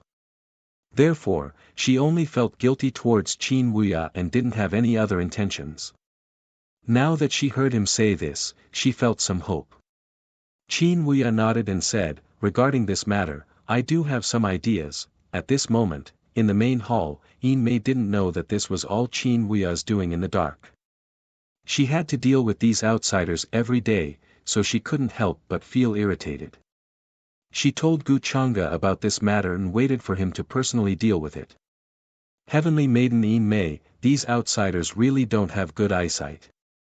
You must not be angry at them because of this. After seeing the outsiders argue and leave, the Tang old master saw that Yin Mei's expression wasn't right and hurriedly said this. He felt very uneasy and worried. The lives of their clan were currently in the hands of Yin Mei. If they angered her, what if she destroyed their clan? Wouldn't they be unable to find a place to cry? He felt very bitter in his heart. He didn't know why, but all of a sudden, the lives of their entire clan were in the hands of Yin Mei.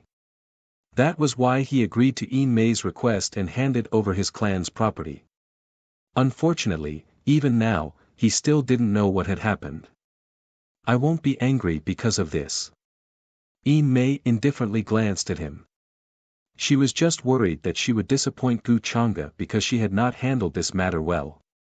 It's fine as long as lady isn't angry. These people don't have good eyesight and aren't worth lady's attention. Relax, lady. This old man will very quickly take back the properties in their hands. At that time, it won't matter if you want to kill them or cut them off. The Tang old master sighed in relief and couldn't help but promise. Through this matter, he could see the wild ambitions of these outsiders. He had not known before that they were planning to swallow up the rest of their clan's properties. Yin Mei nodded. I've already informed the young master behind me of this matter. He should be coming. It's fine as long as all of you are ready to welcome him. Relax, lady. This old man will definitely be ready to welcome him. The Tang old master's expression turned solemn. He knew that Yin Mei was actually just taking over for someone else. There was actually someone else standing behind her. As for who this person was, Yin Mei had not previously revealed it. Although he had his guesses, he did not dare to be sure until he saw the person. The Tang old master quickly went to make arrangements. Yin Mei rubbed her forehead in pain, but because she was about to see Gu Chang'e, she was somewhat happy and a bright and charming expression appeared on her face. Today, she had specially dressed up. Her nose was high, her lips were red and lustrous, and her hair was soft and supple.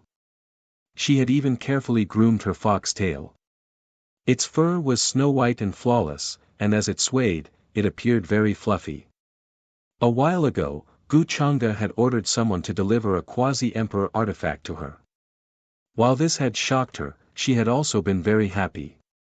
It was not because the quasi-emperor artifact was precious.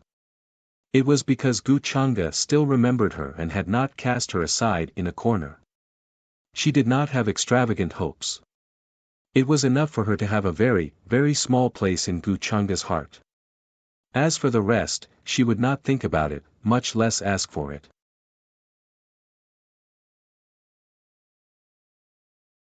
Chapter 438. The Tang old master issued an order, and all the members of the Tang clan began to get busy, preparing to welcome the important figure who was about to descend upon the Tang clan. Although they did not know who this important figure was, this did not prevent them from treating him with respect. Although the Tang clan was not as old as the other great sects, the fact that it could occupy a place in the business alliance was proof of the strength of the successive generations of Tang clan heads. Moreover, the Tang clan had unimaginable trust in the words of the Tang old master. Many of the clansmen were shocked. An important figure? Could it be him? Tang Wan immediately thought of Gu Chang'e and was shocked. Besides Gu Chang'e, who else could make Yin Mei treat him with such respect? Why is he coming to the Tang clan at this time? She began to feel uneasy. She felt that the reason the Tang old master and the others had submitted to Yin Mei was probably because Gu Chang'e was pulling the strings behind the scenes. This made her heart of resistance, which had risen with great difficulty, gradually quieten down. She had a good understanding of Gu Chang'e's methods and knew how frightening he was. In this world, one could offend anyone, but one could never offend Gu Chang'e. If he wants to control the Tang clan's businesses, who can stop him? Tang Wan's heart was filled with bitterness and despair, incomparably gloomy. She did not know what method Qin Wuya had, but even if he did, would he be a match for Gu Chang'e? There was no need to think about this. It must be known that even Qin Wuya was currently under Gu Chang'e's control, though he did not know it. Is it finally going to end? Tang Wan sighed, her heart finally calming down. But after some hesitation, she still decided to warn Qin Wuya. In this period of time, Qin Wuya had shown her great concern, moving her heart and also making her feel very guilty. And this time, the person Qin Wuya was going to face was Gu Chang'e. Although Gu Chang'e controlled her life and death, as long as she did not betray Gu Chang'e would probably not care about a useless chess piece like her. Although the Tang family's actions made her feel bitterly disappointed, it was still the family that gave birth to her and raised her. Tang Wan couldn't just sit by and watch. However, when Tang Wan went to Qin Wuya's residence to look for him, she discovered that he was not there. He seemed to have gone somewhere else. This caused her to be shocked and stunned. At the same time, she sighed in her heart. Could it be that all of this was predestined? She couldn't change anything. On the second day, outside the Tang family residence, 9 azure dragons appeared in the sky. Many experts appeared, and the one in the lead was none other than Gu Chang'e. The Tang old master and the others had been waiting respectfully for some time. Before this, they had already guessed that the person behind Yin Mei was Gu Chang'e, so they were not very surprised. They were very respectful and did not dare to be disrespectful. Tang Wan was also in the crowd.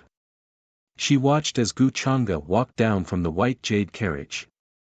After not seeing him for some time, his cultivation and chi had become even more terrifying. Even describing him as unfathomable was far from enough. Even more frightening was that his body now exuded a terrifying and invincible chi. Although he did not intentionally reveal it, as he walked, the people around him paled and felt like they were suffocating. His every movement was like that of a young immortal. Immortal light surged and auspicious clouds swirled around his body. His palms were shrouded in the mist of primal chaos. His strength had reached an unimaginable level. Greetings to young Master Chang'e. The Tang old master and the others respectfully greeted. Young master. Yin Mei stood at the very front, a smile on her charming face. Gu Chang'e nodded. His gaze swept over them and finally fell on Yin Mei. I already know of the matter. Since they are not obedient, just kill them. In his view, the matter of the Tang family's foreign surname was insignificant and not worth paying attention to. The reason he had come to the Tang family this time was mainly to deal with the matter of the child of destiny, Qin Wuya. Yin Mei smiled and nodded. Since young master says so, then I will order people to deal with this group of foreign surname Tang family members. Since Gu Chang'e did not care about the businesses and connections of these foreign surname Tang family members, she naturally would not ask. With Gu Chang'e's current status, it was impossible for him to spend any time on this matter. Everyone, including the Tang old master, had a cold expression. In just a few words, Gu Chang'e had already decided the fate of these foreign surname Tang family members. To him, it was as easy as crushing an ant to death. There was no need for him to care. This made the Tang family members even more fearful and respectful. Compared to the foreign surname Tang family members, their lives were also in Gu Chang'e's hands. However, they still could not figure out how this had happened.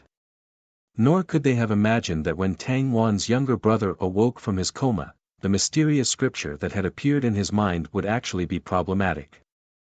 Even now, they still felt that this was a mysterious immortal scripture that contained boundless value, something that could be passed down as a family heirloom for generations to come.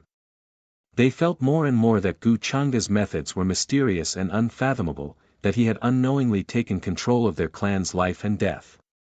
Many of them even suspected that he had been inflicted with some sort of secret controlling technique, such as a poison pill or a goo worm.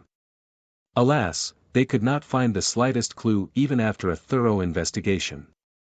Young Master Chang'e, please follow this old man. The Tang old master led the way, leading Gu Chang'e into a group of palaces. Mist flowed, spirit springs gurgled, and immortal energy drifted. The scenery was serene and beautiful. Even the bricks and tiles were not ordinary objects. They were solemn and ancient, flickering with multicolored light and exuding a grand and noble air. Only our Tang clan's most esteemed guests are invited to this place. Back then, our Tang clan spent a large sum of money to have an ancient cultivator in charge of building this place. This is in the style of the era before immortal ancient, the Tang old master respectfully said, a hint of pride on his face. After all, such palaces and pavilions were very rare. Each brick and tile had been carefully crafted. Gu Changa nodded and casually swept his gaze over the place. It truly is in the style of the era before Immortal Ancient. Seeing that Gu Changa had no intention of saying more, the Tang clan members were not surprised. Then young Master Changa, please rest here. We won't disturb you. The Tang old master and the others quickly withdrew, but Gu Changa called Tang Wan and had her stay. Many of the Tang clan members were shocked. They looked at Tang Wan with various expressions. They didn't know when she had gotten to know Gu Changa. The Tang old master was also surprised. Tang Wan had not told them that she knew Gu Changa. They did not know that Gu Changa was the mastermind behind Tang Tian's scheme by Yin Mei. They thought that it was a confrontation between Yin Mei and Tang Wan. Tang Wan also did not expect that Gu Changa would leave her alone. She pursed her lips, feeling somewhat uneasy. The other Tang clan members tactfully left, not daring to ask any more questions. If the Tang old master didn't know that Tang Wan and that man called Chu Hao had feelings for each other, he would have suspected that there was something going on between Tang Wan and Gu Changa. But given Gu Changa's status, Tang Wan would find it very difficult to enter his eyes. Paying respects to young Master Changa. Tang Wan was somewhat uneasy. She feared Gu Changa from the bottom of her heart and didn't even dare to raise her head. Moreover, in front of Gu Changa, she felt like all her thoughts and secrets had been seen through. Her soul trembled in fear. Gu Changa leisurely found a stone stool and sat down. Then, he asked with interest, "Do you know why I've come to find you?" Tang Wan's heart trembled. She hurriedly said, "Young Master Changa, I didn't go against your wishes. In this period of time, I have been monitoring Qin Wuya's movements and have not revealed anything about you to him." She thought that Gu Changa had sensed that she had intended to warn Qin Wuya. This made her feel very uneasy. Now that the lives of everyone in the Tang clan were in Gu Changa's hands, she did not dare to go against his will. She was worried that she would bring disaster to the Tang clan. Gu Changa smiled. "Is that so? That's good. I don't believe that you have the guts." Tang Wan sighed in relief. She was worried that Gu Changa would not believe her and ask her to prove it.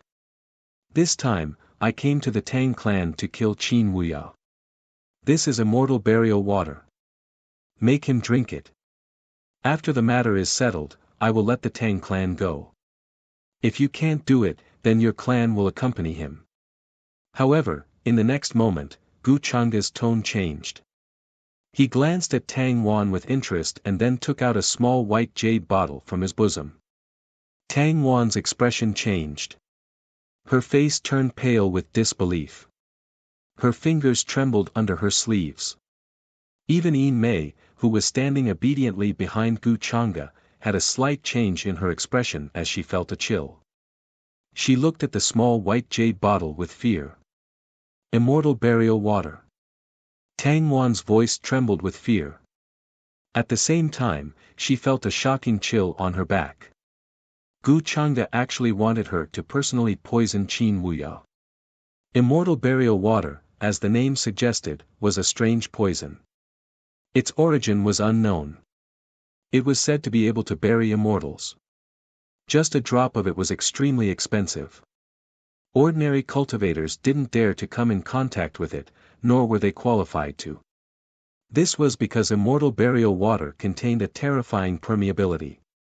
It was rumored that immortal burial water was an item that was contaminated with immortal realm cultivators' baleful aura. Cultivators who came close to it would uncontrollably suffer a backlash. Their internal organs would turn into pus and blood. It was difficult to cure them with the immortal medicine. Immortal burial water was extinct in the upper realm. Very few people had seen it. It had only appeared in rumors. But now, a bottle appeared in Gu Changa's hand. Even if there was only a drop of immortal burial water in this bottle, it had an unimaginable value. "What? You don't want to?" Gu Changa had a faint smile on his face. His facial features were so handsome that no one could find any flaws. He even gave people a feeling of bathing in the spring breeze. However, Tang Wan's entire body was cold. Her hands and feet were ice cold. She felt as if a basin of ice water had been poured on her. She was terrified to the extreme. Her fingers trembled. She wanted to take the small white jade bottle in Gu Changa's hand and calm herself down. However, he couldn't control his fingers. They were trembling so much that they felt like they were sifting chaff. The small white jade bottle in front of her seemed to be burning hot and was about to fall from her hand. You have to hold it tight. Don't drop it. It took me a lot of effort to find such a small bottle. I didn't want to go through so much trouble. However, this is your punishment for sympathizing with him. Gu Changa had a slight smile on his face. However, his tone was somewhat regretful. It was as if he did not want to do this. I understand. Tang Wan's face turned even paler. Her heart was filled with fear. At the same time, she was filled with regret and despair. Indeed, when she had the idea and wanted to warn Qin Wuya, Gu Changa knew. She actually thought that she was lucky and thought that he did not care. After you're done with the arrangements, inform me. I don't want to miss this good show. You may leave. Then, Gu Changa smiled and waved her hand, asking Tang Wan to leave. It seemed that she had no intention of making things difficult for Tang Wan. Yes. Tang Wan's hand trembled as she held the small white jade bottle tightly. Her heart was filled with bitterness and despair as she left this place. She did not dare to hate Gu Changa. She only hated herself for being soft-hearted and having such thoughts. However, there was no medicine for regret in this world. She did not dare to gamble the fate of her clan and the lives of her clansmen. Furthermore, Qin Wuya did not have the slightest chance of winning against Gu Changa. Everything was destined to happen. After Tang Wan left, Yin Mei asked curiously, "Young master, are you really going to let Tang Wan poison that person?" She felt that with Gu Changa's strength, there was no need for him to go through so much trouble to deal with one person. She knew about Qin Wuya's identity. Naturally, she knew about the enmity between him and Gu Changa. The Purple Mansion that was once destroyed, as well as the Purple Sun Sovereign, were inextricably linked to Qin Wuya. Gu Changa looked at her with a smile and gestured with his hand. Yin Mei's face turned red as she obediently went into his embrace. I just want to know if Tang Wan will kill him. As for whether she will kill him or not, it doesn't matter. Because from the moment I came to the Tang family, Qin Wuya was already a dead man. Gu Changa smiled and did not really care. He placed his hand on Yin Mei's fox tail and gently stroked it as if he was stroking a cat. Looks like Tang Wan is not stupid. She will know what to do. Yin Mei's face was filled with rosy clouds. She was so soft that it was as if she had no bones. In fact, he had another goal. The more desperate Qin Wuya was, the more fate points he would obtain. After all, he had nurtured Qin Wuya for a long time. Qin Wuya had a lot of fate points. Furthermore, this eldest senior brother who had returned from the 9 heavens might have some secrets about the 9 heavens.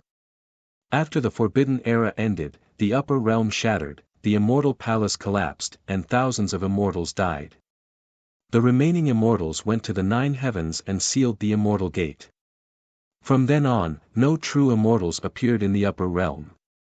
Today, many powers, such as the Longevity Gu family in Buddha Mountain, were closely related to the 9 heavens. However, the era they were involved in was too long. Very few people knew about it. They could only look up some things in ancient books. Therefore, there was a saying that the river of time before the Forbidden Era was actually a collapse. In the previous era, before the Immortal Palace, there was an even longer era. However, because of the existence of the Forbidden Era, many people did not dare to mention that era. Because just hearing those 2 words made one's soul tremble in fear. This was the reason why no one dared to mention it. It was a kind of fear and palpitations that could be felt from just these two words, even if one didn't know the story. However, with Qin Wuya's cautiousness, he might be able to sense it. However, it depends on whether he is willing to drink the poisonous water given to him by his previous life's wife. Gu Changge smiled with a playful expression. Young master, however, Yin Mei did not have the time to listen to him. Her voice was trembling slightly. The nine-tailed fox clan's fox tail was their lifeline. If others dared to touch it, they would risk their lives and cut off their hands. She looked at Gu Changge with watery eyes and took the initiative to deliver her red lips. After returning to her own courtyard, Tang Wan's mood finally calmed down. The small white jade bottle in her hand was not as hot as before. She had no choice. If she refused, Gu Changge would not let her go, let alone her family. Immortal burial water, she softly muttered those 3 words. She had already made a decision in her heart. In fact, when her life was controlled by Gu Changge, all of this was already destined. After that, she took the initiative to go to the dining hall, planning to personally cook for Qin Wuya. She wanted to make him a meal so that he would not starve on the Yellow Springs. Tang Wan knew that Qin Wuya was not in the clan, but outside. He was busy because of her matter. Previously, she still felt guilty, but now, she did not dare to have such feelings. In the end, she was only herself, not Qin Wuya's wife. Whether it was the flower of likeness or reincarnation, it was not important to her. Qin Wuya's actions were just wishful thinking. She did not take the initiative to ask Qin Wuya to do anything for her. Soon, Tang Wan became busy in the dining hall. She prepared various spirit fruits and ferocious beast meat. After cooking, they became fragrant and enticing. Many of the spirit chefs present were shocked when they saw this scene. They did not expect that Miss Tang Wan would dare to personally come here and cook for someone in the middle of the night. They did not know who had such good fortune. A rich fragrance filled the air. Every piece of meat had a faint glow flowing on it. It looked sparkling and translucent. The color, fragrance, and taste were all perfect. It made one want to eat. Tang Wan's gaze was complicated. She busied herself for a full 2 hours before she finished cooking. At the same time, she carefully poured the immortal burial water into it. Although the immortal burial water sounded terrifying, it did not look much different from ordinary spring water. It was pure and clear. In fact, she had thought of drinking the immortal burial water with Qin Wuya as a way to repay him for his kindness. However, after thinking about it, she gave up. In the end, she was only using Qin Wuya. She did not want to end her life like this. Bring these to my courtyard. Tang Wan ordered the servants. Then, she got up and walked towards the courtyard where Qin Wuya usually rested. She knew that he should have returned at this time. Dong! Dong! After arriving, Tang Wan took the initiative to knock on the door. Then, she quietly waited. Miss Wan, why are you here in the middle of the night? Qin Wuya was wearing a robe. Clearly, he had just fallen asleep. However, he did not expect Tang Wan to knock on the door at this time. He was very familiar with Tang Wan's aura. Therefore, when she approached, he sensed it. This caused his heart to tremble slightly and a sense of expectation appeared in his heart. After all, a single man and woman visiting in the middle of the night. Furthermore, Tang Wan's identity was his wife in his previous life. This caused Qin Wuya to make guesses in that direction. During this period of time, Tang Wan must have seen everything that he had done. It was impossible for her to not be moved. I made a table full of wine and dishes. Come to my courtyard. Tang Wan faintly smiled. Her words were concise and to the point. Her expression did not reveal the slightest abnormality. Miss Wan, you personally cooked? Qin Wuya was somewhat surprised, but more than that, he was pleasantly surprised. Tang Wan smiled and nodded. Then, she walked towards her courtyard. As she walked, she said, I have troubled you with the Tang family's matters recently. I have no words to thank you. I could only personally cook and reward you. In Tang Wan's opinion, the reason why the outsiders had banded together to protest should be because of Qin Wuya's schemes. However, today, Gu Chang'e had already given the order for Yin Mei to not interfere. Since these outsiders were obstructing them, then it would be better to just kill them. However, Qin Wuya should not know about this matter. Many thanks, Miss Wan, Hearing Tang Wan's words, Qin Wuya felt somewhat moved in his heart. It made him feel that everything he had done was worth it. Oh, that's right. Miss Wan, I've already contacted a friend of mine about the Tang family. I'll have him help me capture Yin Mei and force her to tell us how she's controlling the Tang family. On the way to Tang Wan's courtyard, Qin Wuya took the initiative to speak of his plan. He had a lot of good things on him, all of which he had obtained when he had mistakenly entered the ninth heaven. Therefore, it was not difficult to find someone to help him. Capture Yin Mei. Tang Wan was startled. She did not expect that this was Qin Wuya's plan. It seemed that he still did not know that Gu Chang'e had already arrived at the Tang family. Yes. Qin Wuya nodded. His heart was filled with confidence and certainty. He continued, Miss Wan, don't worry. I have already arranged this matter properly. No one will notice anything strange, and no one will find any evidence. Hearing this, Tang Wan did not continue to say anything. In any case, after tonight, Qin Wuya would be a dead man. The Tang family's crisis would also be easily solved. His plan would not have any effect at all. Soon, the two arrived at Tang Wan's courtyard. The moon was mottled and the candlelight was faint. The stone table was filled with all kinds of delicacies. The multicolored light shone brilliantly. There were all kinds of meat, melons, and fruits. The wine and chopsticks were already prepared at the side, waiting for Qin Wuya to sit down. Did Miss Wan personally make all these? Qin Wuya exclaimed in admiration. However, he was not too surprised that Tang Wan, who had a gentle temperament, would be able to make such dishes. This scene made him feel the warmth of his previous life. Why don't you try it?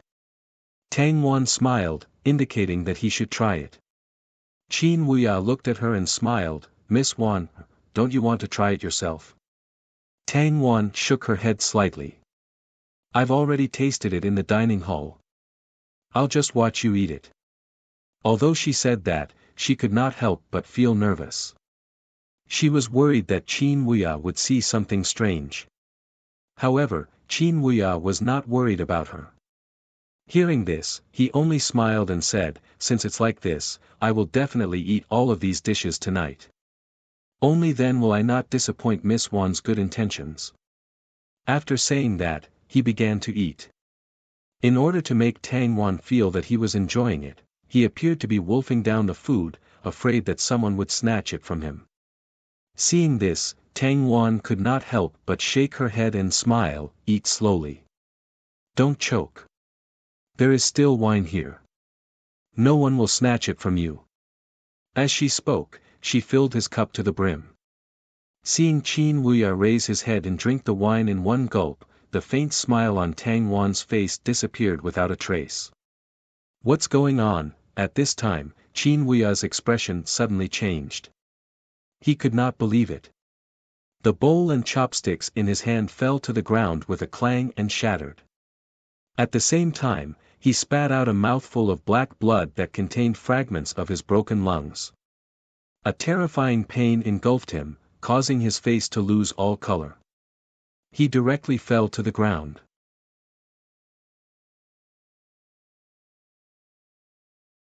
Chapter 439. In the courtyard, the moonlight was mottled, the wind was rustling, and the shadows of bamboo were dancing. Many dishes and wine fell to the ground, and even the stone table exploded. The moment Qin Wuya fell to the ground, he couldn't control his aura and leaked it out, causing the surroundings to explode. Even the void almost collapsed. After all, he was a quasi-supreme. Even if he was poisoned, ordinary cultivators couldn't get close to him. He spat out a few mouthfuls of black blood mixed with pieces of his internal organs. However, the pain didn't stop. It was as if his body was going to turn into pus and blood. It was terrifying and terrifying. Qin Wuya's face was pale as he quickly got up. Enduring the excruciating pain, he took out many pills from his storage ring and stuffed them all into his mouth. Then, he sat cross-legged and tried to expel the poison from his body. He knew that he was poisoned. The wine and dishes before him contained a very frightening poison. Even quasi-utmost exalted experts would not be able to escape from it. "Why are you like this?" Qin Wuya looked at Tang Wan with pain and disbelief as he tried to expel the poison. His voice was trembling. He knew that he was poisoned because he was careless. He didn't think that Tang Wan would harm him. The vigilance that he had trained in the 9 heavens was gone. Therefore, he didn't realize that the dishes were poisoned by Tang Wan.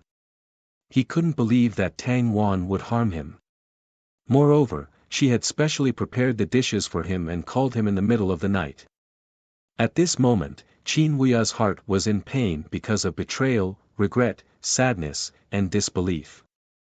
Although Tang Wan hadn't recovered the memories of her previous life, he had done so much for her during this period of time. How could she not see it? Qin Wuya also didn't know why Tang Wan wanted to harm him. There was no hatred between the two of them. "I'm sorry, but I had no choice but to do this." Tang Wan's expression was calmer than what Qin Wuya had imagined. Moreover, she had only said this one sentence, which made her seem very cold. Tang Wan's attitude made Qin Wuya feel even more pain and despair. Why did she do this? Who is threatening you? Can you tell me? Qin Wuya's body soared with divine light. It was like a golden flame. It was incomparably dazzling as it tried to expel the poison. This was a secret technique from the 9 heavens. However, he discovered that the poison was extremely terrifying. It had even seeped into his divine soul. This kind of poison was not something that Tang Wan could have obtained. Therefore, there must be someone secretly instructing or threatening her, forcing her to do this. Tang Wan looked at him calmly and didn't say anything. She just stood there with the number 490. She did not expect Qin Wuya's strength to be so terrifying. Needless to say, the immortal burial water was terrifying. However, Qin Wuya had persevered for such a long time that even his complexion had somewhat recovered. Not only did he possess a mysterious secret technique, but he also possessed all kinds of rare divine pills and elixirs to heal his injuries. "Qin Wuya, I actually knew my identity a long time ago. Thank you for your kindness these past few days, but it's impossible between you and me. I'm not your wife, and we shouldn't have any interactions in this life." Just as Qin Wuya was feeling unbearable pain in his heart. Once again, Tang Wan calmly stated a fact that made his mind go blank. What? Qin Wuya's eyes widened in disbelief. These words actually came out of Tang Wan's mouth, especially now that she had said his real name. He had no choice but to accept this shocking fact. "You already knew that you were my wife in my previous life?"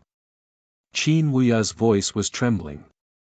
Didn't that mean that Tang Wan had only been playing along with him these past few days?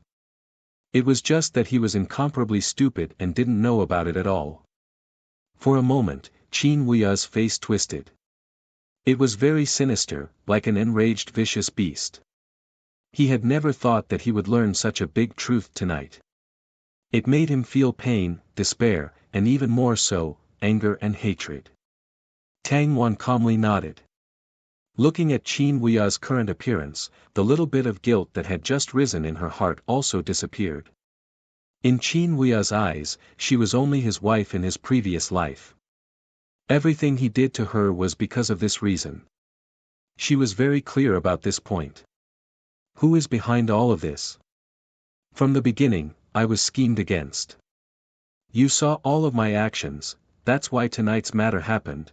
At this moment, Qin Wuya had also thought through everything. His gaze became very cold. Tang Wan clearly knew the premise of his identity, but she still treated him like this. This made him incomparably angry. The anger in his heart was simply difficult to vent. Furthermore, how did Tang Wan know about this matter? She didn't drink the water of the reincarnation lake.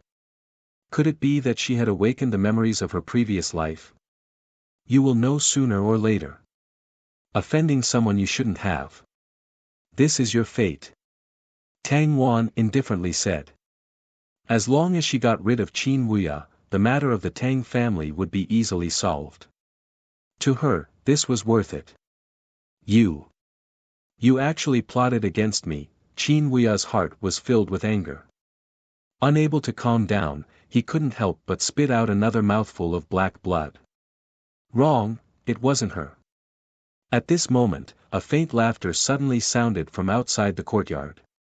A slender figure appeared from the void. Gu Chang'e took the initiative to appear and walked over. He seemed to be interested. You didn't disappoint me. Gu Chang'e casually laughed. Following which, he unhurriedly walked in front of the shocked and dumbfounded Qin Wuya. I don't dare to go against the will of young Master Chang'e. Tang Wan was very afraid of Gu Chang'e. Hearing this, she lowered her head. It could be considered as a covert explanation to Qin Wuya as to who was the mastermind behind all this. Gu Chang'e. Why are you here? You are the one who secretly plotted against me. The person Qin Wuya hated the most in his heart. If Gu Chang'e was ranked second, no one could be ranked first. He clenched his teeth. His hatred overflowed to the heavens. He could no longer maintain his usual calm and steady appearance. Because he didn't expect that Gu Chang'e would appear here. He also didn't expect that Tang Wan would be ordered by him. The scene of his junior brother Heavenly Monarch Xiang dying in Qin Wuya's hands was still vivid in his mind. It was hard for Qin Wuya to forget. Now that this great enemy had taken the initiative to appear, Qin Wuya simply couldn't wait to fight to the death with him. Qin Wuya, we meet again. The last time I let you escape, you didn't learn your lesson. You can't blame me now. Gu Chang'e had a warm smile on his face. He walked in front of Qin Wuya and stopped. He looked at him with interest. His expression was as if he was looking at a little bug struggling before death. Gu Chang'e, you are despicable and shameless. To scheme against me like this, you don't deserve to be the leader of the upper realm. Qin Wuya felt a chill on his back. He couldn't help but curse. His eyes were full of hatred and anger. Under Gu Chang'e's gaze, he felt as if his entire body was about to explode. Especially in the current situation where he was poisoned, it was impossible for him to display his true strength. Moreover, Gu Chang'e's strength was clearly much more terrifying than before. It was as vast as the ocean, simply making him tremble. Do you know that the current you gives me the feeling of a drowning worm that can drown at any time because of a wave? Gu Chang'e didn't care about his cursing. His face still carried a carefree smile. Actually, I am more curious. With your ability, how did you manage to live for so many years in a place like the Nine Heavens? Did you live in the borderlands, or did I overestimate you? Hearing this, Qin Wuya's expression changed again. His experience of living in the Nine Heavens for hundreds of years was his greatest secret. Apart from himself, no one else knew about it. But now, Gu Chang'e actually said it out loud. This simply made his scalp numb, as if it was about to explode. He couldn't believe it. Who exactly are you? Qin Wuya's voice contained an unprecedented trembling and fear. He suddenly understood why Ziyang Heaven Monarch would be killed by Gu Chang'e and why Tang Wan knew his identity in his past life. This was definitely something that Gu Chang'e told her. Who am I? You don't need to know this. Gu Chang'e smiled. His smile was gentle and natural, but there was no emotion in his eyes. They were cold and deep. Seeing that Qin Wuya's luck had fallen to the lowest point, he didn't bother to talk nonsense and directly reached out with his palm. Divine light surged and a terrifying aura, as if the blue sky was collapsing, smashed down on him. "Gu Chang'e, I will fight it out with you." Seeing this, Qin Wuya simply gave it his all, disregarding life and death. He shouted angrily, and a golden light soared from behind him. The chains of order, as sharp as heavenly blades, slashed toward Gu Chang'e with a whoosh. But before they could touch Gu Chang'e, they were shattered by the aura behind him, and couldn't get close at all. At the same time, Gu Chang'e's palm was incomparably domineering, like the hand of a celestial emperor. Divine light lingered, and when it descended, it could destroy everything. All of Qin Wuya's counterattacks collapsed in an instant. They weren't on the same level, so there was no chance of resistance. The next moment, he endured the intense pain and spat out a golden flag. This was a mysterious secret treasure he obtained from the 9 heavens. It was very powerful and possessed terrifying might. The golden flag expanded in the wind, and some bloodstains and broken star fragments hung on it. It rapidly enlarged and appeared in his palm. Golden multicolored light surged, shaking heaven and earth. In the night, this scene was incomparably shocking. However, it was firmly locked in the courtyard and couldn't be transmitted out. A hazy mist of primal chaos spread out in all directions, sealing everything. Boom! Qin Wuya's eyes were about to split open. He held the flagpole with both hands and waved it with all his strength, shaking it fiercely. In just an instant, a boundless fluctuation shook out. The stars and moon dimmed, and heaven and earth were reversed. It even almost split open the seal of this place. The golden flag was very special. It fluttered continuously with terrifying divine might, smashing towards Gu Chang'e's palm. However, in the next moment, it was accompanied by a ripping sound. Gu Chang'e's expression didn't change at all. This palm also didn't have any excessive fluctuations. It merely pressed down from the sky, bringing with it a boundless and majestic ancient aura, and tore apart the golden flag. No. How is this possible? Qin Wuya was overwhelmed with shock. He was already at the end of the road. The golden flag was an incomparably mysterious object from the 9 heavens. How could it be destroyed by Gu Chang'e? He didn't dare to believe it. However, even if he didn't believe it, there was nothing he could do. This was the bloody truth. Qin Wuya despaired. He had no way to resist. Gu Chang'e's strength was not something he could contend against. Even if he wasn't poisoned and was in his peak state, it would still be the same. In the next moment, this palm landed with a loud rumble.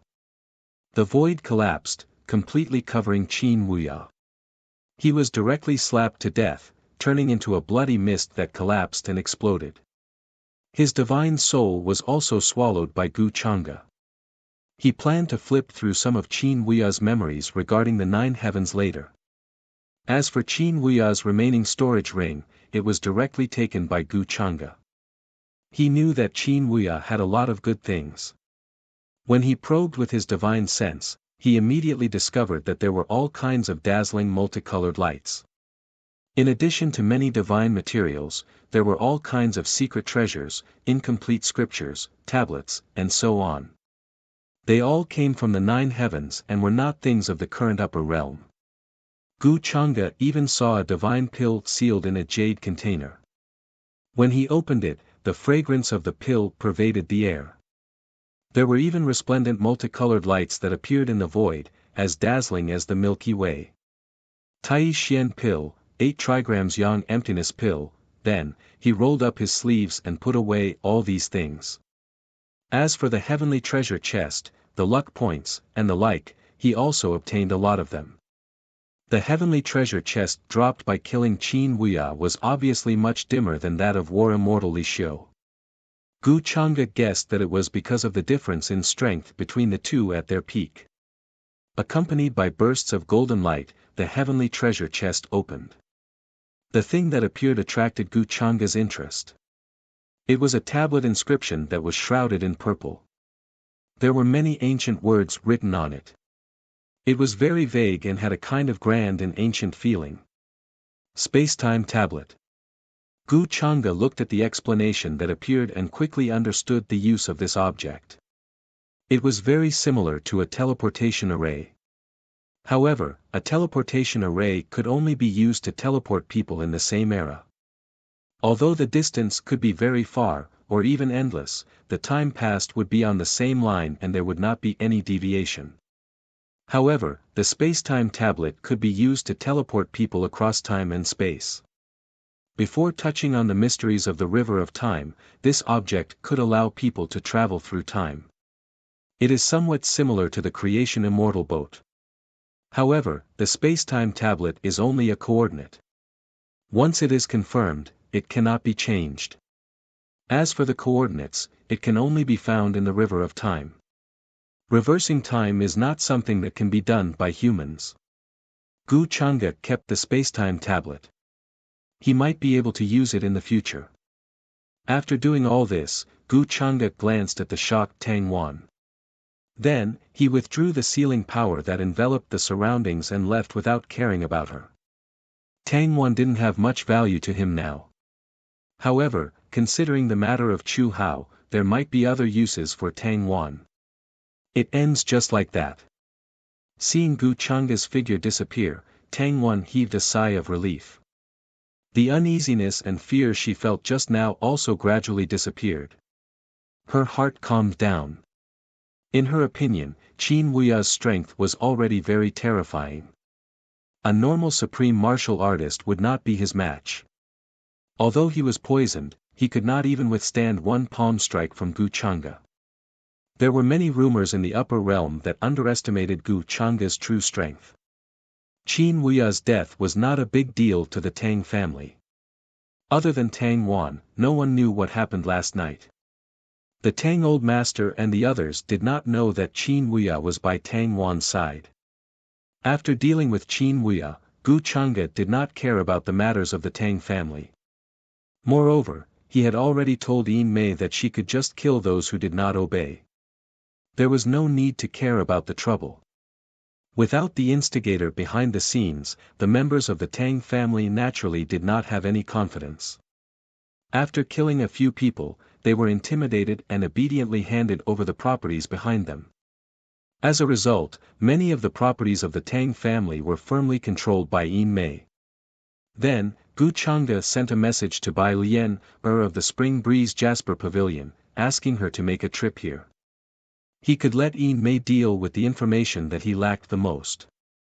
This way, the assassination efficiency of the Spring Breeze Jasper Pavilion would increase by several folds.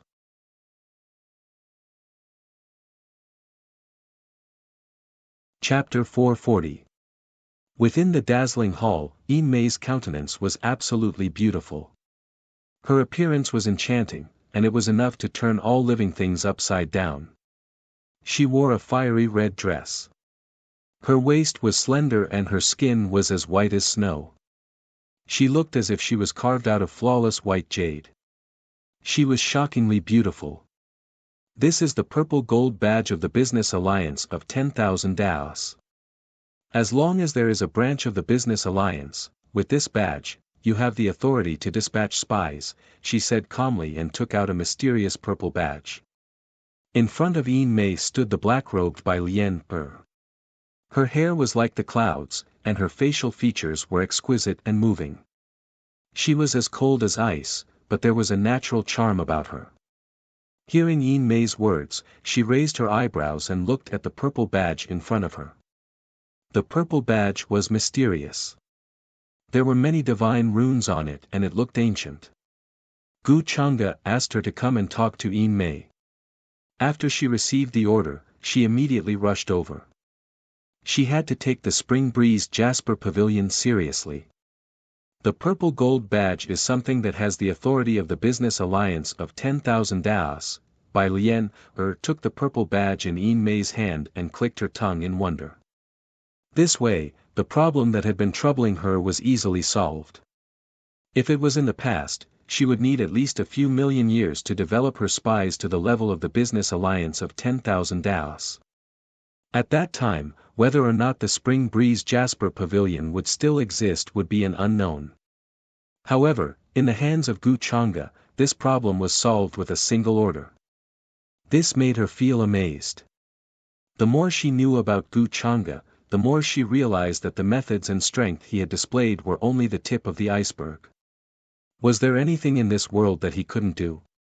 If that's the case, I'll leave the Spring Breeze Jasper Pavilion to you. I don't think you will disappoint me. Gu Chang'e, who was drinking by himself, suddenly looked at Bai Lian and said casually. Don't worry. Bai Lian harumphed. She felt that Gu Chang'e had underestimated her. No matter what, she had founded the Spring Breeze Jasper Pavilion all by herself. She had even reached the point where she could stand on equal footing with the rest of the assassin organizations. It could be seen how powerful she was. Of course I'm not worried about you. Gu Chang'e smiled, then took out a very simple, nameless ancient book and gave it to her. There was a type of boundless and grand aura that was released from the great firmament silver gold, to the extent where there was even dazzling divine light that pervaded the air. One look and one could tell that this ancient book was extraordinary. What is this? Bai Lian looked at him in shock. She felt that this ancient book was not so simple, and it made her heart tremble. She was the successor of the Slayer Emperor, so she had been exposed to all kinds of killing techniques in her life. However, he still felt fear from this ancient book. When selecting people and training the assassins, pass this cultivation technique to them. Gu Chang'e didn't explain anything and just ordered. Bai Lian was confused by his order, but she didn't ask more. She thought that it might be a special technique. It could either increase the assassin's capability quickly, or it could allow Gu Chang'e to control their life and death more easily. Then I will leave first. Then, seeing that Gu Chang'e had no other orders, Bai Lian decided to leave. She wanted to find some suitable assassins to train. Don't rush, this is for you. Gu Chang'e shook his head and took out a small white jade bottle. Before he opened it, a strong medicinal smell filled the air. There were even strange phenomena in the air. There were palaces, pavilions, and rotating stars. It was very mysterious. This is, Bai Lian was a little shocked. She carefully looked at Gu Chang'e, as if to see if he was joking or not. She naturally felt that the item in this white jade bottle was extraordinary. It was at least a rare Dan that made her reach the peak of the Zun Zun level show signs of loosening. At her level, there weren't many pills in this world that could work for her. Otherwise, with her status and strength, what kind of pill couldn't she get? Barrier-breaking pill. Gu Chang'e casually said, I see that you have been stuck at the peak of the Zun Zun level for quite some time.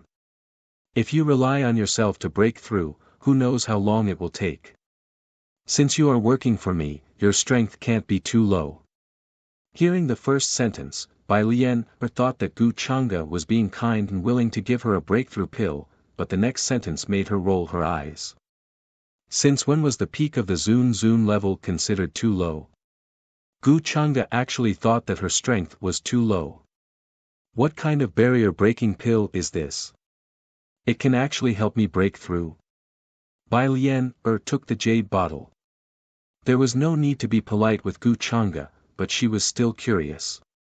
A pill that could loosen the shackles of her cultivation with just a wisp of pill fragrance couldn't be unknown. Barrier-breaking pill?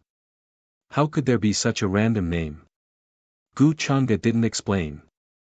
After all, this was a pill that he exchanged from the system store, so it was naturally difficult to find in the upper realm.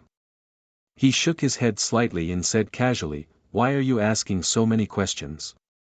If you don't want it, then give it back to me. Or are you worried that I will poison it? Bai Lian rolled her eyes at him and said, I still have this bit of trust in you. Thank you. But don't think that you can make me loyal to you with just this pill. After saying that, she left with the jade pendant. She was a smart person and knew that Gu Changa wouldn't harm her at this time. Moreover, with Gu Changa's strength, if he wanted to kill her, it would be too easy. Gu Changa didn't care about Bai Lian Per. After giving her the pill, he drank by himself and didn't look up, thinking about other things. Young master, this is the route that the red-robed female devil has been on recently. After Bai Lian Er left, Yin Mei took out a miniature map of the upper realm from the other side. Although it couldn't be compared to the real upper realm, many of the main areas and ancient cities were marked. This was what Gu Changa ordered her to investigate. For the business alliance of 10,000 Daos, it was easy to find out where the red-robed female devil was. It seems that she really did follow my aura. Gu Changa looked at the ancient cities on the map with interest. He had stopped at these places before, but they were all killed by Chan Hongyi, leaving no survivors. Her speed is faster. Or is she more clear-headed and not as delirious as before? Her strength is also steadily recovering. This isn't good news for me. At this time, Gu Changa frowned slightly. He noticed that the red-robed female devil's speed on the map had increased. Previously, she would stay in the ancient city for a day to absorb the life essence. However, after arriving here, she didn't stop at all. This meant that she didn't need to be like before. After absorbing so much life essence, Chan Hongyi's strength had recovered a lot. When she was at her weakest, even a boundary emperor could be easily killed by her. Her current strength was even more unfathomable. When she was at her peak, Chan Hongyi's strength had definitely surpassed the immortal realm. There was no doubt about that. However, in her current state, she would be at a disadvantage if she encountered an orthodoxy with a terrifying and deep foundation. Gu Changa only wanted her to vent her hatred first. He didn't intend to hurt her. Otherwise, he would have gone to the Gu clan's patriarch for help. Chan Hongyi's current strength was very strong. However, compared to the Gu clan's patriarch who had lived for a long time, it was hard to say who was stronger. Not to mention, the longevity Gu clan did not have many things, but they had many patriarchs. Even if the immortals in the upper realm couldn't defeat her, they could use the advantage of numbers to exhaust her to death. It seems that she's in for a hard time, Gu Changa thought for a while and felt that he could use this opportunity to exhaust Chan Hongyi's hostility. If he guessed correctly, the various orthodoxies in the upper realm would do something about it. They couldn't possibly remain indifferent after Chan Hongyi's bloodbath and stay out of it. During this period, the appearance of the red-robed she-devil could be said to have shaken the upper realm and set off a boundless sea of blood. Many orthodoxies and forces were very busy because of this matter. Especially the forces that the red-robed she-devil encountered along the way, they were even more frightened. Some refused to believe it and were unwilling to move out of their clan's territory, so they tried to stop her. However, they were killed by the red-robed she-devil from afar. Their bodies and souls were destroyed. Because of the demon burial abyss, Buddha Mountain also sent out many eminent monks to encircle and annihilate the red-robed she-devil. In this regard, many orthodoxies in the upper realm expressed their cooperation. The Archaic Yi clan, Sky Emperor Mountain, Endless Fire Nation, Primordial Lake, Longevity Qin clan, Longevity Wang clan. Many powerhouses were transferred from the armies sent to 8 Wilderness 10 regions to hold a demon extermination assembly. They wanted to nip the threat of the red-robed she-devil in the bud. Once this news spread, it shocked everyone once again. Many cultivators were boiling with righteous indignation, and they all expressed their desire to participate in this battle. Otherwise, if they were attacked from the front and back, they would be the ones to lose. However, because the red-robed she-devil's strength was too terrifying, cultivators below the Great Saint Realm were not qualified to participate. As a result, many powerhouses of the older generation appeared. Many old monsters who had lived in seclusion for a long time came out from various parts of the upper realm, as well as supreme powerhouses like the sect masters of various great sects and the clan masters of everlasting families. Some people seem to have passed away, but because of the Demon Extermination Assembly, they appeared again. Their seniority was unimaginably ancient, and it set off endless waves. In this Demon Extermination Assembly, the younger generation could only watch from afar. They were not qualified to get close. This battle was incomparably vast and involved many people. There were even some of the older generation who took out their inherited emperor's artifacts and swore not to give up until the red-robed she-devil was killed. One could imagine that this battle was bound to be earth-shattering. It was normal for the sea to be turned into ashes and the universe to be turned upside down. At the same time, in southern Huan heaven, within an ancient and grand tower, an elder dressed in green Daoyuo child robes stood on a stargazing platform surrounded by multicolored light. He stood on a round plate that was 100 zhang in height, gazing into the distance. He was incredibly old, unknown just how many years he had lived. His face was full of the scars of time. However, his eyes were incomparably clear, without any expression of great changes. At this moment, a heavenly eye between his brows suddenly opened, shooting out a divine radiance that seemed to be able to see through the past and present. It pierced through the four extremes of heaven and earth. He gazed into the distance and sighed. From the astronomical phenomena, the sun and moon alternate, the stars move, the heavens wither and earth are destroyed. I fear that the Demon Extermination Assembly this time won't go so smoothly. Behind the elder stood many powerhouses. Their faces were indistinct, chaotic energy curling around their bodies. Their auras were all extremely terrifying. Light and shadow appeared, as if they were standing in another world. This was not their real bodies, but merely a projection of their avatars. At this moment, when they heard this, their expressions were solemn and somewhat dignified. Then, someone could not help but sigh. No matter what, this Demon Extermination Assembly is imperative. The astronomical phenomena are nothing more than a possibility. Success lies in the hands of the individual. Let's do our best. The other frightening figures nodded in agreement upon hearing this. They were the true leaders of the ancient immortal orthodoxies, standing at the peak of the upper realm. Their power was monstrous, and their strength was unfathomable. They could not be compared to the leaders of the ordinary great sections. The elder in front of them was the previous pavilion master of the divine secret pavilion. His deduction skills were the best in the upper realm, and no one could compare to him. Rumor had it that he failed to break through to a higher realm, and his body and soul were destroyed. However, he did not expect to hide from the heavens. He had been living in seclusion in the tower, cultivating the Tao of deduction. His aura was ethereal, just like an ordinary person. Before the Demon Extermination Assembly began, many powerhouses came here to consult him about the turning point and chances of success this time.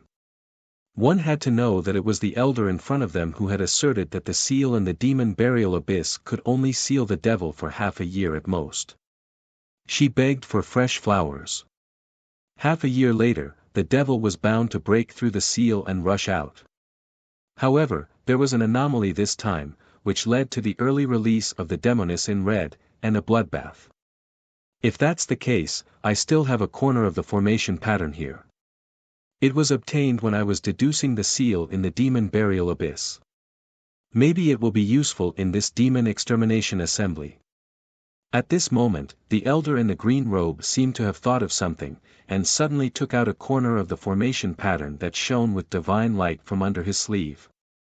This corner of the formation pattern was laid out with an unknown material. It was very dazzling, and immortal light flickered. It was filled with an ancient and majestic aura, as if a supreme being was sitting in it. This caused the expressions of many supreme powerhouses to turn solemn. Their gazes towards the rune were filled with shock.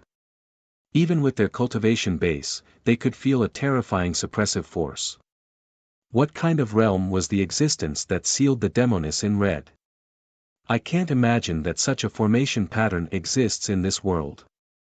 An imperishable sect leader stared at this corner of the formation pattern with a solemn expression. He seemed to see a supreme mystery evolving in it. The others also stared at it without blinking. They were very shocked. What kind of existence could lay out such a supreme formation pattern? Hearing this, the elder in the green robe frowned deeply. He seemed to be quite afraid. In the end, he hesitated for a long time before spitting out 2 words from his mouth. Forbidden. He only said these 2 words and didn't dare to say anything else. This was because this corner of the formation pattern was obtained by chance when he was deducing what happened in the demon burial abyss. It could only be regarded as an imitation. At most, it had 1% of the original formation pattern, or perhaps 1,000th of the divine power. The outside world said that he had failed to break through to a higher realm, which led to the disappearance of life and death. In fact, this was not the case. This was the terrifying backlash he suffered when he was deducing the origin of the demon burial abyss. He could only vaguely feel the despairing and extremely terrifying aura. It was definitely an existence above all living beings. Its realm was unfathomable. It stood at a level that they dared not imagine and could not touch. That was why he called it forbidden. With this corner of the formation pattern, we are much more confident. The sect masters' expressions were heavy. Their hearts were solemn, and they didn't dare to say anything more. At their level of cultivation, they naturally knew what the 2 words the green-robed elder spoke represented. It was an unfathomable thing. Talking too much would only bring them misfortune and calamity. Then, they left this place with this corner of the formation pattern. They planned to set it up and carry out the Demon Extermination Conference. Soon, the news of the Demon Extermination Conference spread throughout the upper realm. It caused an uproar. Many cultivators even rushed back from the Boundary Monument Sea. They wanted to personally participate in this war. In the eyes of many cultivators, conquering the 8 desolates and 10 regions couldn't be rushed. They needed time to wait for the Boundary Monument Sea to dry up. At that time, it would be time for the upper realm to launch a large-scale invasion. Therefore, the key thing now was to deal with the red-robed female devil that appeared in the demon burial abyss. Many orthodoxies were slaughtered by her and were removed from the upper realm. Many ancient planets were also devoured by her and turned into a land of death. She was evil and deserving of death. In the blink of an eye, several days passed. Within a majestic and ancient enormous divine city, multicolored light shone brilliantly, incomparably dazzling. Divine islands floated in the air, silver springs pouring down like waterfalls. Clouds rose and multicolored light shone, creating a myriad of scenes. Streaks of divine rainbows descended from the horizon one after another. Their bodies all carried divine radiance, their auras extremely terrifying. Great Tao extended beneath their feet. The void became blurry, as if deities were descending one after another. In other places, there were also terrifying chi and blood that pierced into the heavens like smoke signals. They were incomparably thick, and chaotic mists swirled about them. This was the embodiment of cultivation that was deep and immeasurable. These were all supreme experts, their cultivations even exceeding the half-supreme being realm. They descended here to discuss the Demon Extermination Conference. Great roars sounded from the distance. A few ancient vicious beasts descended. Lightning and thunder rumbled, and golden multicolored light surged. Many secluded old monsters and old freaks appeared. Could it be that something big happened? Why are there so many experts here today? I can't even see these existences on a normal day. Many cultivators and creatures were shocked. They trembled under the strand of aura they casually leaked out, trembling with fear. Then, a surging golden magical body towered between heaven and earth, appearing in the horizon. Its eyes swept over all of the cultivators below, and its voice was loud and clear like a great bell. This place will soon become the battlefield of the Demon Extermination Conference. We will hunt the red-robed female devil here. Those who are unrelated, hurry and leave, do not cause unnecessary casualties. When these words were spoken, all of the cultivators and creatures in the divine city were stupefied. Then, their hairs stood on end, producing chills. The red-robed female devil's terror and viciousness was something everyone knew about during this period of time. This place was actually going to become a battlefield for supreme experts to slaughter the red-robed female devil. This left them horrified. This place quickly exploded, and everyone began to flee. They brought along their valuables, not daring to stay here for long. Amitabha, according to the path the red-robed female devil took, she will definitely come here in the end. We just need to set up formation patterns here and make all kinds of arrangements in advance. In the end, we will trap her here. Even if we can't deal with her now, we will definitely be able to kill her after a long time. In an ancient and magnificent palace, several ancient monks and Buddhas surrounded by Buddhist light were here. Their auras were unfathomable and unimaginable. At this moment, an ancient monk with a kind face who looked like a monk spoke. His ears were very big like jade, shining with a strange Buddhist charm, as if he could hear the 6 realms and 3 realms.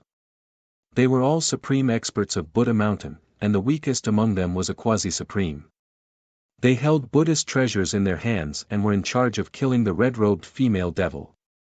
Then we will do as the eminent monks say. Opposite them, there were many supreme experts who nodded after hearing this. Their bodies were surrounded by divine light, and they were from the other imperishable sects and supreme Taoist orthodoxies. In addition, there were all kinds of rogue cultivators standing around the palace. Their strength was not weaker than theirs. Ordinary.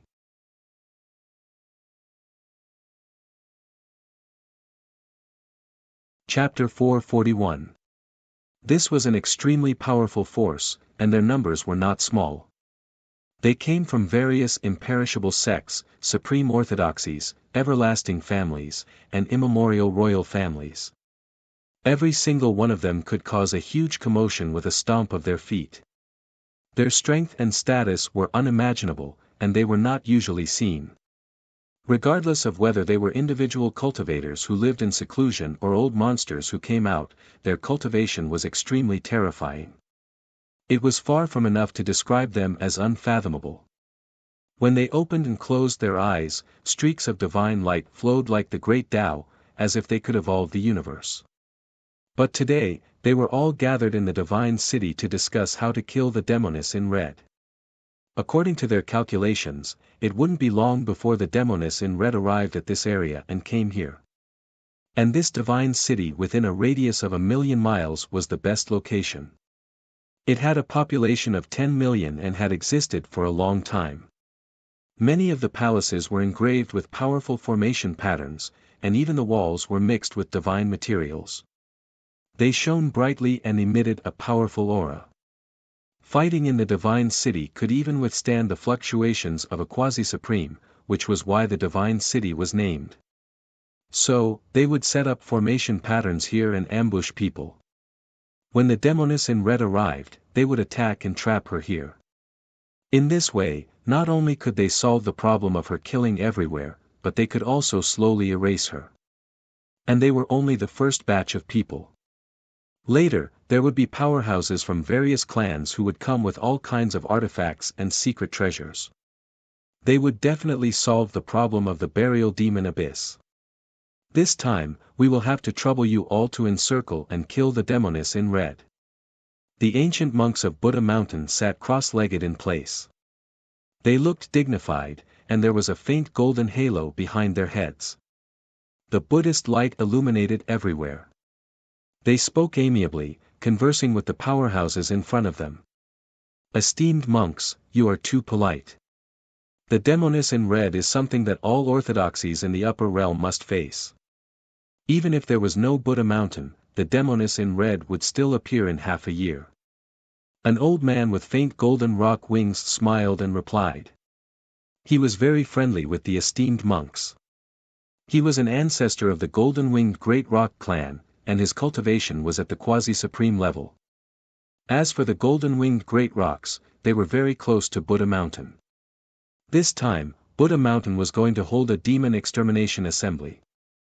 The great golden-winged Peng clan immediately supported it and sent many experts from their clan. Hearing this, the other utmost powerful beings nodded their heads in agreement. There were patriarchs from the golden godly Ho race, nine-headed lion race, heavenly demon race, and feather race patriarchs. All of them had close ties with Buddha Mountain. This group of people was very close to Buddha Mountain. Not far away, in a pavilion, there were also many supreme cultivators gathered. Their faces were blurry, and their figures were majestic. It was as if they were standing in another time and space. As strands of divine light lingered around them, it made people tremble involuntarily and feel the urge to worship them. They were the true sect masters of the great sections. Their strength was unfathomable, and their authority was overwhelming. Even though this wasn't his true body, it was still not too far off from his true strength. If this matter is resolved, we can think of a way to get a piece of the red-robed female demon's flesh. It's said that she came from that unspeakable epoch. She has been sealed for countless epochs. Even if her cultivation was once unparalleled, it's now gone. If we can find out the mysteries of her Tao, it'll be a great benefit for us. That's right. The red-robed female demon has done many evil things. If we don't get rid of her, we won't be able to appease the wrath of the heavens. At this moment, they were all discussing in low voices. They had different plans for the red-robed female demon. Although they had the intention to get rid of evil for the people and get rid of the red-robed female demon, they were more interested in other benefits. The red-robed female demon's cultivation was very likely to have surpassed the immortal realm.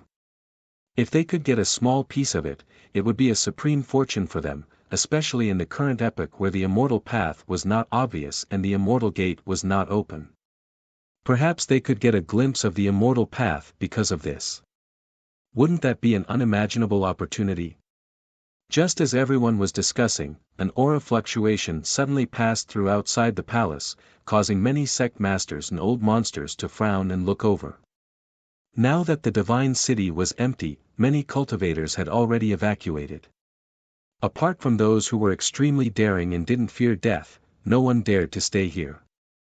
Of course, there were also some young geniuses behind them who wanted to see the world. Although their cultivation was not high enough, they had precious treasures that could be used to fight at critical moments. As long as they did not participate, they could find a place to hide and observe, which was a rare opportunity.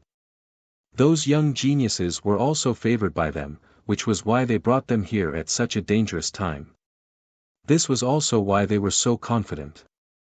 Boom! In the sky, there were thousands of rays of light, and a golden path extended out. It was misty, with divine light and chaotic light. Two figures stood on it. The person in the lead was dressed in black clothes. His figure was tall and slender, and his facial features were peerlessly handsome. He was handsome like jade, and he had an extraordinary aura. He was very young, and he could be said to be a child when compared to the sect masters and old monsters present. His age could be ignored. Behind him, there was a tall figure wearing a nether iron armor. His eyes were golden, and he held a black spear in his hand. He stood there like a guard, and there was a terrifying and majestic aura on his body, which made everyone's expression turn solemn. Very strong. Unprecedentedly strong. That was the first reaction of many supreme experts. They did not dare to underestimate him and felt that an extraordinary figure had arrived. Young Master Chang'e, he actually came here too. Could it be that he also wants to watch the battle? The young men and women standing behind some imperishable sect masters recognized the young man on the golden path. Regardless of gender, they could not help but show shock and respect in their eyes. Although they were of the same generation, their opponent's cultivation had reached the point where they could not even catch up to him. Gu Chang'e's current cultivation and power could be said to be unprecedentedly strong. He could even sit on the same level as the sect masters in front of them and talk to them as equals. In front of Gu Chang'e, they did not deserve to be called geniuses. By now, Gu Chang'e was already recognized as the leading figure of the upper realm. Many people felt that if the immortal gate opened in this world, with his talent, he would definitely become an immortal and no one could stop him. Of course, many people's eyes fell on the tall figure behind Gu Chang'e. They carefully identified him, but they did not know who he was. With such strength and cultivation, it was impossible for him to be unknown in the upper realm. For a moment, it caused quite a commotion. Both the older and younger generation walked out of the palaces and pavilions. Soon, Gu Chang'e landed in front of the pavilion from the sky. There were already many people here, all of whom were sect masters of various great sections. They looked at him with complicated gazes. It was also their first time seeing this young man with their own eyes. They could not even figure out his strength, which made them feel a little shocked. Greetings, young Master Chang'e. The young geniuses were very restrained in front of Gu Chang'e. They greeted him respectfully and did not dare to treat him as an equal. Chang'e greets many seniors. Gu Chang'e smiled and nodded slightly. Then, he looked at the rest of the older generation, seeming very casual. Among the younger generation here, he even saw many familiar faces. For example, the young master of the immemorial Yi clan, Yi Langtian, and his sister, Yi Liuli. Yi Langtian, who used to be on the same level as him, was now standing respectfully behind the clan master. He looked at Gu Chang'e with a complicated gaze. As for Yi Liuli, she was also looking at him in a daze. They had not seen each other for a few years, but he was already standing at the same height as their parents. They had to look up to him. The things that happened in the lower world would occasionally appear in her mind. May I know why young Master Chang'e is here? At this moment, a rather elegant middle-aged man holding a feather fan asked. He had an extraordinary temperament and was quite scholarly. He was a sect master of a great sect. As he spoke, many people looked at Ada, who was standing respectfully behind Gu Chang'e. They were very wary. Because it was difficult to guess his cultivation level, they felt that he was only stronger than them. Now, such a powerhouse was only looking like a guard beside Gu Chang'e, which made them feel very incredulous. I'm here because, like all of you, I want to contribute my little bit of strength to destroy the red-robed female demon. If I had stopped her in time in the demon burial abyss, the successor of Buddha Mountain would not have caused such a disaster. When I think of this, I feel guilty. Gu Chang'e smiled, but his tone was somewhat regretful as he explained to the crowd. The sect masters and old monsters of the great sects were all shrewd people. They had lived for countless years, and their eyelashes were empty. They did not completely believe his words, and wondered if he had any other purpose. On the other hand, the young men and women were in awe. They felt that Gu Chang'e's actions were worthy of many rumors, and it was admirable. Even if the red-robed female demon's birth had nothing to do with him, he still wanted to come here and contribute. In the other palace, the group of ancient monks from Buddha Mountain also appeared and walked over when they heard the discussion. However, when they saw Gu Chang'e and heard what he said, their expressions were slightly unnatural. Some were even very angry and sullen. Others might not know, but how could they not know? Buddha Mountain just could not explain the birth of the red-robed female demon, so they took the blame for Gu Chang'e. The real instigator was himself.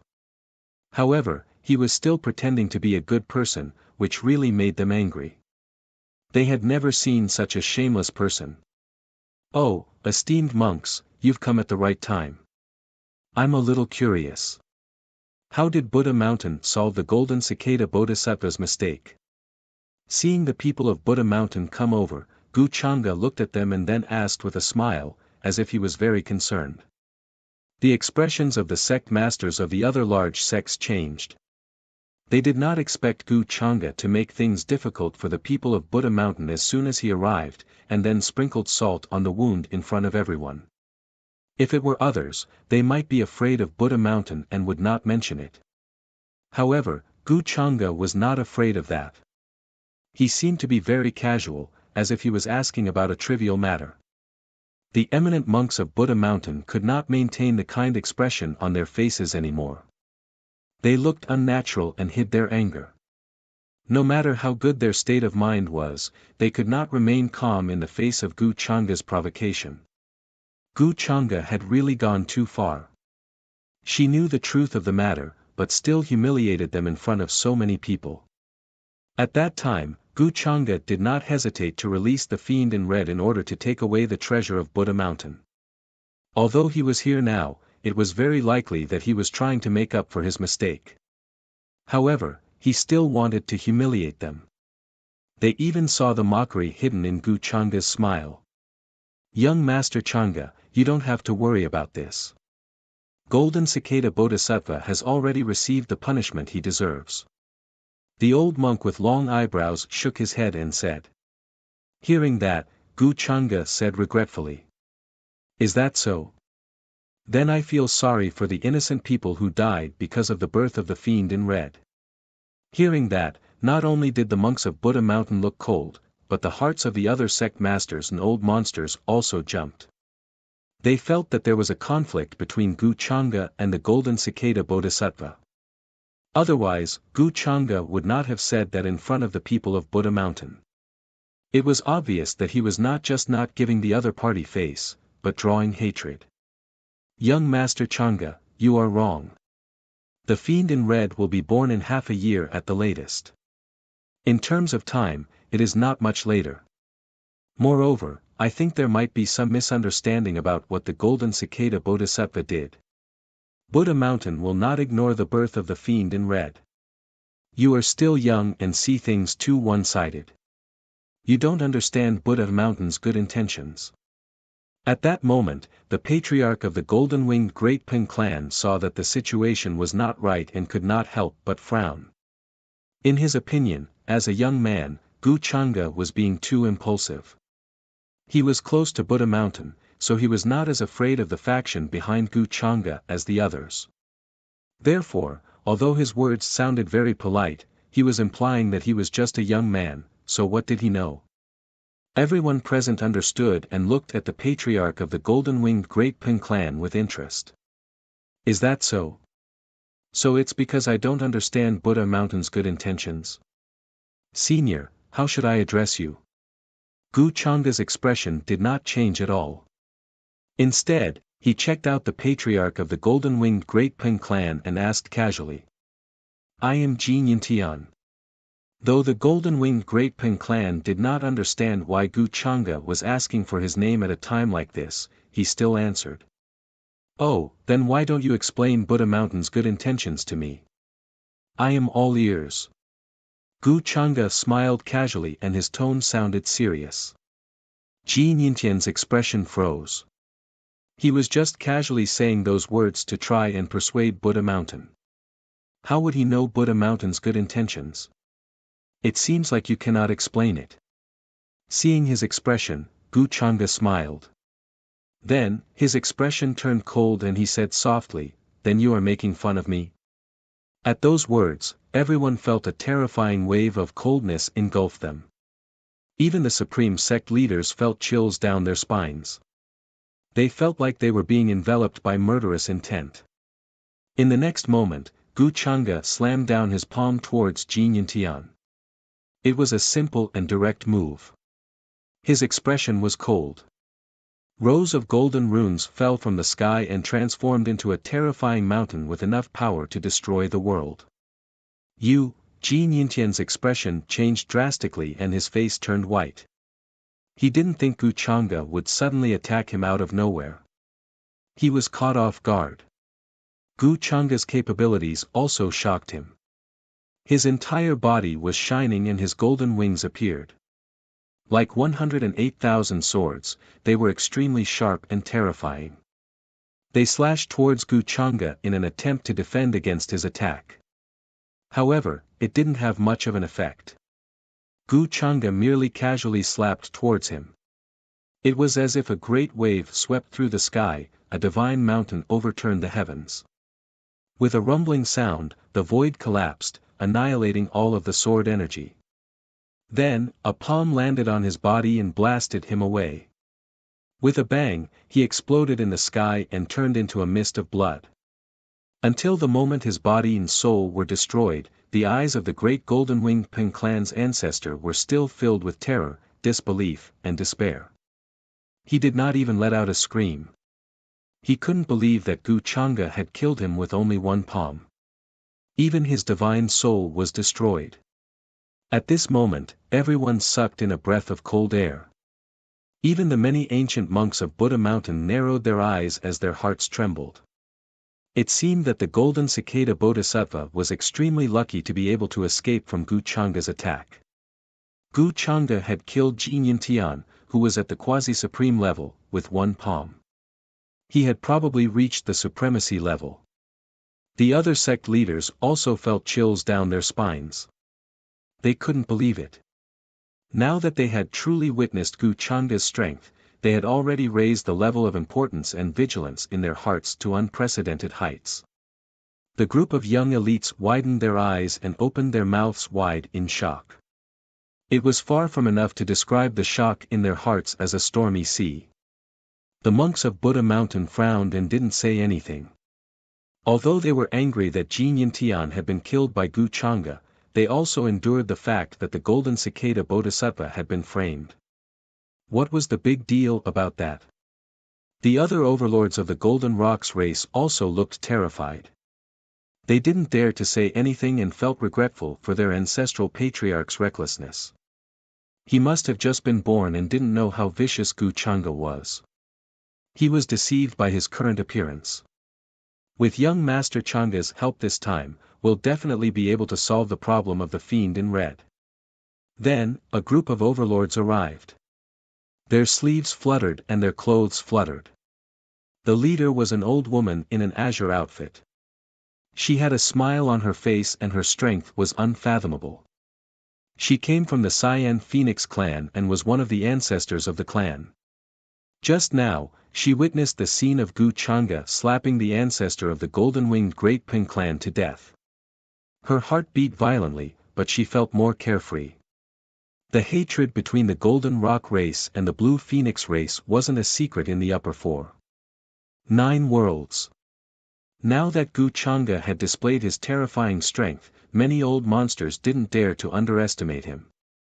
Seniors, what's your plan for this demon extermination conference? Gu Chang'e's expression then returned to normal as if he had just killed a fly. He glanced at the sect leaders of the large sects and smiled. Hearing this, everyone was slightly moved. The plan wasn't a secret. After all, everyone was there to deal with the fiend in red. The middle-aged man with a scholarly face just now smiled gently and explained, "A few days ago, we went to the Heavenly Secrets Pavilion to find the former pavilion master of the Heavenly Secrets Pavilion to see if this matter will go smoothly. In the end, he gave us a corner of a formation pattern that is closely related to the demon burial abyss. He said that it would play a key role in killing the fiend in red. In addition, we've set up an inescapable net in the Divine City. As long as the fiend in red enters this place and activates the formation, she won't be able to escape in her current state." He explained the plan to Gu Chang'e, including where to set up the formation pattern, who to guard it, and how to ensure that nothing would go wrong. This was also one of the reasons why they were confident this time.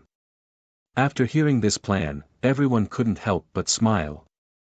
They had already anticipated the situation where the fiend in red would be caught. Not to mention that some of them had brought emperor weapons and even more terrifying forbidden weapons.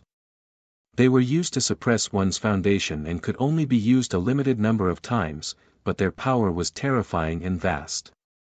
They were far from being a match for anyone. A corner of a formation pattern? It's related to the demon burial abyss? Gu Chang'e's eyes flashed with a strange light, then he said in surprise, "This is a perfect plan. No matter how high the fiend in red's cultivation is, I'm afraid she won't be able to escape. I wonder if I can take a look at that corner of the formation pattern." He was indeed a little surprised. He didn't expect these people to set up so many tricks to deal with Chan Hongyi. With Chan Hongyi's current state, she would definitely be at a disadvantage once she entered this trap. Of course, what caught Gu Chang'e's attention the most was the corner of the formation pattern related to the demon burial abyss. This was probably the key.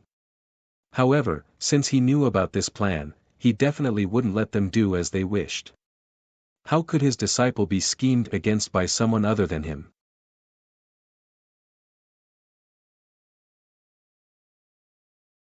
Chapter 442.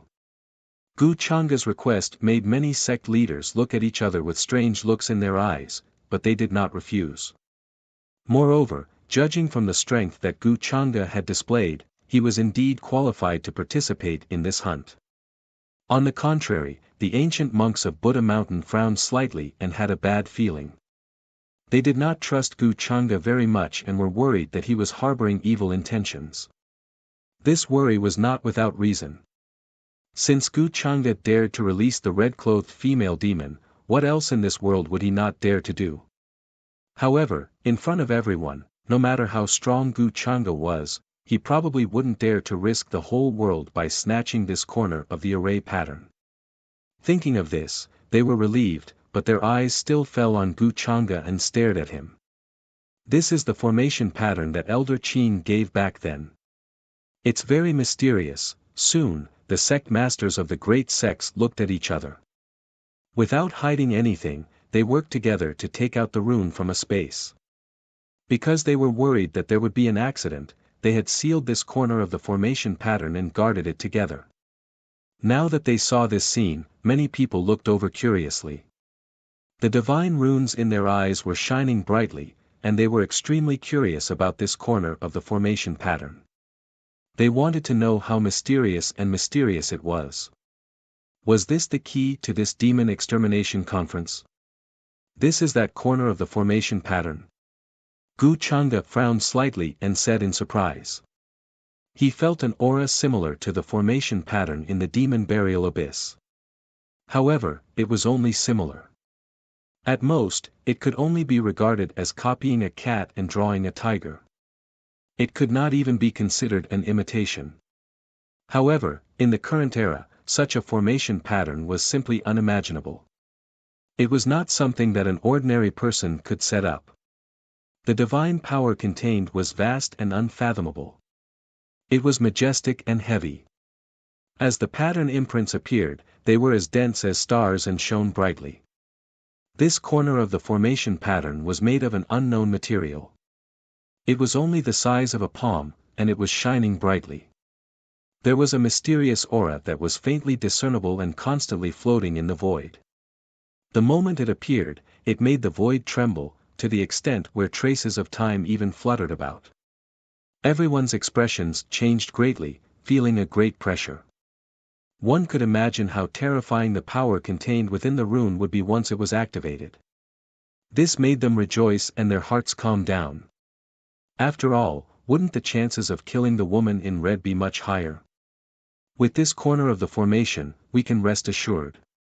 If it is combined with young Master Changa's strength, killing the red-robed female devil will not be a problem.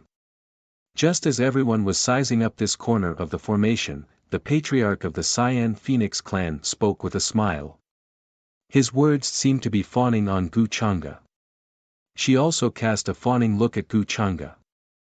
At this scene, many experts of the golden-winged Great Pin clan had ashen expressions.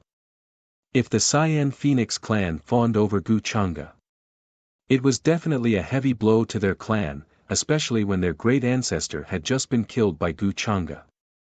These bald donkeys of Buddha Mountain were very selfish and would not care about their matters at all.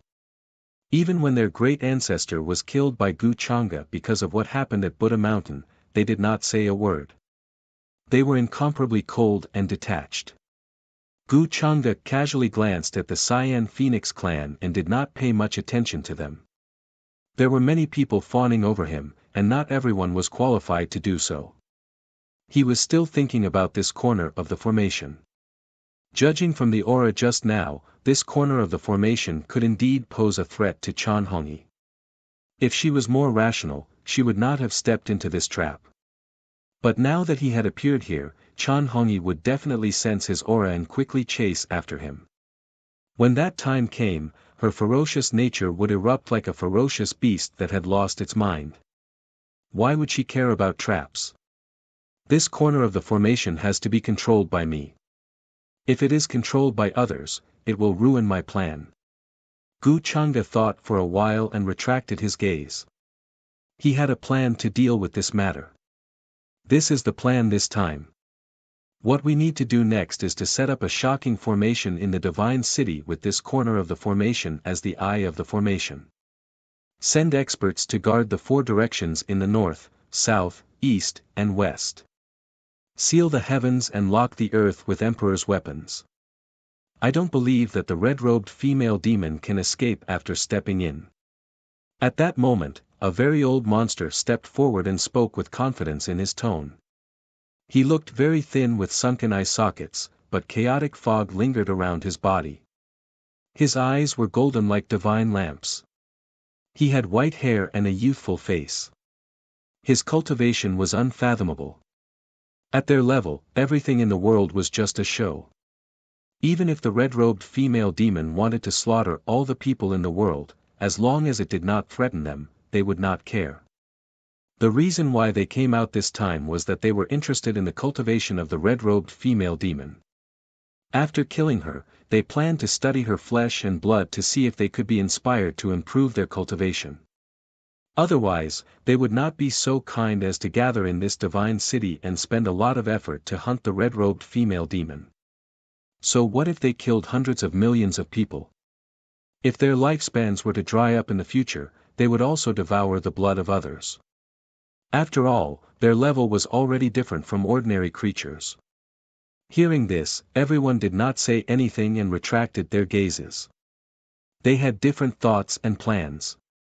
If that's the case, why don't you let me guard the array eye with the people of Buddha Mountain? Seniors, if you're still worried, you can send more experts here. However, I feel that this amount of people is enough for this formation core.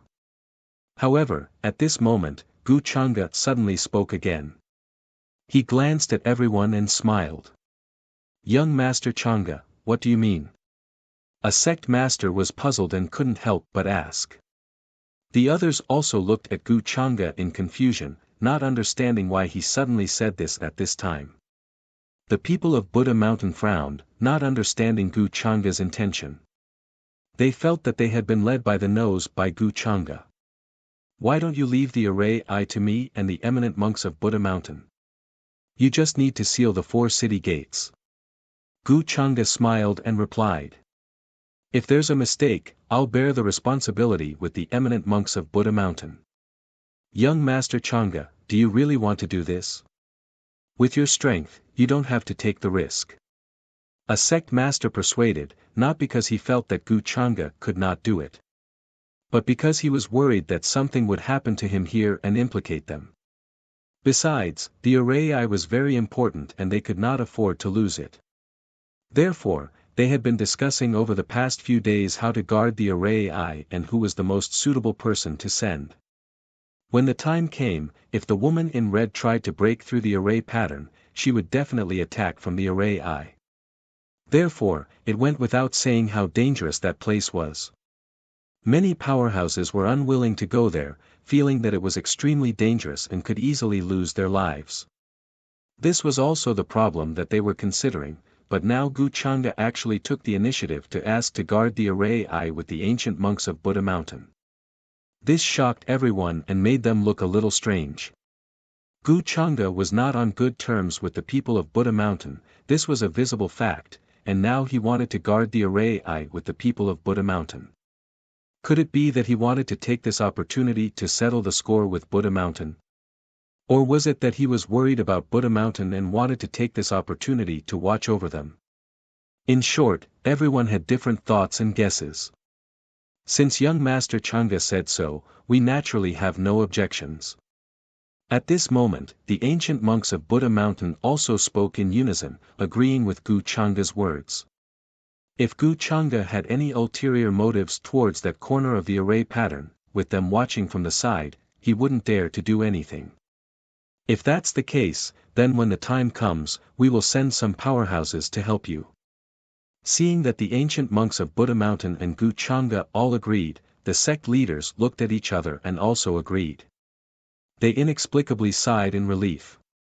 Then, powerhouses once again appeared in the divine city.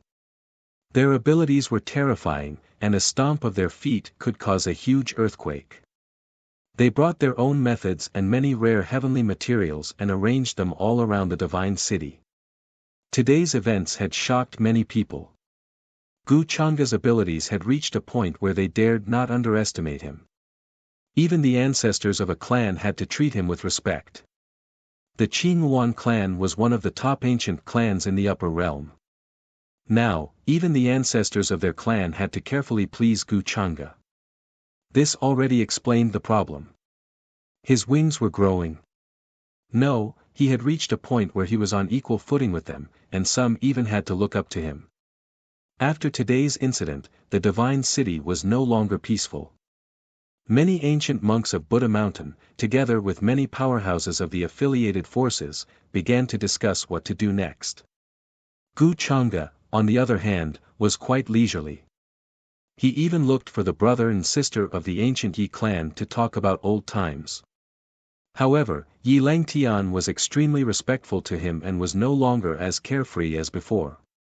After Yi Lioli returned from the lower realm, her temperament had also changed greatly. She had forgotten many things, but she couldn't forget that she was once humiliated by Gu Changa and was almost killed by him. However, she just buried these things deep in her mind. She was afraid of Gu Changa from the bottom of her heart. In the next few days, the divine city began to get busy. Almost all the powerhouses were setting up and carving formation patterns on the city walls, palaces, pavilions, and other places. The world changed, and an inexplicable qi appeared, enveloping the entire world. It was as if the sun, moon, and stars were being pulled in, as if the Milky Way was surging and gathering. Endless qi of heaven and earth surged and gathered in the divine city. The constellations in the sky began to dim. Starlight sprinkled down and was extremely dazzling. The profound meaning of the great path appeared in the void space. At the same time, endless runes were evolving. Many shadows of ancient immortals were hidden in the space. They seemed to be worshipping the divine city, kowtowing continuously. A vast and ancient chanting of sutras sounded. It was as if immortals had appeared in all directions of the world, sitting there cross-legged and chanting about rebirth. The entire divine city was enveloped in a faint divine light. Multicolored light flowed and intertwined, disappearing between the walls and palaces. The formation had been completed. It could be said to be the creation of the world, the reversal of the sun and the moon. The center of the formation was misty. The corner of the formation pattern connected the heavens and the earth. It floated there, flashing with dazzling light, vast and unpredictable. Gu Changa appeared here. His black robe was spread out, and his sparkling hair was flowing with faint chaotic light. Ada followed behind him, in charge of guarding the center of the formation. In another direction, along with the Buddhist light, many ancient monks of Buddha Mountain appeared. They looked dignified and there was a bright divine light behind their heads. There were also overlords from other directions, including a few old monsters with unfathomable cultivation. They all came to the center of the formation. All the overlords were ready. They were hiding in the dark, waiting for the red-robed female demon to appear. The cultivation of the guard behind young Master Changa is really unfathomable. An old monster's eyes flashed. He took the opportunity to chat with Gu Changa. Many people were curious about the identity of the guard behind Gu Changa and were afraid of his cultivation. Gu Changa smiled lightly. Ada's strength is needless to say. After all, I picked him carefully. Hearing that, the old monster was even more afraid of Gu Changa. He had lived for a long time and had sharp eyes. This guard, who was wearing the dark iron armor, had reached an unprecedented level of respect for Gu Changa. How could a young man like him be so talented and powerful? How could he make such an overlord follow him wholeheartedly? Half a day after the formation was set up, a terrifying rumbling sound was heard in the distant sky outside of Divine City. It sounded like a boundless sea of blood was pushed over by someone. The murderous aura covered the sky and covered the earth. In an instant, the vast earth shook. Even the stars in the outer region trembled, as if they were about to fall. The red-robed female demon is here. Within the divine city, the faces of almost all the utmost powerful beings changed. Their faces were grim as they stared at the horizon. Everyone felt the incomparably terrifying energy, as if thousands of soldiers and horses had come from mountains of corpses and seas of blood. It was cold and pierced through the divine soul, making people tremble. At the end of heaven and earth, a blood-red light soared into the sky. It was a rolling red cloud condensed by a murderous aura. It was boundless, and the world shook. A red-robed woman, her black hair reflecting the blood-red light, was barefoot, like a lotus flower blooming in a sea of blood. She was elegant and beautiful, but there was no trace of emotion on her face. She was cold and heartless. She walked slowly. Her pace was not fast, but with every step she took, the world seemed to tremble. Everyone's heart couldn't help but tighten. They felt as if she was walking on top of their hearts. Even the Supremes had a change of expression. They were incomparably solemn and uneasy. At this moment, some of them even doubted that the red-robed female demon was so powerful that her murderous aura alone could shatter the sky. Could the formation this time kill her? Almost in the blink of an eye, the red-robed female demon arrived in Divine City. The blood-red clouds pressed down on the city. She didn't seem to care about the many formation patterns here. Perhaps even if she knew that this place was extremely dangerous, she still didn't hesitate to set foot here. A monstrous murderous aura spread, covering hundreds of thousands of miles of Divine City. She stood high in the sky, her eyes cold and emotionless, sweeping across the many buildings and pavilions. His aura could be found in this ancient city. He was now hiding here. Why don't you come out to see me? At this moment, the expressions of all the supreme experts changed drastically when they heard the voice coming out of the red-robed female demon's mouth. Although it was as pleasant as the sounds of nature, it contained an extremely terrifying hatred that made one's hair stand on end. Many people couldn't help but shudder. They had always thought that the red-robed female demon was irrational. Since the appearance of the demon burial abyss, she only knew how to kill. And now, she was actually speaking in an incomparably obscure and ancient language. At the eye of the formation, Gu Changa's expression was calm. He knew that Chan Hongyi was talking to him. However, he was still unmoved. If he went to see her at this time, not to mention the hidden danger of his identity, it would be difficult to resolve the hatred that Chan Hongyi had for him. The red-robed female demon seems to be asking, why don't you come out to see her? Who is she talking to? An old monster who had a deep understanding of ancient history couldn't help but frown. From the obscure language that the red-robed female demon had uttered just now, he could discern the meaning. This made them look at each other. Could it be that the red-robed female demon had come all this way and killed along the way just to find a person? From the deep-rooted hatred in her words, it was likely that there was a deep relationship between her and this person. There were many secrets that were unknown to others. Perhaps it was love and hatred, or perhaps it was a monstrous hatred. They knew very well what kind of era the red-robed female demon was from. At this moment, there was no doubt that there was a stormy sea in their hearts. If what she said was true, then did it mean that there was someone in the same era as her in this world? Of course, it didn't rule out the possibility that she was just muttering and not talking to a specific person. She has entered the city. Activate the Great Formation. At the next moment, a sect leader of a great sect shouted in a low voice and suddenly activated the rune in his hand. In an instant, brilliant rays of light gushed out from all parts of the divine city. The profound mysteries of the great Tao circulated and immediately shrouded the entire city. At the same time, pillars of light soared into the sky and seemed to slash into the dome of heaven. Then, a cracking sound was heard. The chaotic fog fell from the dome of heaven in clusters and covered the entire divine city. This place suddenly became misty and blurry, as if it had come to the most ancient time, before heaven and earth were separated. The Great Formation was activated, and a terrifying aura appeared, trapping the red-robed female demon within. However, her expression didn't change at all. After walking into the city gate, she didn't show any emotions because of the formation patterns or the traps set here. She was cold and emotionless, as if she only knew how to kill. Boom! Quickly kill this demon and return peace to heaven and earth. Kill! Then, Supreme Masters appeared at the 4 city gates in the north, south, east, and west. Divine light lingered on their bodies and began to cooperate with the formation patterns here to attack her. He's there. The red-robed female demon's eyes were sparkling with a hint of red, like flawless red gems.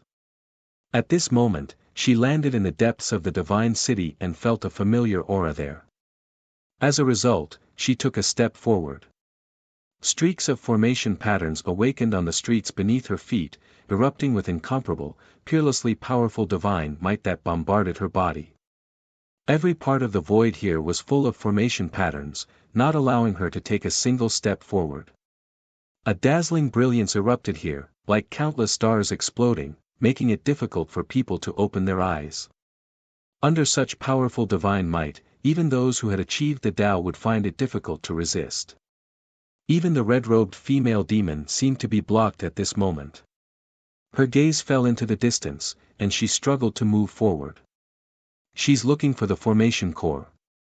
Her gaze is fixed there. Quick, stop her.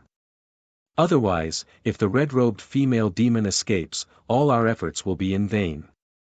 Seeing that the red-robed female demon seemed to be absent-minded at this moment, a big shot from the far ancient royal family suddenly shouted. He held a purple gold hammer in his hand, and thunder crackled. Purple runes flooded over like stars, and he charged in front of the red-robed female demon. Countless divine lights were evolving on his palm. However, the red-robed female demon only glanced back at him, as if she was driving away an annoying fly. She waved her sleeve, but there was no fluctuation. This big shot from the far ancient royal family wanted to retreat in horror. However, it was too late. The sleeve hit his body, causing him to scream. His divine abilities were immediately obliterated, and he exploded into a bloody mist. The bloody mist filled the sky. It was incomparably shocking, and it made people's hair stand on end. A supreme stage existence was killed by her just like that. Everyone couldn't help but feel a chill. The red-robed female demon was really too strong. If it weren't for the formation patterns here suppressing her, they would be in even more danger. Use the Emperor's weapon. Other methods are useless against her. A sect leader reacted and couldn't help but shout. Golden light surged on his body like a brilliant sun, and he began to use other methods. The other experts and old monsters did the same. At this point, there was no other choice. They could either kill the red-robed female demon or be killed by her. Boom! An unprecedentedly terrifying shockwave erupted here. The sky darkened, and all of the buildings, even if they had runes engraved on them, were all destroyed and turned into ashes.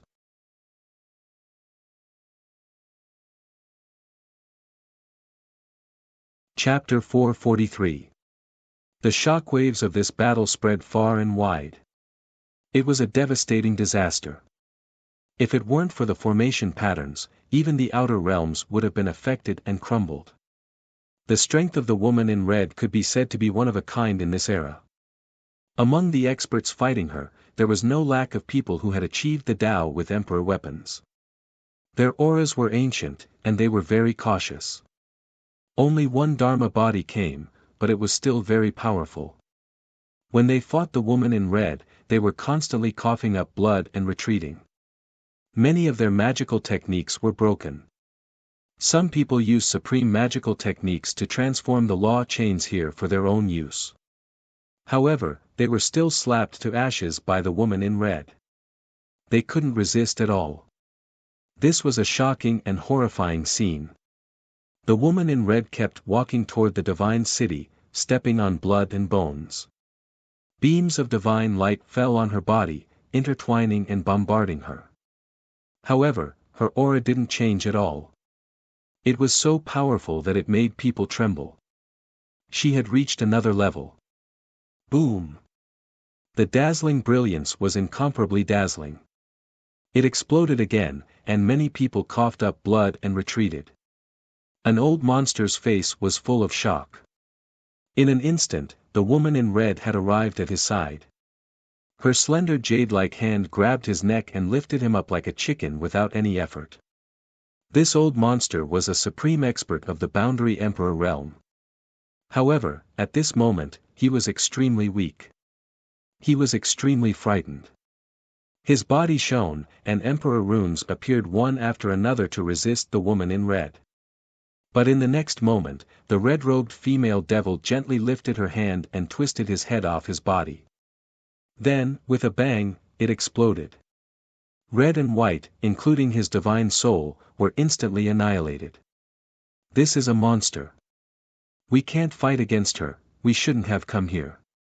At this moment, many people felt regret in their hearts. They had witnessed with their own eyes how powerhouses at the level of Tao attainment and quasi-emperors were powerless in front of the red-robed female devil. How could this not make them despair? The woman in red's strength is terrifying, but it's impossible for her to come to our side in a short time. At the eye of the formation, several old monsters whispered. Their eyes were full of shock, and at the same time, they stared at the battlefield in the distance. The woman in red was very strong, but she was bound to be exhausted in a while. Even if she could reach the eye of the array, it was likely that she wouldn't have much strength left. This was an excellent opportunity for them. Amitba. Benefactors, for the sake of killing the red-robed female devil, you have risked your life and given up your lives. This is truly admirable. The many ancient monks of Buddha Mountain put their palms together and looked at the battle in the distance with sympathetic expressions. At the same time, they activated the light of Buddha in their hands and gathered it into the eye of the formation to maintain the operation of the formation. Gu Chang'e had always felt that he had underestimated Chan Hongyi's current strength. But judging from what happened today, perhaps he had overestimated her current state. According to his calculations, Chan Hongyi should have already arrived in front of him. But now, he was still being held back by a group of experts. They hadn't even activated the rune on the corner. Looks like she hasn't recovered yet. She dragged her injured body and rushed to find me for revenge. But he's still as eager as ever. Gu Chang'e shook his head slightly. He didn't feel sorry for her, but he still felt that she was as stupid as ever. He casually injected a few strands of magic power into the eye of the formation. At the same time, he glanced at the many old monsters around him and then looked at Chan Hongyi. From where he was, he could see Chan Hongyi's figure. Even her snow-white face was stained with blood. Her eyes were still cold and emotionless. She looked at him through the array formation. She saw him. However, Gu Chang'e only smiled casually. Chan Hongyi's eyes once again surged with a terrifying viciousness. Many experts behind her were blasted away by her palm. Her murderous aura surged to the sky, and she was about to kill Gu Chang'e. Boundless hatred erupted, and her power rose by several levels. Cultivators below the supremacy realm instantly exploded under this wave, turning into a bloody mist. It could be said that the power she displayed now had reached a limit.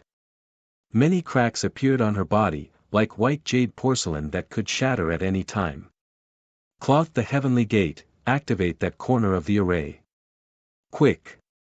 At this moment, one of the sect leaders of the great sects suddenly shouted. His previous actions were very calm. At this moment, when he found the flaw on the red-robed female demon, his eyes flashed and he took out a forbidden artifact.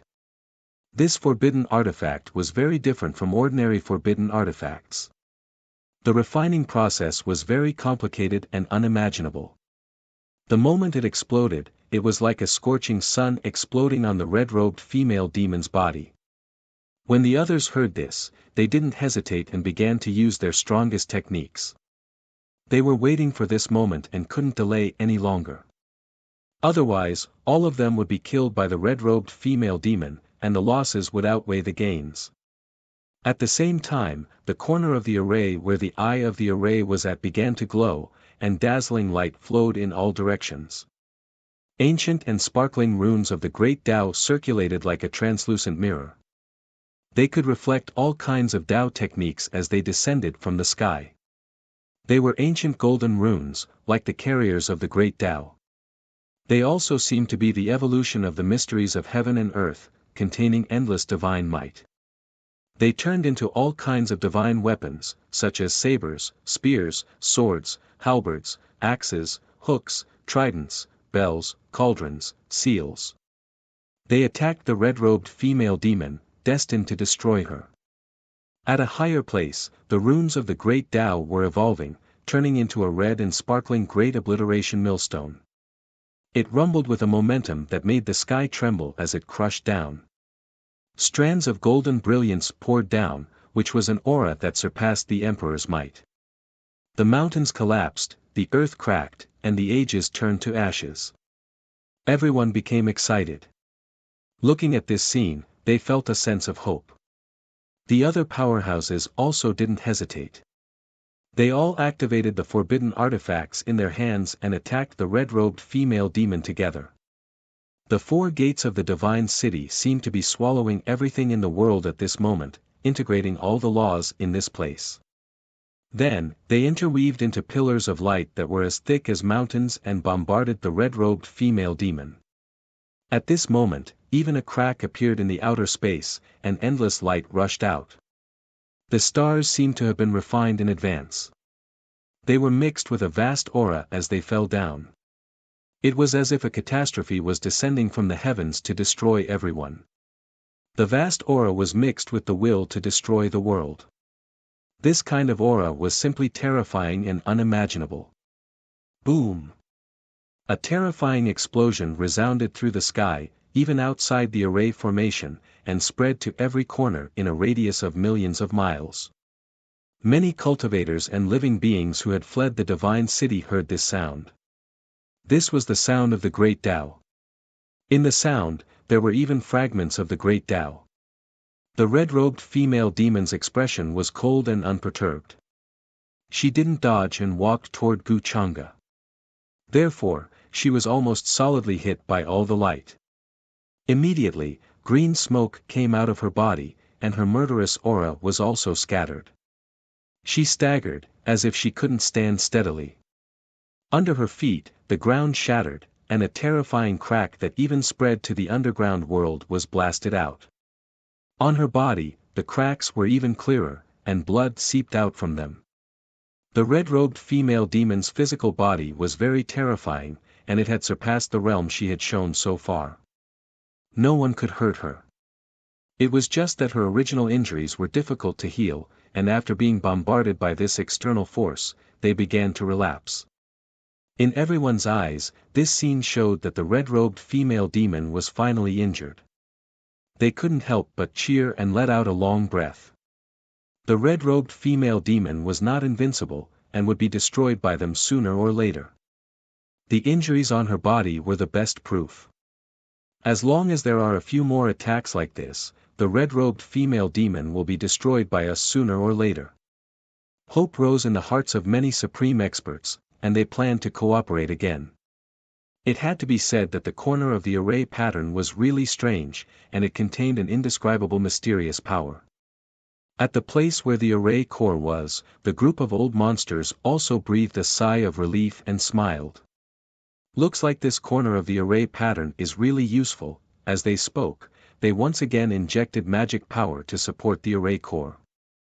If it weren't for their cooperation, the red-robed female demon wouldn't have been so injured in that attack just now. However, the amount of magic power needed to maintain this array core was huge. Even they felt a little overwhelmed, and began to take out pills and other things, swallowing them all. The group of ancient monks of Buddha Mountain also sat there cross-legged, chanting ancient scriptures, and using some kind of secret method to provide magic power support for the array core. Gu Changa cooperated and injected magic power, but his gaze was always on Chan Hongyi.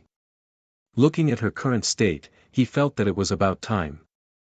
Then, a black rune of the Great Tao in his palm followed the magic power and fell into the array core.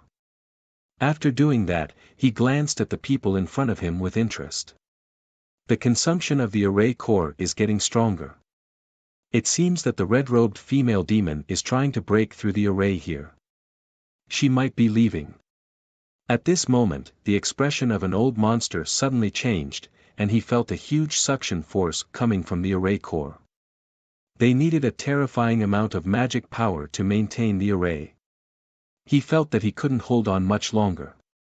One had to know that he had just swallowed some divine pills, but the magic power he had consumed couldn't be replenished at all. The amount of magic power needed to maintain the array has increased. With just the few of us, I'm afraid it will be difficult to continue. The expressions of the other old monsters suddenly changed. They had underestimated the magic power needed to activate this corner of the array pattern. In this way, it was very likely that they would be exhausted to death before the red-robed female demon was killed. We miscalculated. I didn't expect to use so much energy to activate this corner of the array pattern. At this moment, Gu Changda's face was slightly pale, and he frowned with a dignified expression. He sighed. If we lose the support here, the battle situation that we worked so hard to turn around will probably change again. An old monster's expression was ugly, and he was very unwilling, feeling that they had miscalculated. It wasn't easy to find an opportunity, so how could they give it up? They were unwilling to give up. Let's hold on a little longer. We should have known that the array pattern that can deal with the red-robed female demon wouldn't be simple. The expressions of the ancient monks of Buddha Mountain also became very solemn, and they sighed. They also felt that their magic power was being crazily devoured by this corner of the array pattern. However, many of the sect leaders were fighting with the red-robed female demon in front of them, and there were heavy casualties. If there was a problem here, it would definitely affect the entire situation.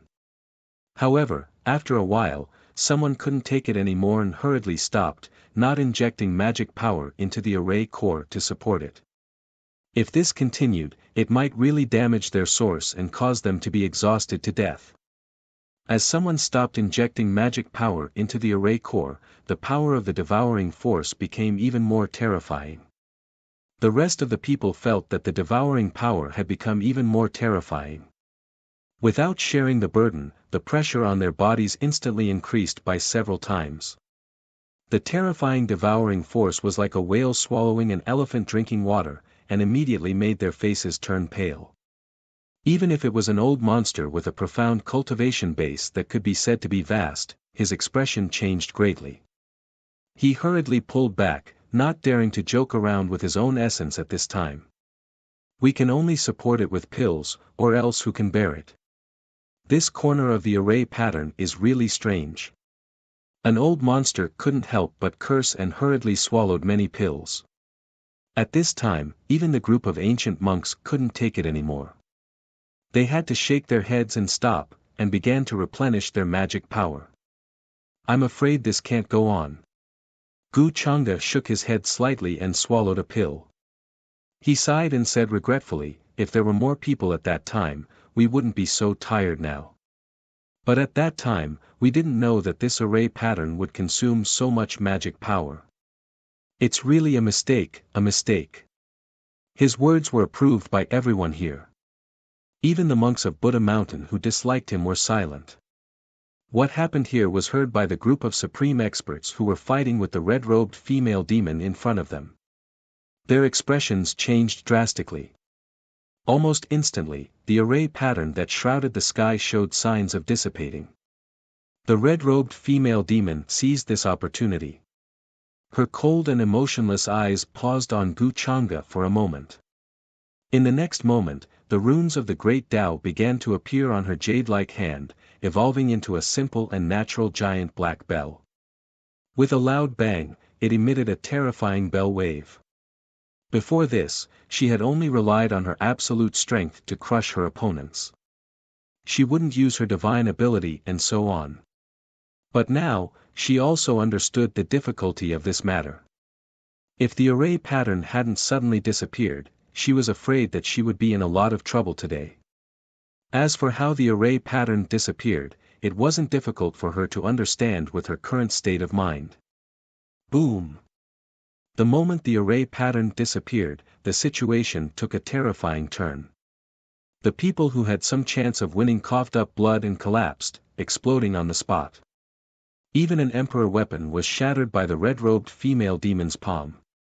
It exploded in the air, incomparably dazzling. Run, the red-robed female demon has escaped now. Staying here is just courting death. Seeing this scene, more people chose to flee out of the divine city. They didn't dare to stay, fearing that they would be killed by the red-robed female demon. She had already used strength that surpassed the emperor realm to prove to everyone how terrifying she was. This was no longer a situation where they could destroy her together. Not to mention that there was a problem with the array core. It was even more difficult to deal with her. It was almost impossible. Many powerhouses naturally understood this principle. Although they were unwilling, there was nothing they could do. After all this planning and scheming, in the end, it was all for nothing. However, only a few could escape. At this moment, the red-robed female demon's eyes were full of viciousness. Almost all the living things in front of her were slapped to death by her. Even the space was stagnant. The entire world seemed to have stopped. This was a terrifying method. With a sweep of her sleeve, heaven and earth dimmed, and everyone collapsed and exploded. This place was filled with a thick stench of blood. It was difficult to see a living person. They were either corpses or broken weapon fragments. Bathed in blood, she walked towards the array core. The group of old monsters who were recovering had a drastic change in expression, feeling fear and trembling. The red-robed female demon was really too strong. In the current upper realm, perhaps only the most ancient existences who had revived could contend against her. However, in the next moment, in front of everyone, the red-robed female demon suddenly staggered. Large amounts of blood began to appear on her body, and she almost fell to the ground. Looking at it like this, her red clothes were even redder, as if they were dyed in blood. Her originally snow-white face was even more bloodless and had lost its luster. However, that was all. She seemed to be unaware of pain and exhaustion. She's exhausted, it seems that the battle just now has exhausted all of her strength. Now, she's no longer a threat to us. This scene stunned the group of old monsters and the monks of Buddha Mountain who were planning to escape. Then, many of the old monsters' faces were filled with surprise. Amitabha Buddha, female benefactor, you've done so much evil. Did you think that such a day would come? Today, Buddha will deliver you and convert you to the realm of eternal bliss. The few ancient monks of Buddha Mountain also stopped their escape. Their expressions returned to being compassionate as they looked at the red-robed female demon who could be said to be very close to them. After saying that, they continued to sit cross-legged. Just in case, they continued to inject magical power into the array core, intending to use it to kill the red-robed female demon. Brothers, since that's the case, let's make it clear first. How are we going to divide this female demon's body later? In any case, this old man wants a piece. Of course, that's not a problem. If we can find out her secret, it's not a waste for me to spend so much effort to hunt her down. Seeing this, the old monster's eyes flashed and they injected magical power into the array core. Although the consumption was terrifying, they were already at this stage. They no longer cared about the damage to their source. The red-robed female demon stood in front of them, her hair stained with blood. Even when she heard these words, her eyes did not change. She understood these words, but she did not care and did not need to care. At this moment, she was looking at Gu Changa who was in the array core. This was the first time the two of them were so close together after the demon burial abyss. However, on Chan Hongyi's face, there was a vicious aura, baleful aura, hatred, and murderous intent. These emotions seemed to have swept over everyone, causing them to tremble in fear. She was cold and silent, and a boundless aura gradually rose from her body. Gu Chang'e was also carefully sizing her up. From her eyebrows, facial features, figure, and clothes, there was no flaw. One had to admit that she was very beautiful. Even at this time, her small face was so delicate that there was no flaw to pick out. However, her eyes were cold and emotionless, making people feel like there was an endless sea of blood behind her. Young Master Chang'e, we can't hold on any longer. Come here quickly. The red-robed female demon has reached this stage and has no power to fight back. Now, this is the only chance left. At this time, seeing that Gu Chang'e still had not injected his magical power into the array core, one of the old monsters could not help but become anxious and yelled. However, Gu Chang'e did not pay attention to him. He looked at Chan Hongyi and shook his head. After so many years, you haven't changed at all. You are so stupid. Since you want to seek revenge from me, then you should have the confidence to make a move. You came here so recklessly, do you want me to kill you? His words were casual and did not show any emotion. It was as if he was casually teaching a junior a lesson. Hearing this, the group of old monsters and ancient monks at the array core were all stunned. They did not understand what this meant. Gu Chang'e was talking to the red-robed female demon in front of him. The next moment, they realized what this meant. Everyone's expression changed dramatically. They could not believe it and felt a terrifying chill. You. The old monster who spoke just now could not help but look at Gu Chang'e in horror. His voice trembled, who are you? You know the red-robed female demon. However, accompanied by a chi sound, a black spear suddenly pierced through his forehead. With a boom, his skull cracked, and his spirit was instantly annihilated. Master. Aude quickly acted. He was very cold and indifferent. His quasi-emperor cultivation erupted and was extremely powerful. After doing this, he stood respectfully behind Gu Chang'e and swept his gaze over the other people who were extremely shocked.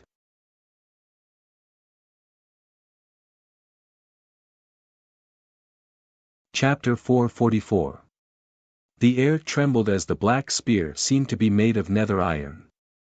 It was sharp and as fast as lightning, catching people off guard.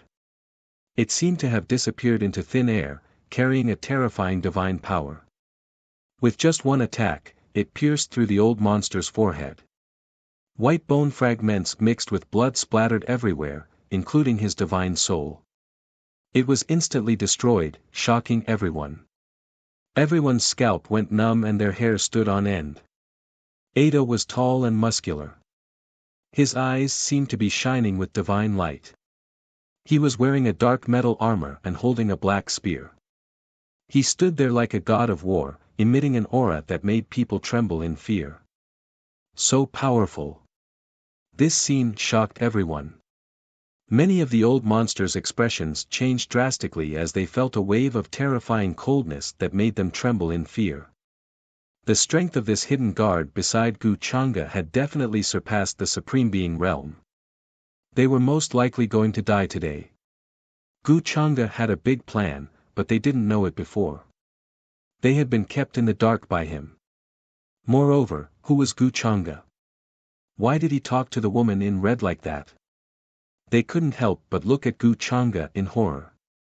Some people found that the surroundings of this world had been sealed off at some point.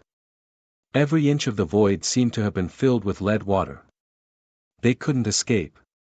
Chan Hongyi naturally understood the meaning behind Gu Chang'e's words. But at that moment, there was only hatred in her eyes. Other than that, there were no other emotions. She wanted to kill the man in front of her. Why are you doing this to me? The terrifying evil aura appeared once again. It was like a sea of blood that wanted to drown Gu Chang'e. However, Gu Chang'e only waved his sleeve. The wide robe seemed to be made of a universe, containing endless mysteries. The stars in it rotated and the universe appeared, dispelling Chan Hongyi's evil aura. She was no longer as ferocious as before. Her strength was no longer a threat to Gu Chang'e. Gu Chang'e. Who are you? Many people were in disbelief and couldn't help but ask in a trembling voice. The red-robed demoness unexpectedly spoke again, and these words were definitely for Gu Chang'e to hear. Didn't that mean that the woman in red wasn't muttering to herself outside the divine city? Instead, it had found Gu Chang'e's aura and was talking to him like that. After she left the fiend burial abyss, the person she had been chasing was actually Gu Chang'e. Kill them. When Gu Chang'e heard this, he casually glanced at the people behind him and did not say anything. Instead, he instructed Ada. He had no intention of letting these people live, so it was fine to let them know a little more. Yes, my lord. Ada's eyes were unusually cold when he received the order. A spear descended, piercing through the heavens like a world-destroying spear. The void froze, bringing with it boundless black light that drowned out everyone. Gu Chang'e, what do you mean by 500? An old monster's heart was filled with horror, raising great waves. He couldn't help but fall backwards, wishing to evade. Boom! However, his speed was still not as fast as Ada's attack. The space seemed to have been frozen at this moment, and there was nowhere to run at all. No, he used all his means, all his cultivation methods, and all his magic powers to perform. However, he was still in despair. He didn't expect to die here today, and his heart was filled with regret and unwillingness. If he had known this would happen, he wouldn't have coveted the red-robed demoness' flesh and blood. Along with the horrifying sound that shook the heavens and shook the surroundings. The old monster's golden shield exploded, and Ada's spear pierced through it. Then, his whole body was nailed to the void like a stick of candied hull. Ada's arm shook slightly, and the boundless power of chi and blood burst out. A rain of blood spread out, tearing the body into pieces. The rest of the people changed their expressions, and their spiritual souls trembled. They cursed Gu Chang'e in their minds, but they couldn't hide their fear, and they felt cold all over. What Gu Chang'e said to the red-robed demoness just now shocked them, but they didn't have the time to think about it now. Now, they were facing the biggest crisis they had ever faced in their countless years of cultivation. Ada was a quasi-emperor, and in his current state, it wouldn't be a problem for him to kill everyone present. Moreover, many of them had lost their origin and used up a lot of their dermic powers, so they were no longer in their peak state. Gu Chang'e turned around and looked at the shocked people. His expression was still calm, and he said casually, "Can't you see it now? She's not someone you can covet. Gu Chang'e, you colluded with the red-robed demoness to kill us? Could it be that you're the one who tampered with this array pattern?" The old monsters reacted quickly, and they felt that Gu Chang'e's aura didn't change much from beginning to end. Their faces turned pale, and at the same time, there was fear, unease, and anger. They immediately figured out the cause and effect, and they were angry and frightened at the same time.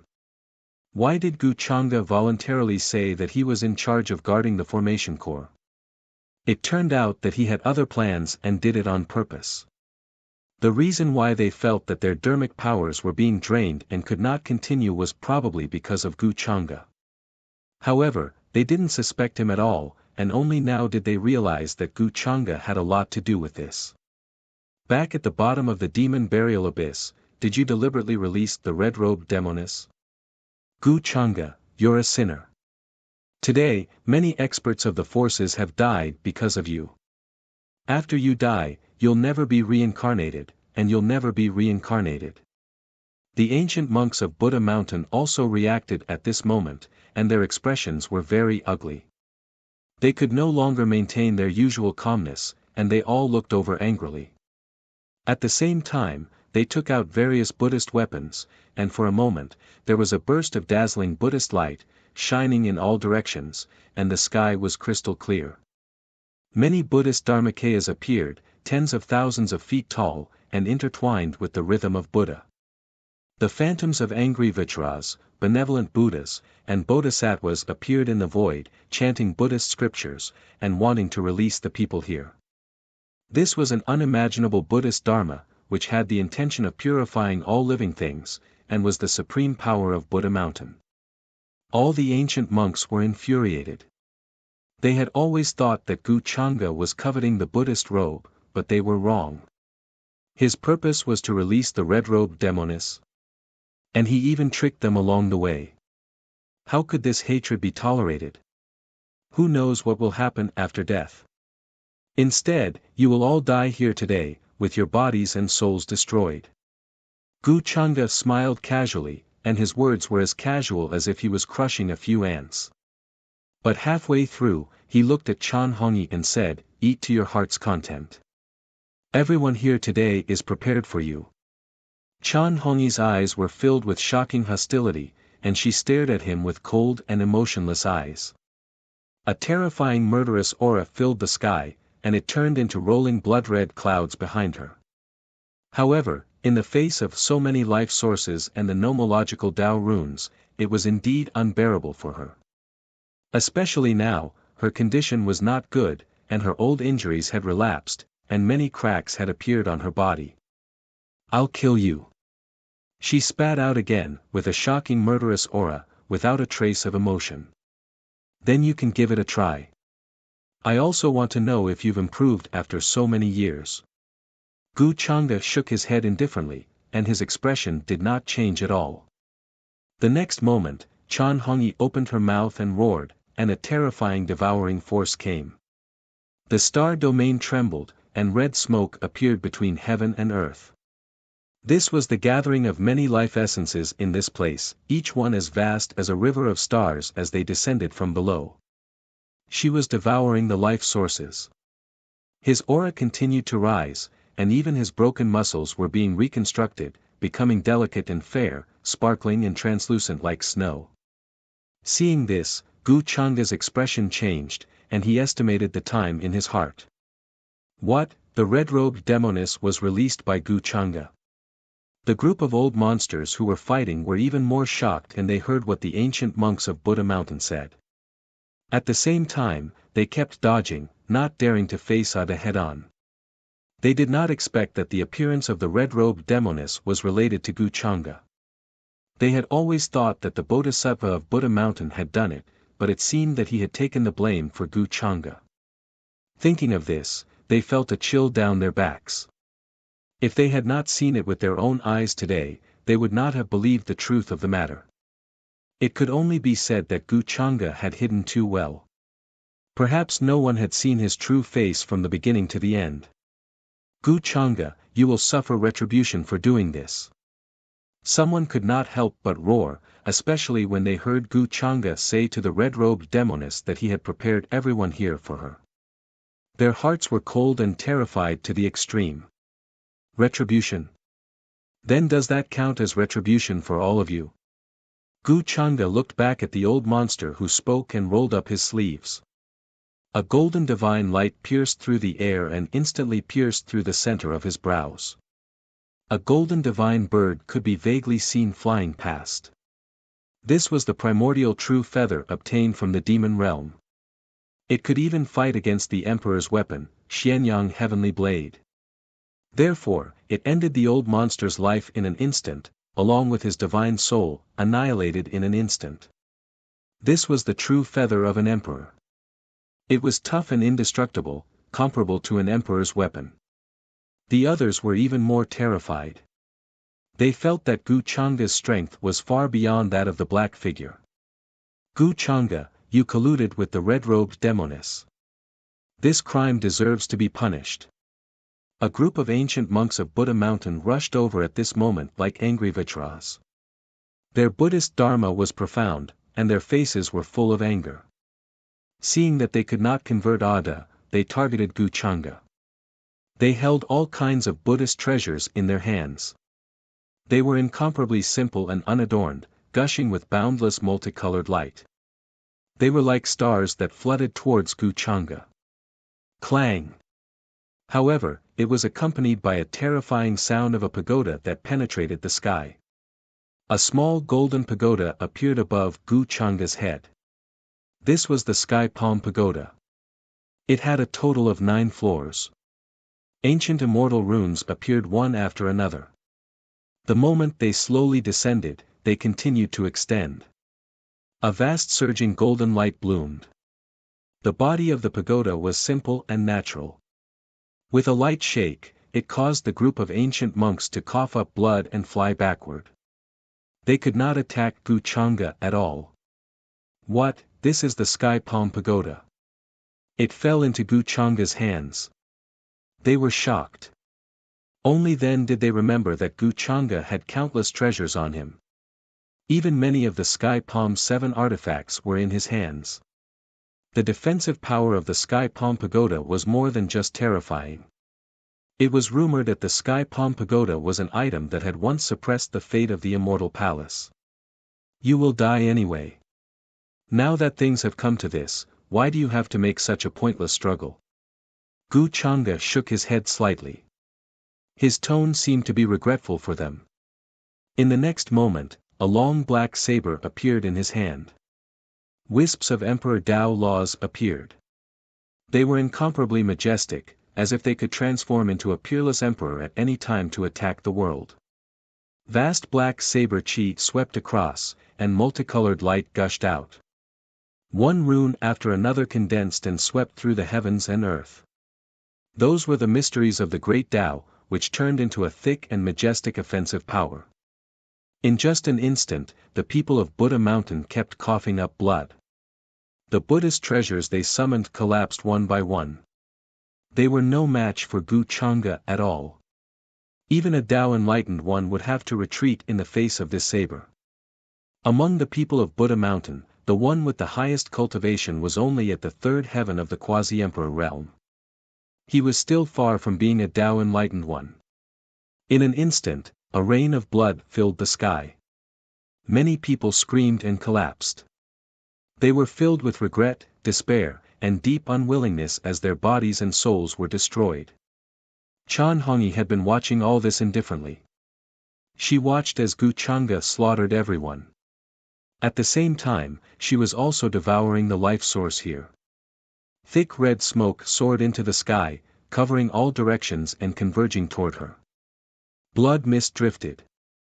Soon, only the 2 of them were left, as well as the respectfully retreating Ada. It's finally quiet. After so many years, don't you have anything to say to me?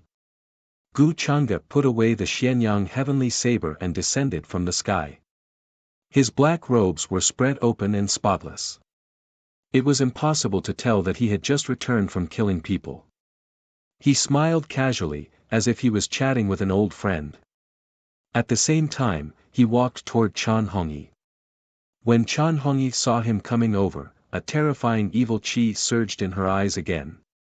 Hatred seeped into her bones. Murderous intent filled the air and shook the sky.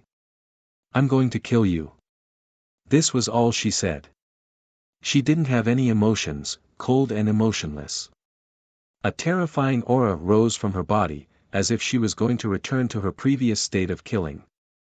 After devouring so much of the life essence here, her injuries had indeed improved, but they were only able to slightly suppress her old injuries. However, it was much better than when she had just left the demon burial abyss. But in the next moment, there was a slight change on her face that had never changed. You, Chan Hongyi stared at Gu Changa. The evil chi on her face deepened. She felt that there were other things mixed in with the life source. It was these things that caused her to be unable to use her magic power. Although it was only for a while, she could quickly resolve it. But this short period of time could change many things. Do you feel that you can't use your magic power?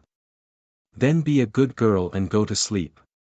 Gu Changa noticed the change on her face and couldn't help but smile. Then, a moon-white Buddhist robe appeared in his hand. There were many Buddhist lights on it. It was as if many eminent monks were chanting Buddhist scriptures day and night, blessing her with Buddhist Dharma. The Buddhist lights shone down and sprinkled on Chan Hongyi's face. Wisps of evil chi were melting like snow under the scorching sun. At this moment, the Buddhist robe was surrounded by multicolored light. Thousands of rays of Buddhist light and thousands of auspicious lights bloomed continuously, as if to wash away the evil in her. After killing so many people, most of the evil chi has dissipated. It should be able to be suppressed for a while. Gu Changa narrowed his eyes and draped the Buddhist robe over her body. Wisps of evil chi dissipated, making a sizzling sound like smoke. Chan Hongyi's evil expression gradually calmed down. She looked around in confusion, as if puzzled. She looked at her blood-stained palms and robe and was even more confused. Mas. Master, Chan Hongyi looked at the young man in front of her and felt a familiar aura. She couldn't help but mutter. This was an extremely important person to her. Although she had forgotten many things, this name was naturally called out. It had been branded in her life and couldn't be erased. She stretched out her slender white hand, as if wanting to reach over. But halfway through, she instinctively shrank back, worried that there would be array patterns lighting up and blasting towards her. This is already outside. Gu Changa smiled and grabbed her slender hand. Then, he took out a clean embroidered handkerchief and carefully and gently wiped away the blood on her face and hands. Chan Hongyi looked around in confusion. Her black jewel-like eyes were filled with confusion. She tilted her head, and her black hair drooped down. Outside, outside. Yes, outside. Gu Changa nodded. Mas. Master, it hurts, hurts. Chan Hongyi suddenly shrank back her hand, and her voice was very weak. Gu Changa looked at the crack on her hand. He didn't know when it had been there.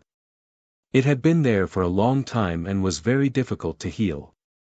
Previously, it had been corroded by many impure auras, but after this battle, it had cracked again. It was a shocking sight. In her previous state, Chan Hongyi couldn't feel any pain at all. Her heart was filled with endless killing intent. Even if her body was cracked, her expression didn't change. She didn't know what pain was. But now, she could clearly feel the pain. Her face was faintly pale as she bit her lip. She was dazed and confused, as if she didn't know why it hurt so much. Gu Changa was silent for a moment. It won't hurt very soon. Then, his expression softened. Wisps of gentle magic power gathered and turned into divine light. It had the nirvana green lotus body of creation and contained astonishing vitality. Yes, it doesn't hurt anymore. Wisps of green smoke appeared on the wound, accompanied by a sizzling sound. Chan Hongyi's face was pale, and her brows were knitted together because of the pain, but she still nodded. She still remembered that after a battle, she was punished by her master because of the unbearable pain from the injury. So, even if it hurt, she had to say it didn't hurt. Gu Changa looked at her and shook his head slightly. He knew why she said that. In his opinion, during the endless time she was sealed in the demon burial abyss, the reason why Chan Hongyi could split into two personalities had a lot to do with this. She didn't know pain and didn't fear pain. She only had hatred, but she could resist the endless loneliness and hurt. Then, Gu Changa took Chan Hongyi and turned into a divine rainbow and left this place. Here, blood mist drifted. Within a radius of hundreds of thousands of miles, there were still clouds and broken weapons everywhere, but it had already turned into a land of death and ruins. Along the way, Chan Hongyi was in a daze. There were many things that she couldn't remember, but many things that she could never forget. Mas. Master, why did you leave me in that place? You didn't come to see me. I miss you so much. I'm very obedient. Can you not leave me alone? It's so dark there.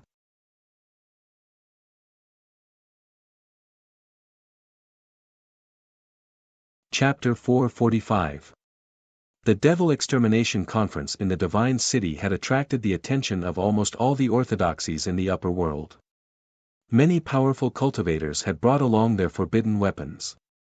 Many old monsters that had not appeared for millions of years had appeared. Their momentum was overwhelming as they wanted to hunt down the evil woman in red. Although many people did not participate, they had been paying attention to this event.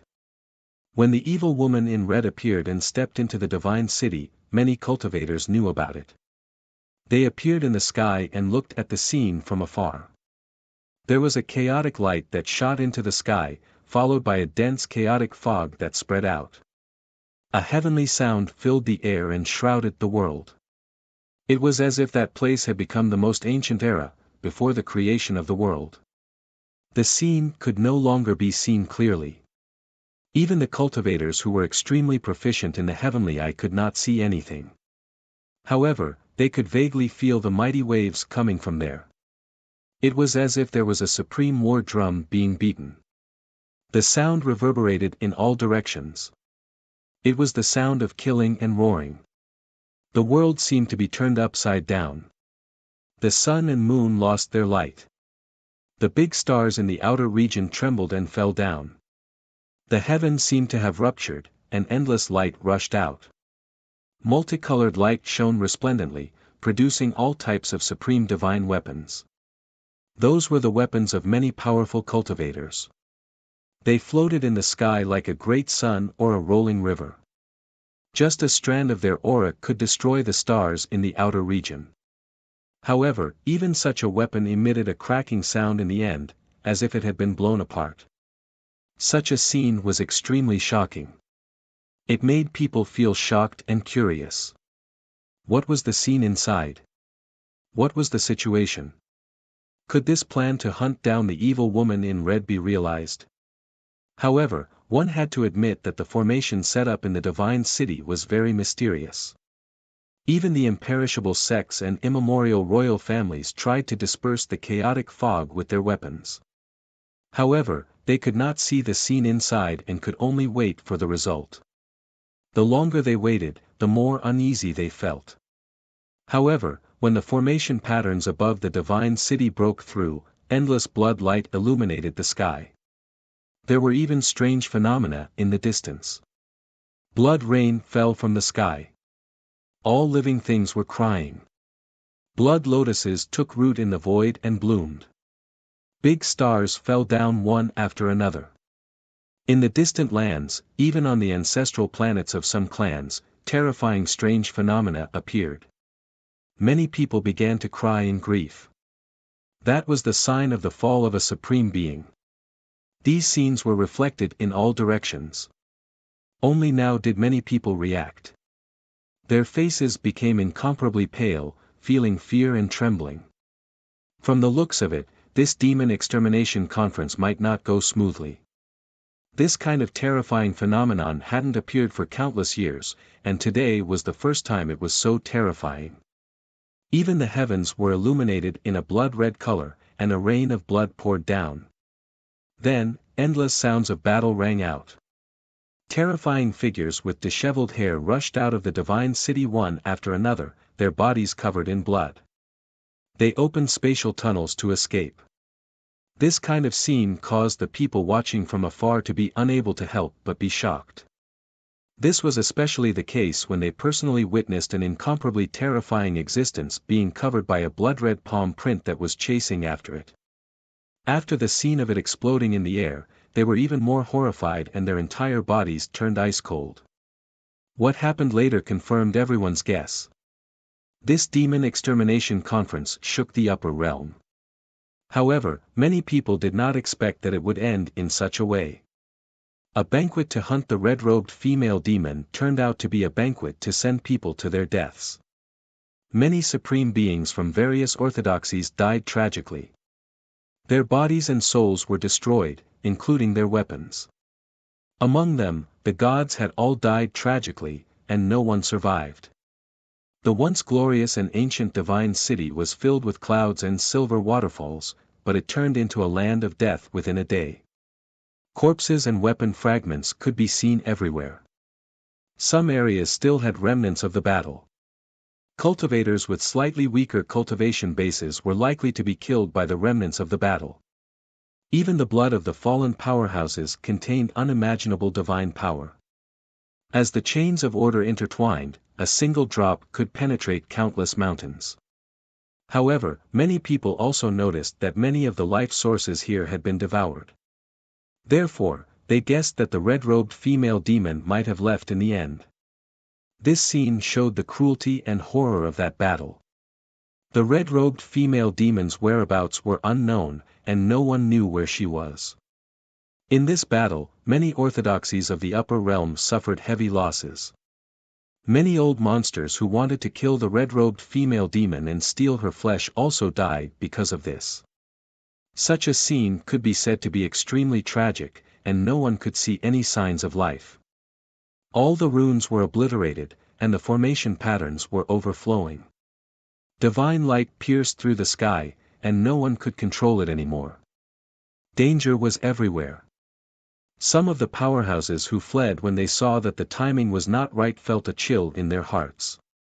If they had hesitated a little, they would have died tragically and followed in the footsteps of the others. Regarding this battle, many orthodoxies tried to recreate the scene with secret treasures, but they all failed. The divine city was in chaos. All the rules and order were broken and collapsed everywhere. As a result, they could only reconstruct the battle based on the accounts of those who escaped. Many people realized that there was a problem with the formation core. Because the red-robed female demon tried to rush out of the formation, there was a shortage of people at the formation core, and everyone could not continue to maintain the formation. Otherwise, such a tragic scene would not have happened. Speaking of which, this was a miscalculation. For a time, in many ancient cities of the upper realm, there were cultivators and living beings discussing this matter. They were worried and felt that the red-robed female demon was not dead. Moreover, her traces were hard to find, and no one knew where she was. If she were to suddenly appear, wouldn't it be a devastating disaster for them? What a good opportunity, but it's a pity that we miscalculated. If more people were sent to the formation core, we might have been able to destroy the red-robed female demon. In an ancient city, near the window, a few young cultivators were talking. There were men and women, young and energetic. They wore the same clothes, and it was obvious that they came from a certain orthodoxy. At this moment, when they heard what happened in the divine city, they were shocked and emotional. This kind of thing was too far away for them. With their cultivation base, they were not even qualified to watch. Those powerhouses and old monsters had unfathomable cultivation bases and had lived for millions of years. However, there were also experts who had died tragically within those mountains. I heard that among those who were responsible for guarding the formation core in the divine city, there were Buddha Mountain and young Master Changa. There's news from Buddha Mountain, saying that all the monks sent this time have fallen, and their soul lamps have been extinguished. Young Master Changa's whereabouts are unknown, and many people suspect that he's also in danger, but we don't know if it's true or not. A few young men and women talked softly when Gu Changa was mentioned. They could not help but look at him with respect and admiration, but they could not help but sigh and feel regret in their words. This was because they also felt that Gu Changa was doomed this time. Although Gu Changa was very strong, he was still a young man. Compared to those old monsters, he was still much younger. His age was not even a fraction of theirs. Therefore, many of the younger generation admired Gu Changa for participating in this demon extermination conference. This not only required strength, but also unprecedented courage. However, this time, how many people in the entire divine city escaped? It was said that the person in charge of guarding the formation core fought the red-robed female demon with his origin damaged. What were the chances of winning this battle? In their opinion, it was even slimmer. However, the Longevity Gu clan had not yet sent news of Gu Changa's soul lamp extinguishing, so they did not know whether he was still alive or not. Of course, there were also people who guessed that the Longevity Gu clan had concealed this news and found it difficult to accept. After all, Gu Changa's level of brilliance could be said to have illuminated the entire Golden Age. Since ancient times, was there anyone who could stand shoulder to shoulder with him? Many people felt that this was extremely regrettable. In short, there were differing opinions. Many orthodoxies in the upper realm were paying close attention to this matter. If Gu Chang'e did not fall, he would definitely achieve great things in this era. If the immortal gate opened, there would definitely be a place for him in the immortal path. Missing? Suspected to have fallen. While these young men and women were talking. On the other side, slightly closer to the stairs, a woman wearing a conical bamboo hat and white clothes was drinking by herself. However, her fingers hidden under her sleeves were trembling slightly. The woman in white had picturesque features. Her facial features were elegant and beautiful. Her eyes were like flawless gemstones. Her hair was soft and smooth, and her pretty face was fair and sparkling. As she spoke, she was a little uneasy and her eyebrows were tightly furrowed. Don't underestimate that guy's means. Nothing will happen to him even if everyone else dies. You've been with him for so long. Don't you understand this? At this moment, another voice sounded in the woman in white's mind. It seemed to be rather disbelieving and disdainful. I just suddenly feel that this matter is a little strange. But are we still going to look for the red-robed she-devil? The woman in white shook her head gently and asked. Currently, the red-robed she-devil's whereabouts are unknown. If that's the case, let's ignore it for now. When I fell into the demon burial abyss, I owed her a favor and obtained the forbidden demonic technique. Speaking of which, I owe her a favor. If she's in danger, we have to think of a way to help. Also, I keep feeling that the forbidden demonic technique is missing something. If there's a chance, we have to ask her. The other voice in the woman in white's mind explained. Then I'll go to the chaotic star region first to find my sister and exchange our identities. I have to deal with the Ji family. The woman in white was Su Chinga. Hearing this, she nodded and got up to leave the tea house. During this period of time, she had been searching everywhere for prey in order to break through. Her cultivation had improved very quickly. However, she was still carrying the title of the inheritor of the demonic technique.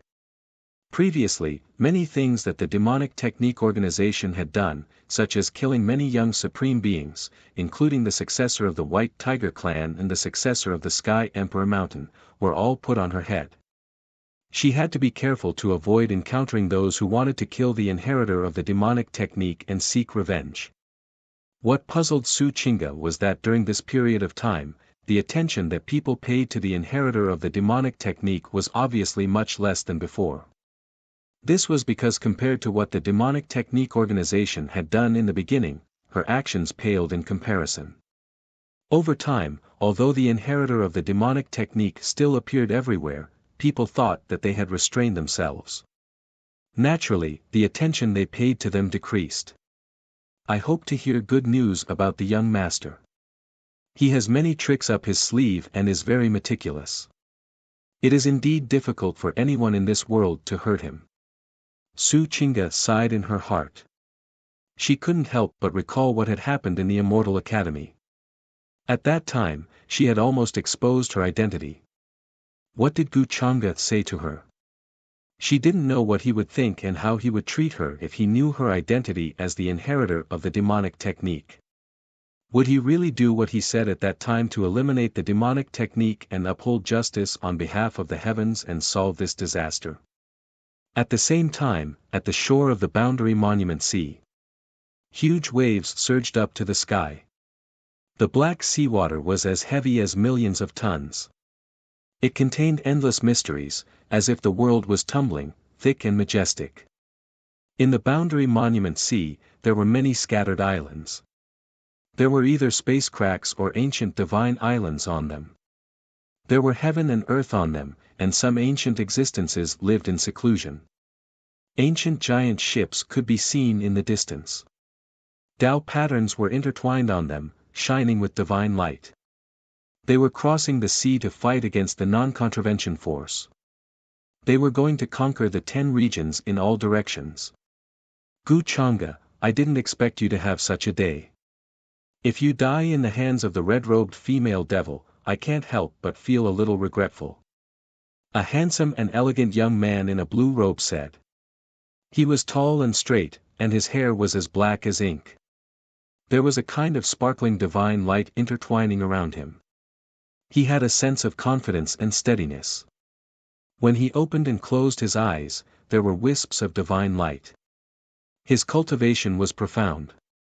He stood on the ancient warship with his hands behind his back. She begged for fresh flowers. As he spoke, he shook his head and looked at the shore of the boundary monument sea. As long as they passed the area in front, they would reach the border of the 10 regions in all directions. Mansion Master, Gu Changa's disappearance this time, many people think that he might have been kidnapped by the red-robed female devil. The red-robed female devil can use this to negotiate with the Longevity Gu family. After all, according to the rumors at that time, the red-robed female devil has intelligence. An old man appeared behind the elegant young man and reported respectfully. This possibility is not high, but since it is possible, there are naturally other possibilities. Gu Changa has actually been killed by the red-robed female devil. It's just that the Longevity Gu family is unwilling to accept it. The elegant young man shook his head slightly. When he mentioned Gu Changa, he narrowed his eyes with a hint of deeply hidden hatred. Although he also hoped that Gu Changa would die in the hands of the red-robed female devil, he hoped that he could kill this big enemy with his own hands. The destruction of the ancient kingdom of Vermilion Bird was still fresh in his mind. Today was different from the past. In the past, he still had to rely on others. He was just a prince of a small ancient kingdom, insignificant.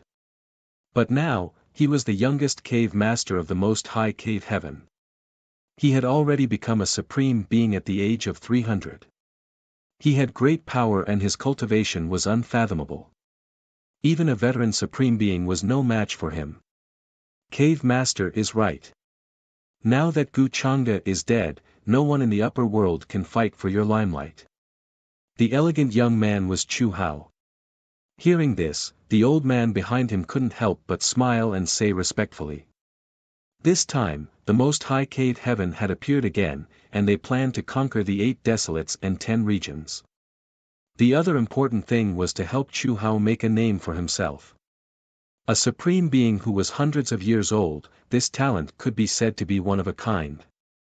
Even the other young supreme beings of this generation, for example, 6 Crown King Junyao, Heavenly Phoenix Maiden, Human Ancestor Hall Holy Maiden, Unparalleled Immortal Dynasty's Crown Prince Yumingkong and the others, couldn't guarantee that they would be able to break through this realm before they were several hundred years old.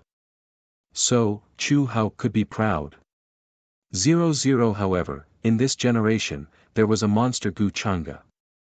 He was hundreds of years younger than him, but his cultivation was on par with him.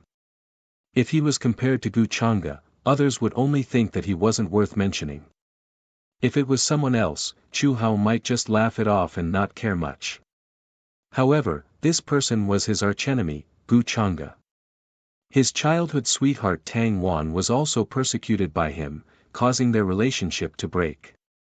All these made him hate Gu Changa to the extreme. Woo! At this moment, a strange sound was heard. It sounded like some kind of tool, whistling through the sky, mixed with a terrifying aura. The sea within a few 100,000 miles started to shake violently, and ripples appeared in the space. However, this voice could only be heard by those with profound cultivations. The weaker cultivators only felt a chill run down their spines. It was as if some kind of aura had swept over them and was trying to take away their souls. At this moment, everyone on the ancient warship, including Chu Hao and everyone on the ancient warship, felt a sense of stiffness. Their hair stood on end, and they couldn't move at all. What's that? Chu Hao's scalp went numb, and he couldn't maintain his expression as he stared at the distant area. It was red smoke, and it seemed to have swept over from the distant sea. Its momentum was shocking, and it gathered between the heavens and the earth, as if it could rush out to the outer realm. Chu Hao activated his heavenly eye technique, and he could barely see that thing clearly. It was a small black bottle. It was very blurry, and he couldn't see it clearly. As rays of black light fell, it was like a black sun, and the light around it was swallowed and absorbed by it. The billowing smoke was the source of life that had filled the Boundary Monument Sea for countless years. Although it was rare, it was scattered everywhere. Who is this? Who is collecting the source of life in this place?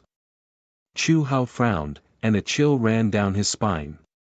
He felt that the small black bottle was extremely evil, and the billowing red smoke was being swallowed. He didn't dare to take another look. At this moment, he noticed that below the small black bottle, there was a black figure. He was holding a long spear, and he was extremely majestic, as if he was waiting for the small black bottle in the sky. However, Chu Hao felt that the black figure was terrifying. He didn't dare to take another look, and he quickly retracted his gaze.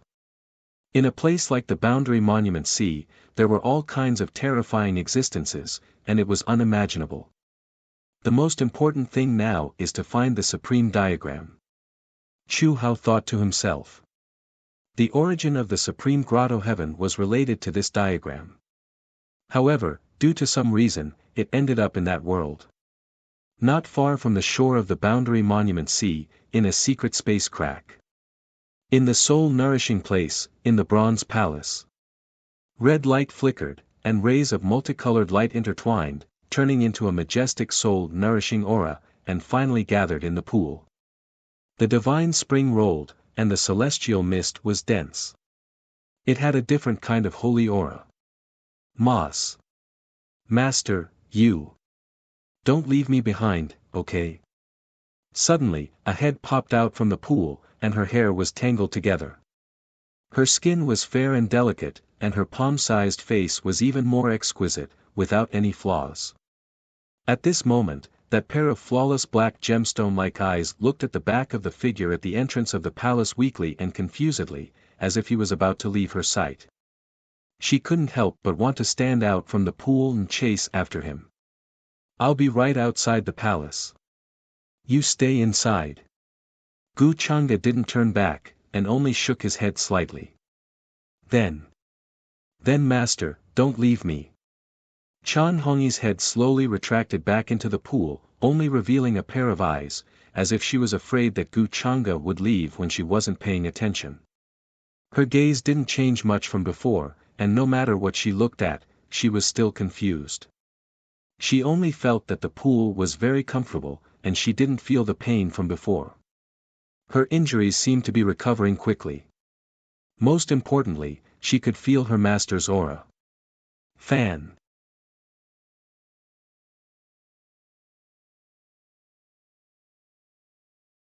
Chapter 446. The Bronze Palace was grand and ancient, emitting a faint glow. It was unknown what era it was built from, but there were many ancient patterns carved on it. At this moment, many life origins were gathering from all directions, forming life symbols that fell into the pool. The immortal mist was dense, as if the Milky Way was falling. It was incomparably brilliant. Chan Hongyi was soaking in it, her hair draped over her shoulders, sticking tightly to her small face. She was still wearing a Buddhist robe, suppressing a terrifying evil aura. Her eyes were like black gemstones, looking in the direction of the entrance of the Bronze Palace. When she saw Gu Chang'e stop there, she seemed to be relieved. Then, she revealed a satisfied and happy smile. It was as if to her, as long as she could see Gu Chang'e, it was the most satisfying thing in the world. Hongyi will cultivate well in the future. Don't, leave me behind again. She muttered, but other than her eyes, the rest of her body was soaking in the divine spring, and when she spoke, she emitted bubbles. Buzz. However, strands of life origins turned into dazzling lights, filling the void with a misty aura, and gathered on Chan Hongyi's body. Those terrifying injuries were slowly recovering. Especially in her dazed eyes, there was a hint of life. It was as if as her injuries healed, her divine spirit's injuries were also slowly recovering. Gu Chang'e stood at the entrance of the Bronze Palace, his black robe fluttering. He closed his eyes slightly, feeling the direction of the laws here. After bringing Chan Hongyi out of the divine city, Gu Chang'e deliberately avoided everyone, and then brought her to the soul-nurturing place that he had prepared long ago. There were many heaven and earth origins scattered here, and some had even fallen. There had been countless battles in the Boundary Monument Sea, and the lives that had died were like sand in the Ganges River. Over countless years, the life origins that had gradually gathered here were innumerable. After killing War Immortal Li Xiu, he had engraved many restrictions and array patterns here as a precaution. On one hand, he was worried that someone would notice and destroy this soul-nurturing place. On the other hand, the array patterns here were under his control. If Chan Hongyi's evil aura rose again, he could use the array patterns here to trap her in the inner universe. However, this was only a deeper consideration. Unless it was absolutely necessary, this step was not necessary. While Gu Chang'e was deep in thought, a wave of energy fluctuation came from outside the ancient bronze palace. A Da's figure appeared. A black bottle bobbed up and down in his hand, giving off a tremendous devouring intent. "My lord, the collection is complete." He respectfully handed the bottle over. Gu Chang'e casually glanced at it and nodded. This was a bottle of the Great Tao condensed from the runes of the Great Tao. It was as vast as the sea, but at this moment, it was already filled with endless life source. A jade-green sea of blood floated within, turning into a red haze that was incomparably hazy. Not enough. However, the origin of life in this place is already very thin. Go to the battlefield at the border. 2 realms are fighting there, and there are many cultivators there. Kill them and fill up another bottle. Gu Chang'e shook his head slightly. Black runes appeared in his hand and condensed into a black bottle of the Great Path. He handed it to Ada. "My lord, do we also kill the cultivators and creatures of this world?" Ada's golden eyes showed some confusion as he asked respectfully. "Kill them all." Gu Chang'e nodded slightly with a calm expression. "Yes." The air blurred and a crack appeared. Ada quickly stepped into it and disappeared. Then, Gu Chang'e took the bottle of the Great Path and walked into the palace. Wisps of crimson smoke rushed out and converged on Chan Hongyi's body. The origin of life that was already thin around her became dense again, like a sea of blood floating in the air. She looked a bit confused and said in a weak voice, "Ma. Master, what's wrong?" Gu Chang'e glanced at her and didn't stop what he was doing. The black runes of the Great Path fell into the pool. At the same time, he threw in some shining divine medicines, red agate-like fruits, and sacred little trees that glittered with silver light. Are you going to cook me like before?" Chan Hongyi stared blankly at the divine spring that was gradually boiling because of the terrifying medicinal properties. The temperature of the water continued to rise, and it even produced gurgling bubbles. In the midst of the dense fog, her small face was a little hot, and a blush rose up like a haze. However, the mist was formed by the origin of life and the peerless divine medicines. Each wisp contained extremely shocking vitality. Even the legendary medicine of the human body couldn't compare to it. Cook. Some memories flashed past Gu Chang'e's mind. He shook his head slightly and said, "That's called foundation establishment. How many times do I have to tell you?" Oh. That's called foundation establishment. Hongyi remembered. Then. "Master, once I'm cooked, will you be able to eat me?" Chan Hongyi was still a bit confused. She was unfamiliar with the term, foundation establishment. However, she remembered something else very important. Her eyes were like those of a deer. With some caution and some hope, she looked at Gu Chang'e. "Eat you?" Gu Chang'e raised his eyebrows and walked closer to her. He felt that her confusion was a bit serious. Chan Hongyi nodded.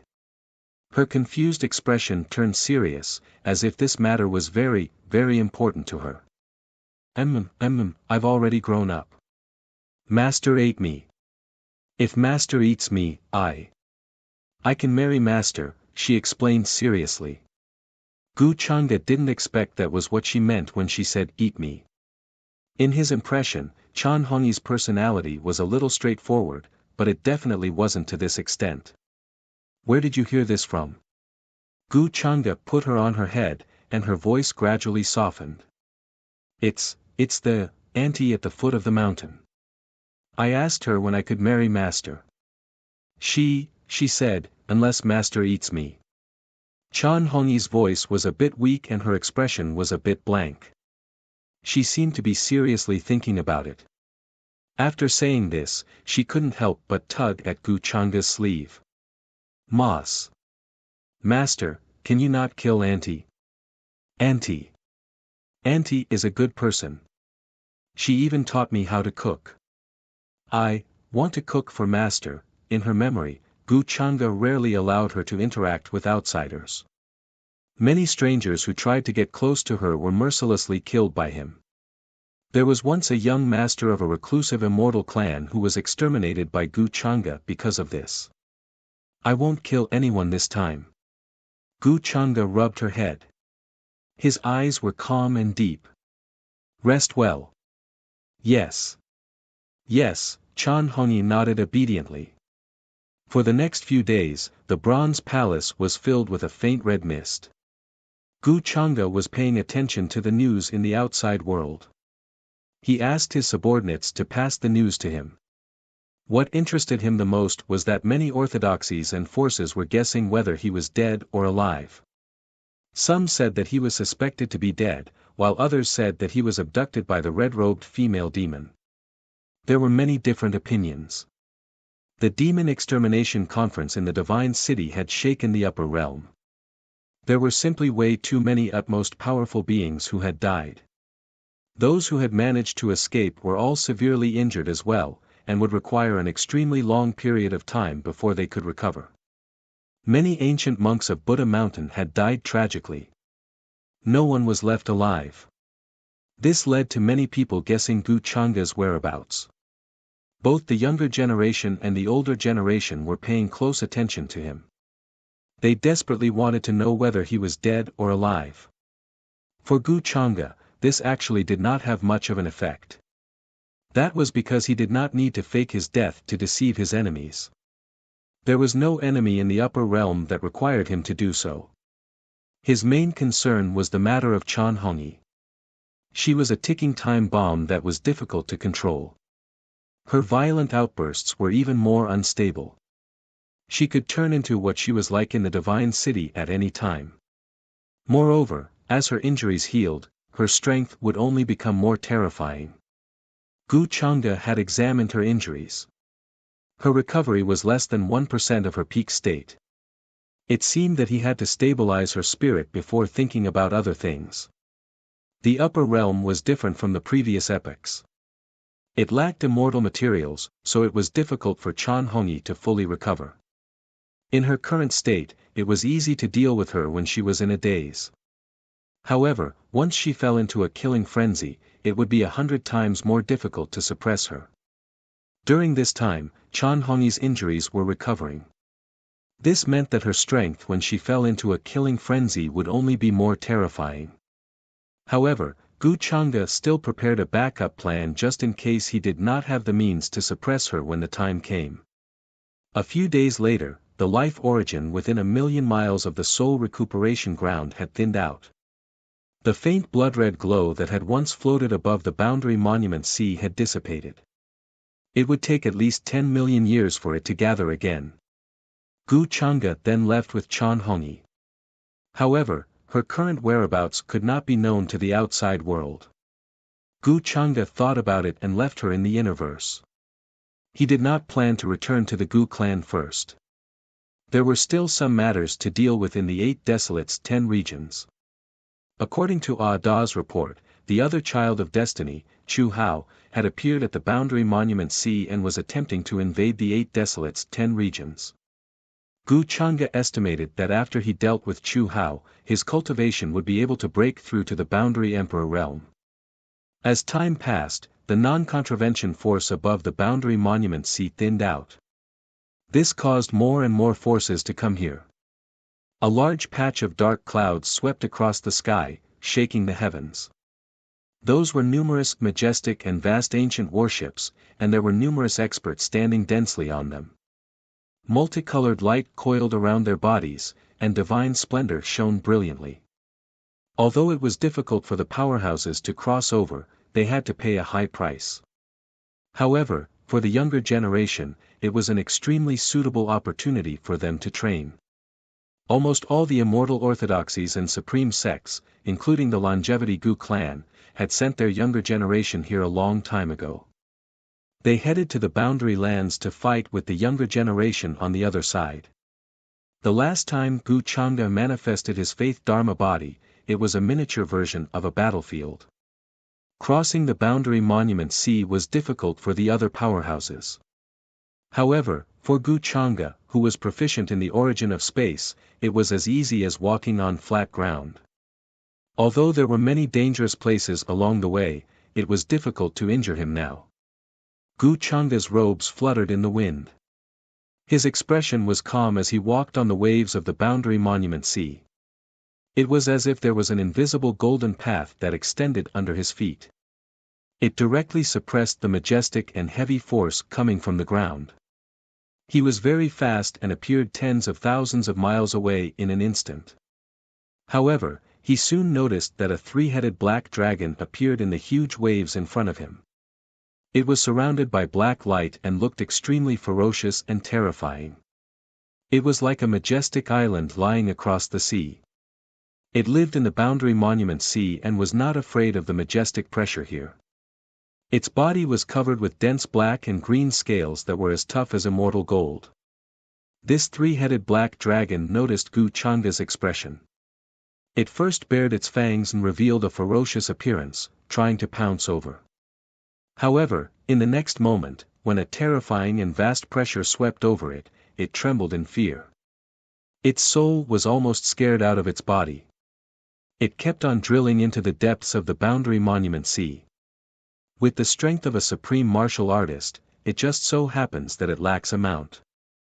Gu Changda nodded slightly and walked toward it unhurriedly. At this moment, the shore of the boundary monument sea in the 8 wastelands 10 regions was a barren and boundless yellow desert. Endless rolling yellow sand submerged heaven and earth. Occasionally, withered bones would be revealed. Countless powerhouses of the 8 wastelands 10 regions had died in battle here. They all died tragically when resisting the invasion of the higher realm. Buried in the sand for many years, their corpses were still immortal and emitted sparkling white light. Barren hills and mountain ridges spread out in this place. Some mountain peaks were incomparably strange. Multicolored light shone brilliantly and divine splendor lingered around them. Some barren forests stretched across, shrouded in thick miasma and chaotic fog. From time to time, vicious beasts as large as mountains could be seen crossing the horizon and landing here. There were some places where the 8 wastelands 10 regions experts built war forts long ago. They were as large as stars one after another. However, they had long been damaged, falling from the sky dome, smashing open terrifying craters one after another. When one looked down from above, this place was full of devastation. There were traces of battle everywhere. This was a dangerous place. The mountain region was vast, yellow sand surging. However, there was an extremely strange scene that was hidden within the depths. A group of people were trekking through this place. There were ancient trees that seemed to have already withered, looking like they had long lost their life force. However, they still took root and grew. One could see many black vicious birds building nests on them. Their eyes were like cold blades, piercing through the void with chila sounds. This group of people trekking through this place were extremely cautious. There were quite a few of them, both humans and foreign races. There were 20 to 30 of them. Most of them were young, but there were many elders as well. Precious splendor could be seen on their bodies, their strength extremely terrifying. In the past, it was rumored that our world's spirit gourd supreme expert fought with an unmatched existence from that world called Taishang here. They were evenly matched, and in the end, a void space was created. In the end, the two of them died from exhaustion. However, their inheritances and many things they left behind, including magical artifacts, were all left behind here. However, that void space is extremely strange. It will only appear when there are terrifying battle fluctuations. Otherwise, we definitely wouldn't be able to find the entrance normally. A young woman spoke from within this group of people who were currently on their way. Her figure was tall and graceful, long hair like silk, extremely glossy. It was dark green in color, and even her eyes were dark green.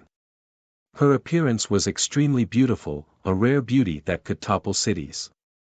Her entire body was suffused with a wave of refreshing plant-like aura, making one feel a sense of peace. Quite a few young men looked at her with gazes full of admiration. This woman was called Luluo, from an ancient race from the 8 Wastelands 10 regions.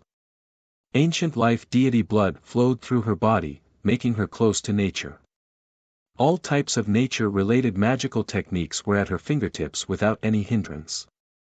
At the same time, she was an extremely famous goddess from the 8 Wastelands 10 regions, and she had many pursuers. If it wasn't for the shockwaves from the battle between the two worlds reaching here, this void space would not have appeared. That's good for us. Hearing Luluo's words, the other young men and women all nodded, and their eyes flashed with divine light. An aura that was completely different from that of the upper realm appeared. Their statuses were not low in the 8 Wastelands 10 regions, and their families were very ancient, so they knew many secrets. As such, after some discussion, they had decided to come here to explore that void space. Don't be careless. Since we know about this void space, those people on the other side might know about it as well.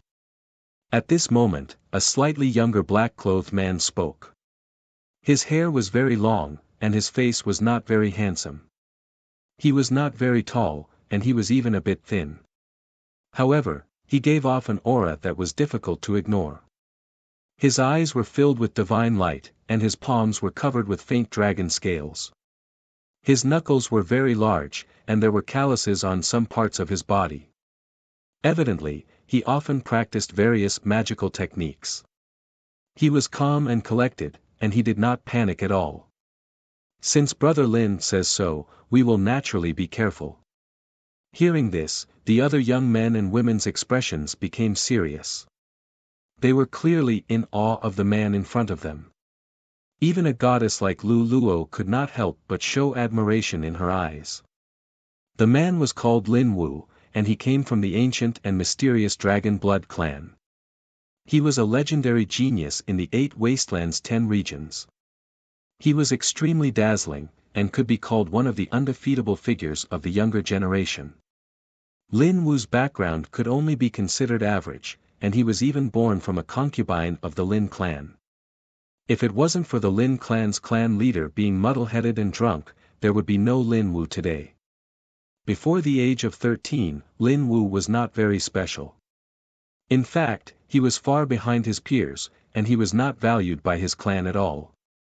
However, at the age of 13, when he awakened the Lin clan's dragon blood, his terrifying talent was revealed and shocked everyone. The sword that could be said to have been honed for more than 10 years now shone with a dazzling brilliance. Just how terrifying was Lin Wu's talent? There was nothing in this world that he could not learn.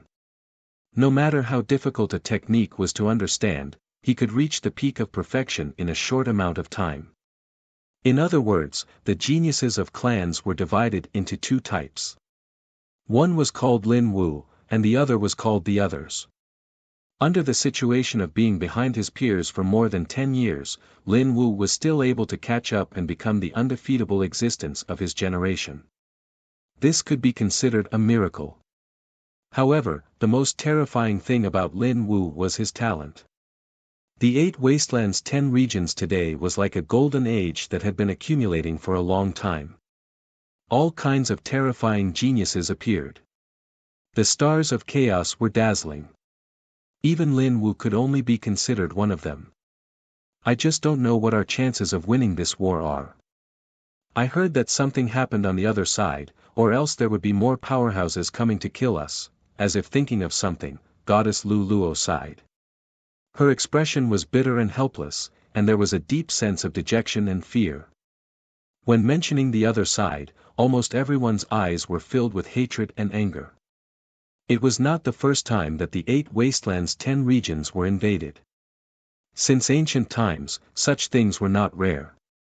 The many damaged battle fortresses on the shore of the Boundary Monument Sea were the result of countless years of battle. Very quickly, everyone once again carefully moved forward, avoiding the many fierce beasts here. Goddess Lu Luo saw that Lin Wu seemed to be in a daze and couldn't help but ask, "Lin Wu, are you still thinking about what happened before?" Lin Wu nodded silently. You have to restrain your grief." Brother Qin Yang did not surrender at the last moment. He courageously faced death, worthy of the name of Dragon Blood War God of your clan. Lu Luo sighed. She knew that Lin Wu and his brother Lin Qin Yang had a deep relationship. However, a while ago, Lin Qin Yang fought with a young creature on the battlefield. When he was about to kill his opponent, he was slapped to death by an incomparably terrifying existence behind him. Even an ancestor of the Lin clan died tragically on the spot, turning into a bloody mist without leaving behind any traces. This matter made Lin Wu furious for a long time, his eyes burning with hatred.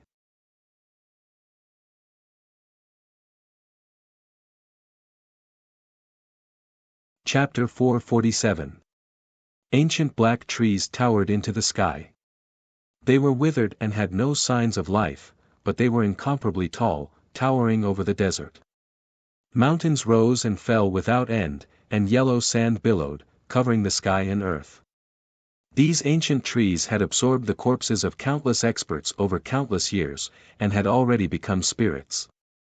They sought luck and avoided disaster, and would not provoke any living beings that passed by.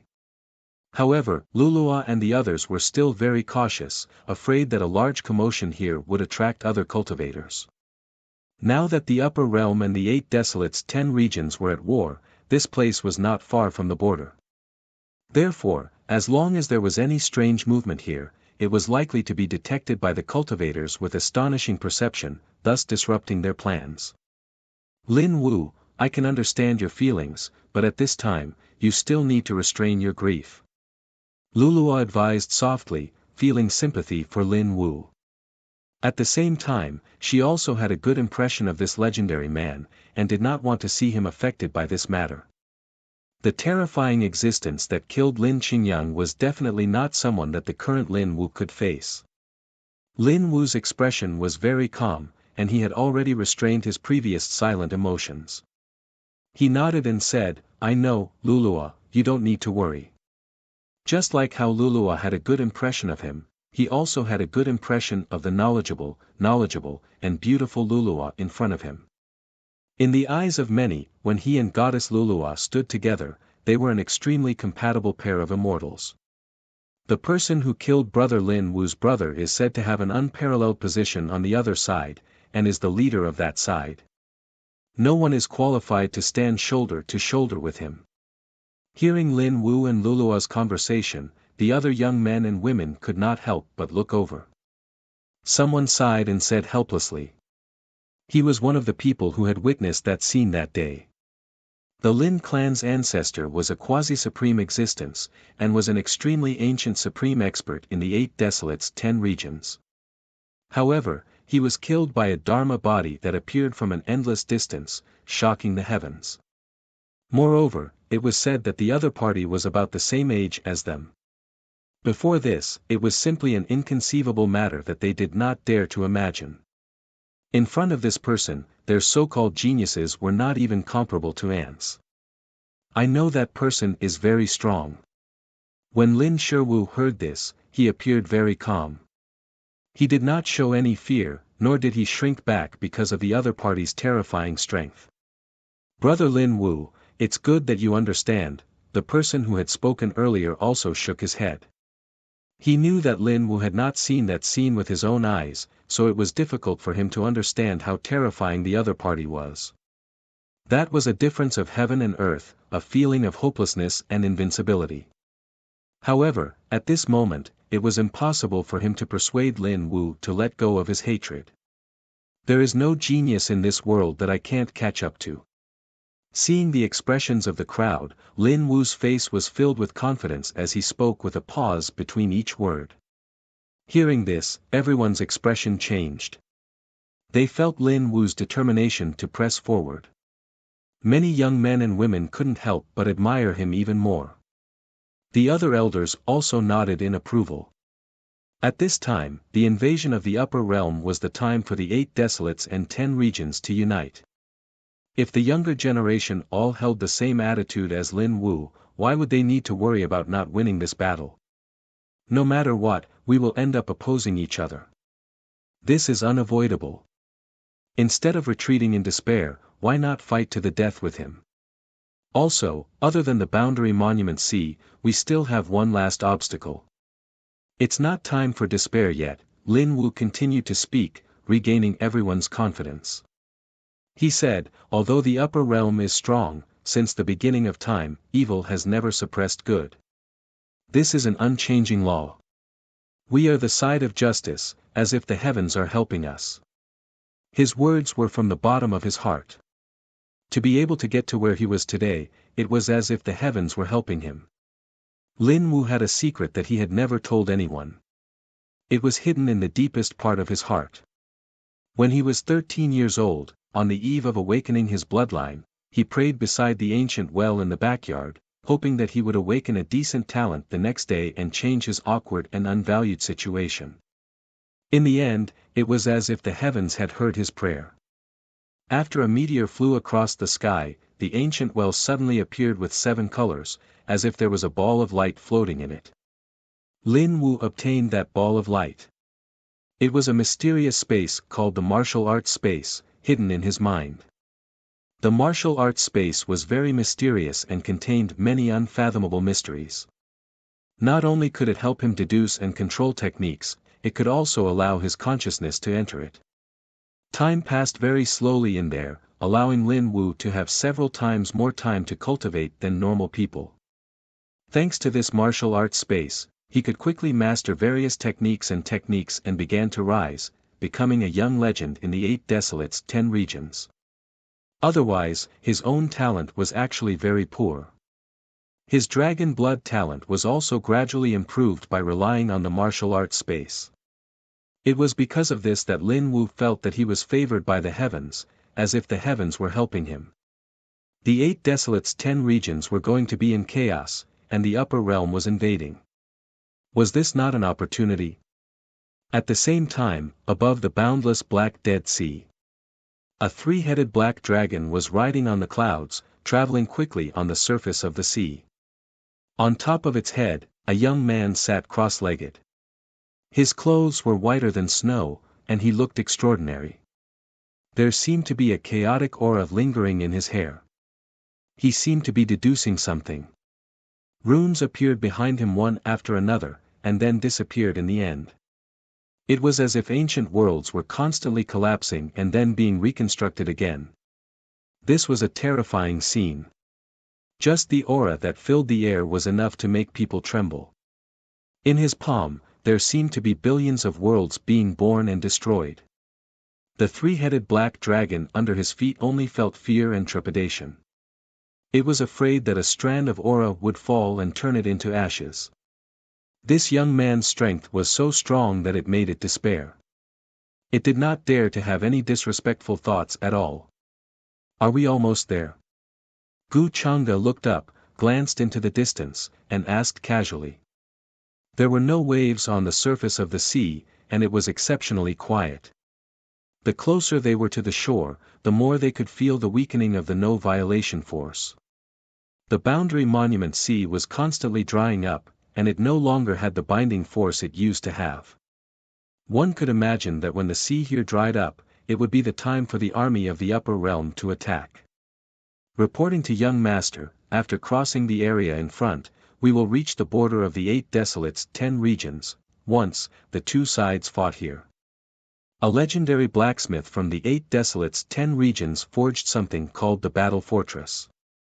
It can connect with the power of the stars in the outer realm, and its divine power is vast. That battle almost sunk this place. When I was still a little dragon, I witnessed that battle with my own eyes. When the three-headed black flood dragon heard this, it trembled and quickly answered. It told Xiaoqian everything it knew in detail. The three-headed black flood dragon was a prime and had lived for countless years. Because it lived in the Boundary Monument Sea, it was much stronger than other lifeforms of the same cultivation. However, now, it could only be reduced to a steed. The three-headed black flood dragon did not dare to harbor any resentment or unwillingness. The three-headed black flood dragon had personally witnessed a third heaven quasi-emperor ferocious beast charging out and trying to consume the young man before it. In the end, Xiaoqian merely casually grabbed, and black talisman scripts gathered in his palm, turning into a black spear. Then, the spear stabbed into the void. Rumble.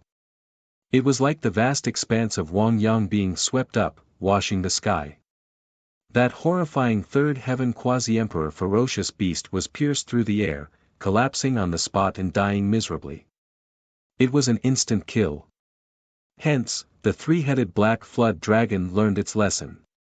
It knew how horrifying the strength of the young man sitting on its head was. The battle fortress. It looks like that battle was not easy. The coast gradually appeared in Gu Changa's eyes. Indeed, he could see many broken stars there, all of which were weapons that had been refined before. Moreover, from his angle, he could see gray clouds rolling in the sky, and many ancient warships docked there. Almost all of the orthodoxies that attacked the 8 Desolates 10 regions were gathered there.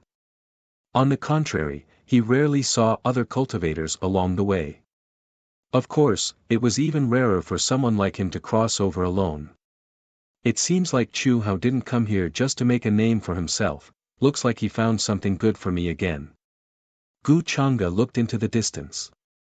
He had asked Dada to keep an eye on the movements of everyone in the Grand Cave Heaven. Hence, after knowing that Chu Hao had come here, he did not immediately rush to the battlefield, but went to another place. This piqued his interest. According to the usual routine, Chu Hao should have gone to search for treasures. However, he did not know how useful he, the son of destiny of the upper domain, would be in the 8 Desolates 10 regions. Moreover, the closer he got to the 8 Desolates 10 regions, the more he could sense the broken Great Path Order fragments, as well as the immortal chi that permeated the void. This made Gu Changa doubt the authenticity of the rumors from the upper domain. After the Forbidden Era, the upper domain was shattered, including the Worldly Order and the Great Path Order. Was the 8 Desolates 10 regions the one with the immortal chi? If that was the case, was the 8 Desolates 10 regions the only way to reunite with the upper domain? What's that? Everyone, be careful. Just as Lin Wu, Lu Luo, and the others were hurrying along, an old man suddenly waved his hand to stop them. He frowned and looked ahead. On top of a towering mountain peak, there was a golden eagle lying in its nest. Its body was not very big, but it looked like it was carved out of gold. Its entire body was golden, and even its feathers were flowing with light, as if it was indestructible. When it opened its enormous mouth, its cry was like a demonic sound that entered one's ears. Even from far away, one's eardrums were about to be torn apart. This was an extremely terrifying vicious beast, possessing many types of powerful innate talents. It had the strength of a half-supreme being, occupying an area like an overlord. No one dared to provoke it. However, right now, it was staring at a group of people in another direction with incomparable restraining fear. That group of people's clothes clearly did not belong to the 8 Desolates 10 regions, their auras completely different as well. It was unknown when they arrived here. The one in the lead was a young man, extremely scholarly and steady. Multicolored light swirled around his body, a powerful aura coming from his body, making one not dare to underestimate him. These are the experts from the upper realm. As expected, they came here as well. Lin Wu, Lu Luo, and the others' expressions were solemn. They felt that this young man's strength was incomparably terrifying, describing it as unfathomable wouldn't be an exaggeration. It was not something they could compare to right now. He doesn't look that old, but his strength is actually so terrifying. Are all the cultivators from that side this terrifying? Their hearts were heavy, feeling that they were all of the younger generation, so why was there such a great difference in cultivation? The other party's age was at most a few hundred years older than theirs, but their cultivation was far from what they could compare to. They should be the descendant of that existence who fell together with the spiritual gourd supreme expert back then. Lu Luo stared closely in that direction. She could use all natural plants as her eyes, so even though there was a distance between them, she could still clearly see the pattern on the other party's sleeve. A power called Taishang. The elders looked at each other, a bit serious. The other party clearly also came here to search for that void space.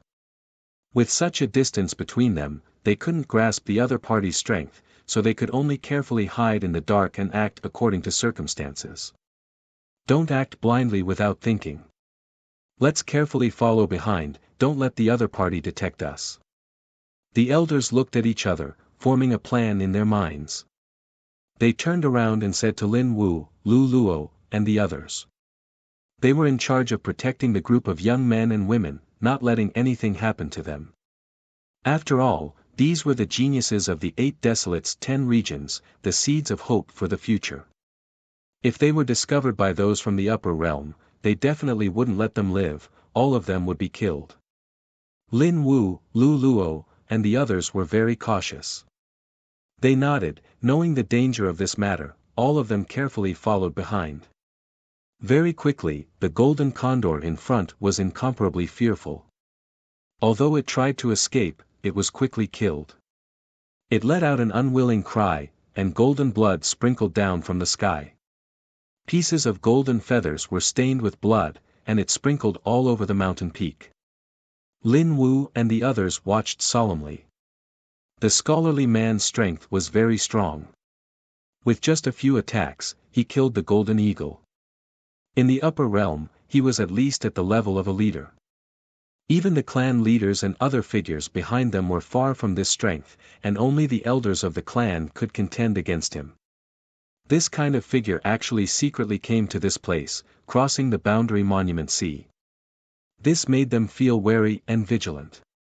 In that case, the boundary monument sea was becoming more and more unsafe. Governor, if the location shown by the compass is correct, the lost Taishang too should be here.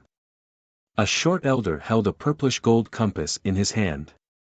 The needle on it changed quickly, and finally pointed steadily at the barren mountain in front of them. He was a little excited. The scholarly man was Chu Hao, who had crossed all the way from the boundary monument sea. Hearing this, he nodded. Using a secret technique to sense, he could naturally confirm that the Taishang too, the treasure of the Taishang Grotto Heaven, was lost here.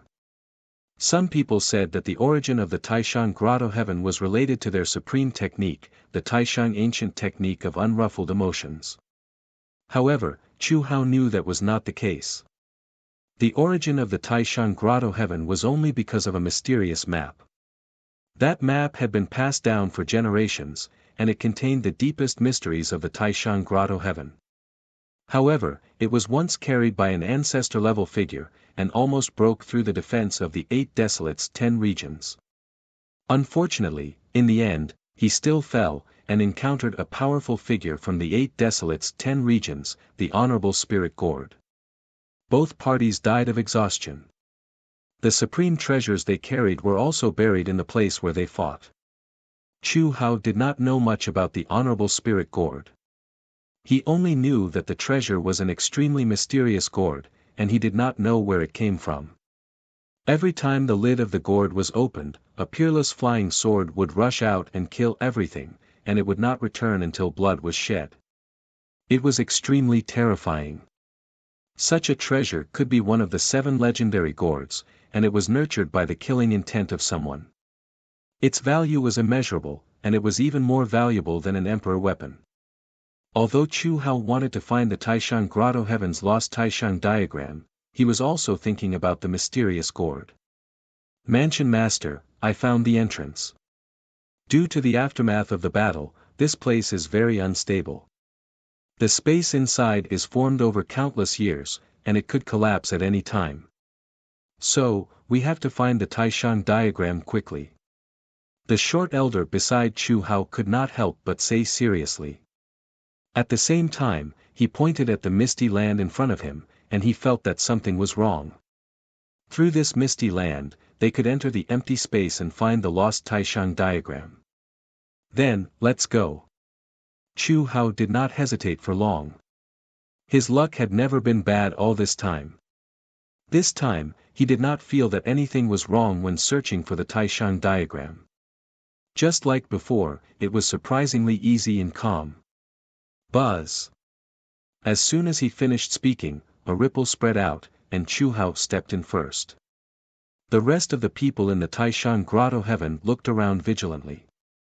Seeing that there was no trace, they followed in. You're tuning into the Han Li's Wuxia Adventures YouTube channel. We're so grateful for your support, and don't forget to subscribe to join us on this incredible journey through captivating stories. Your generosity through donations truly makes a world of difference, as it's the primary source of revenue that allows me to expand and enhance this channel for you. Thank you from the bottom of my heart for being a part of this adventure.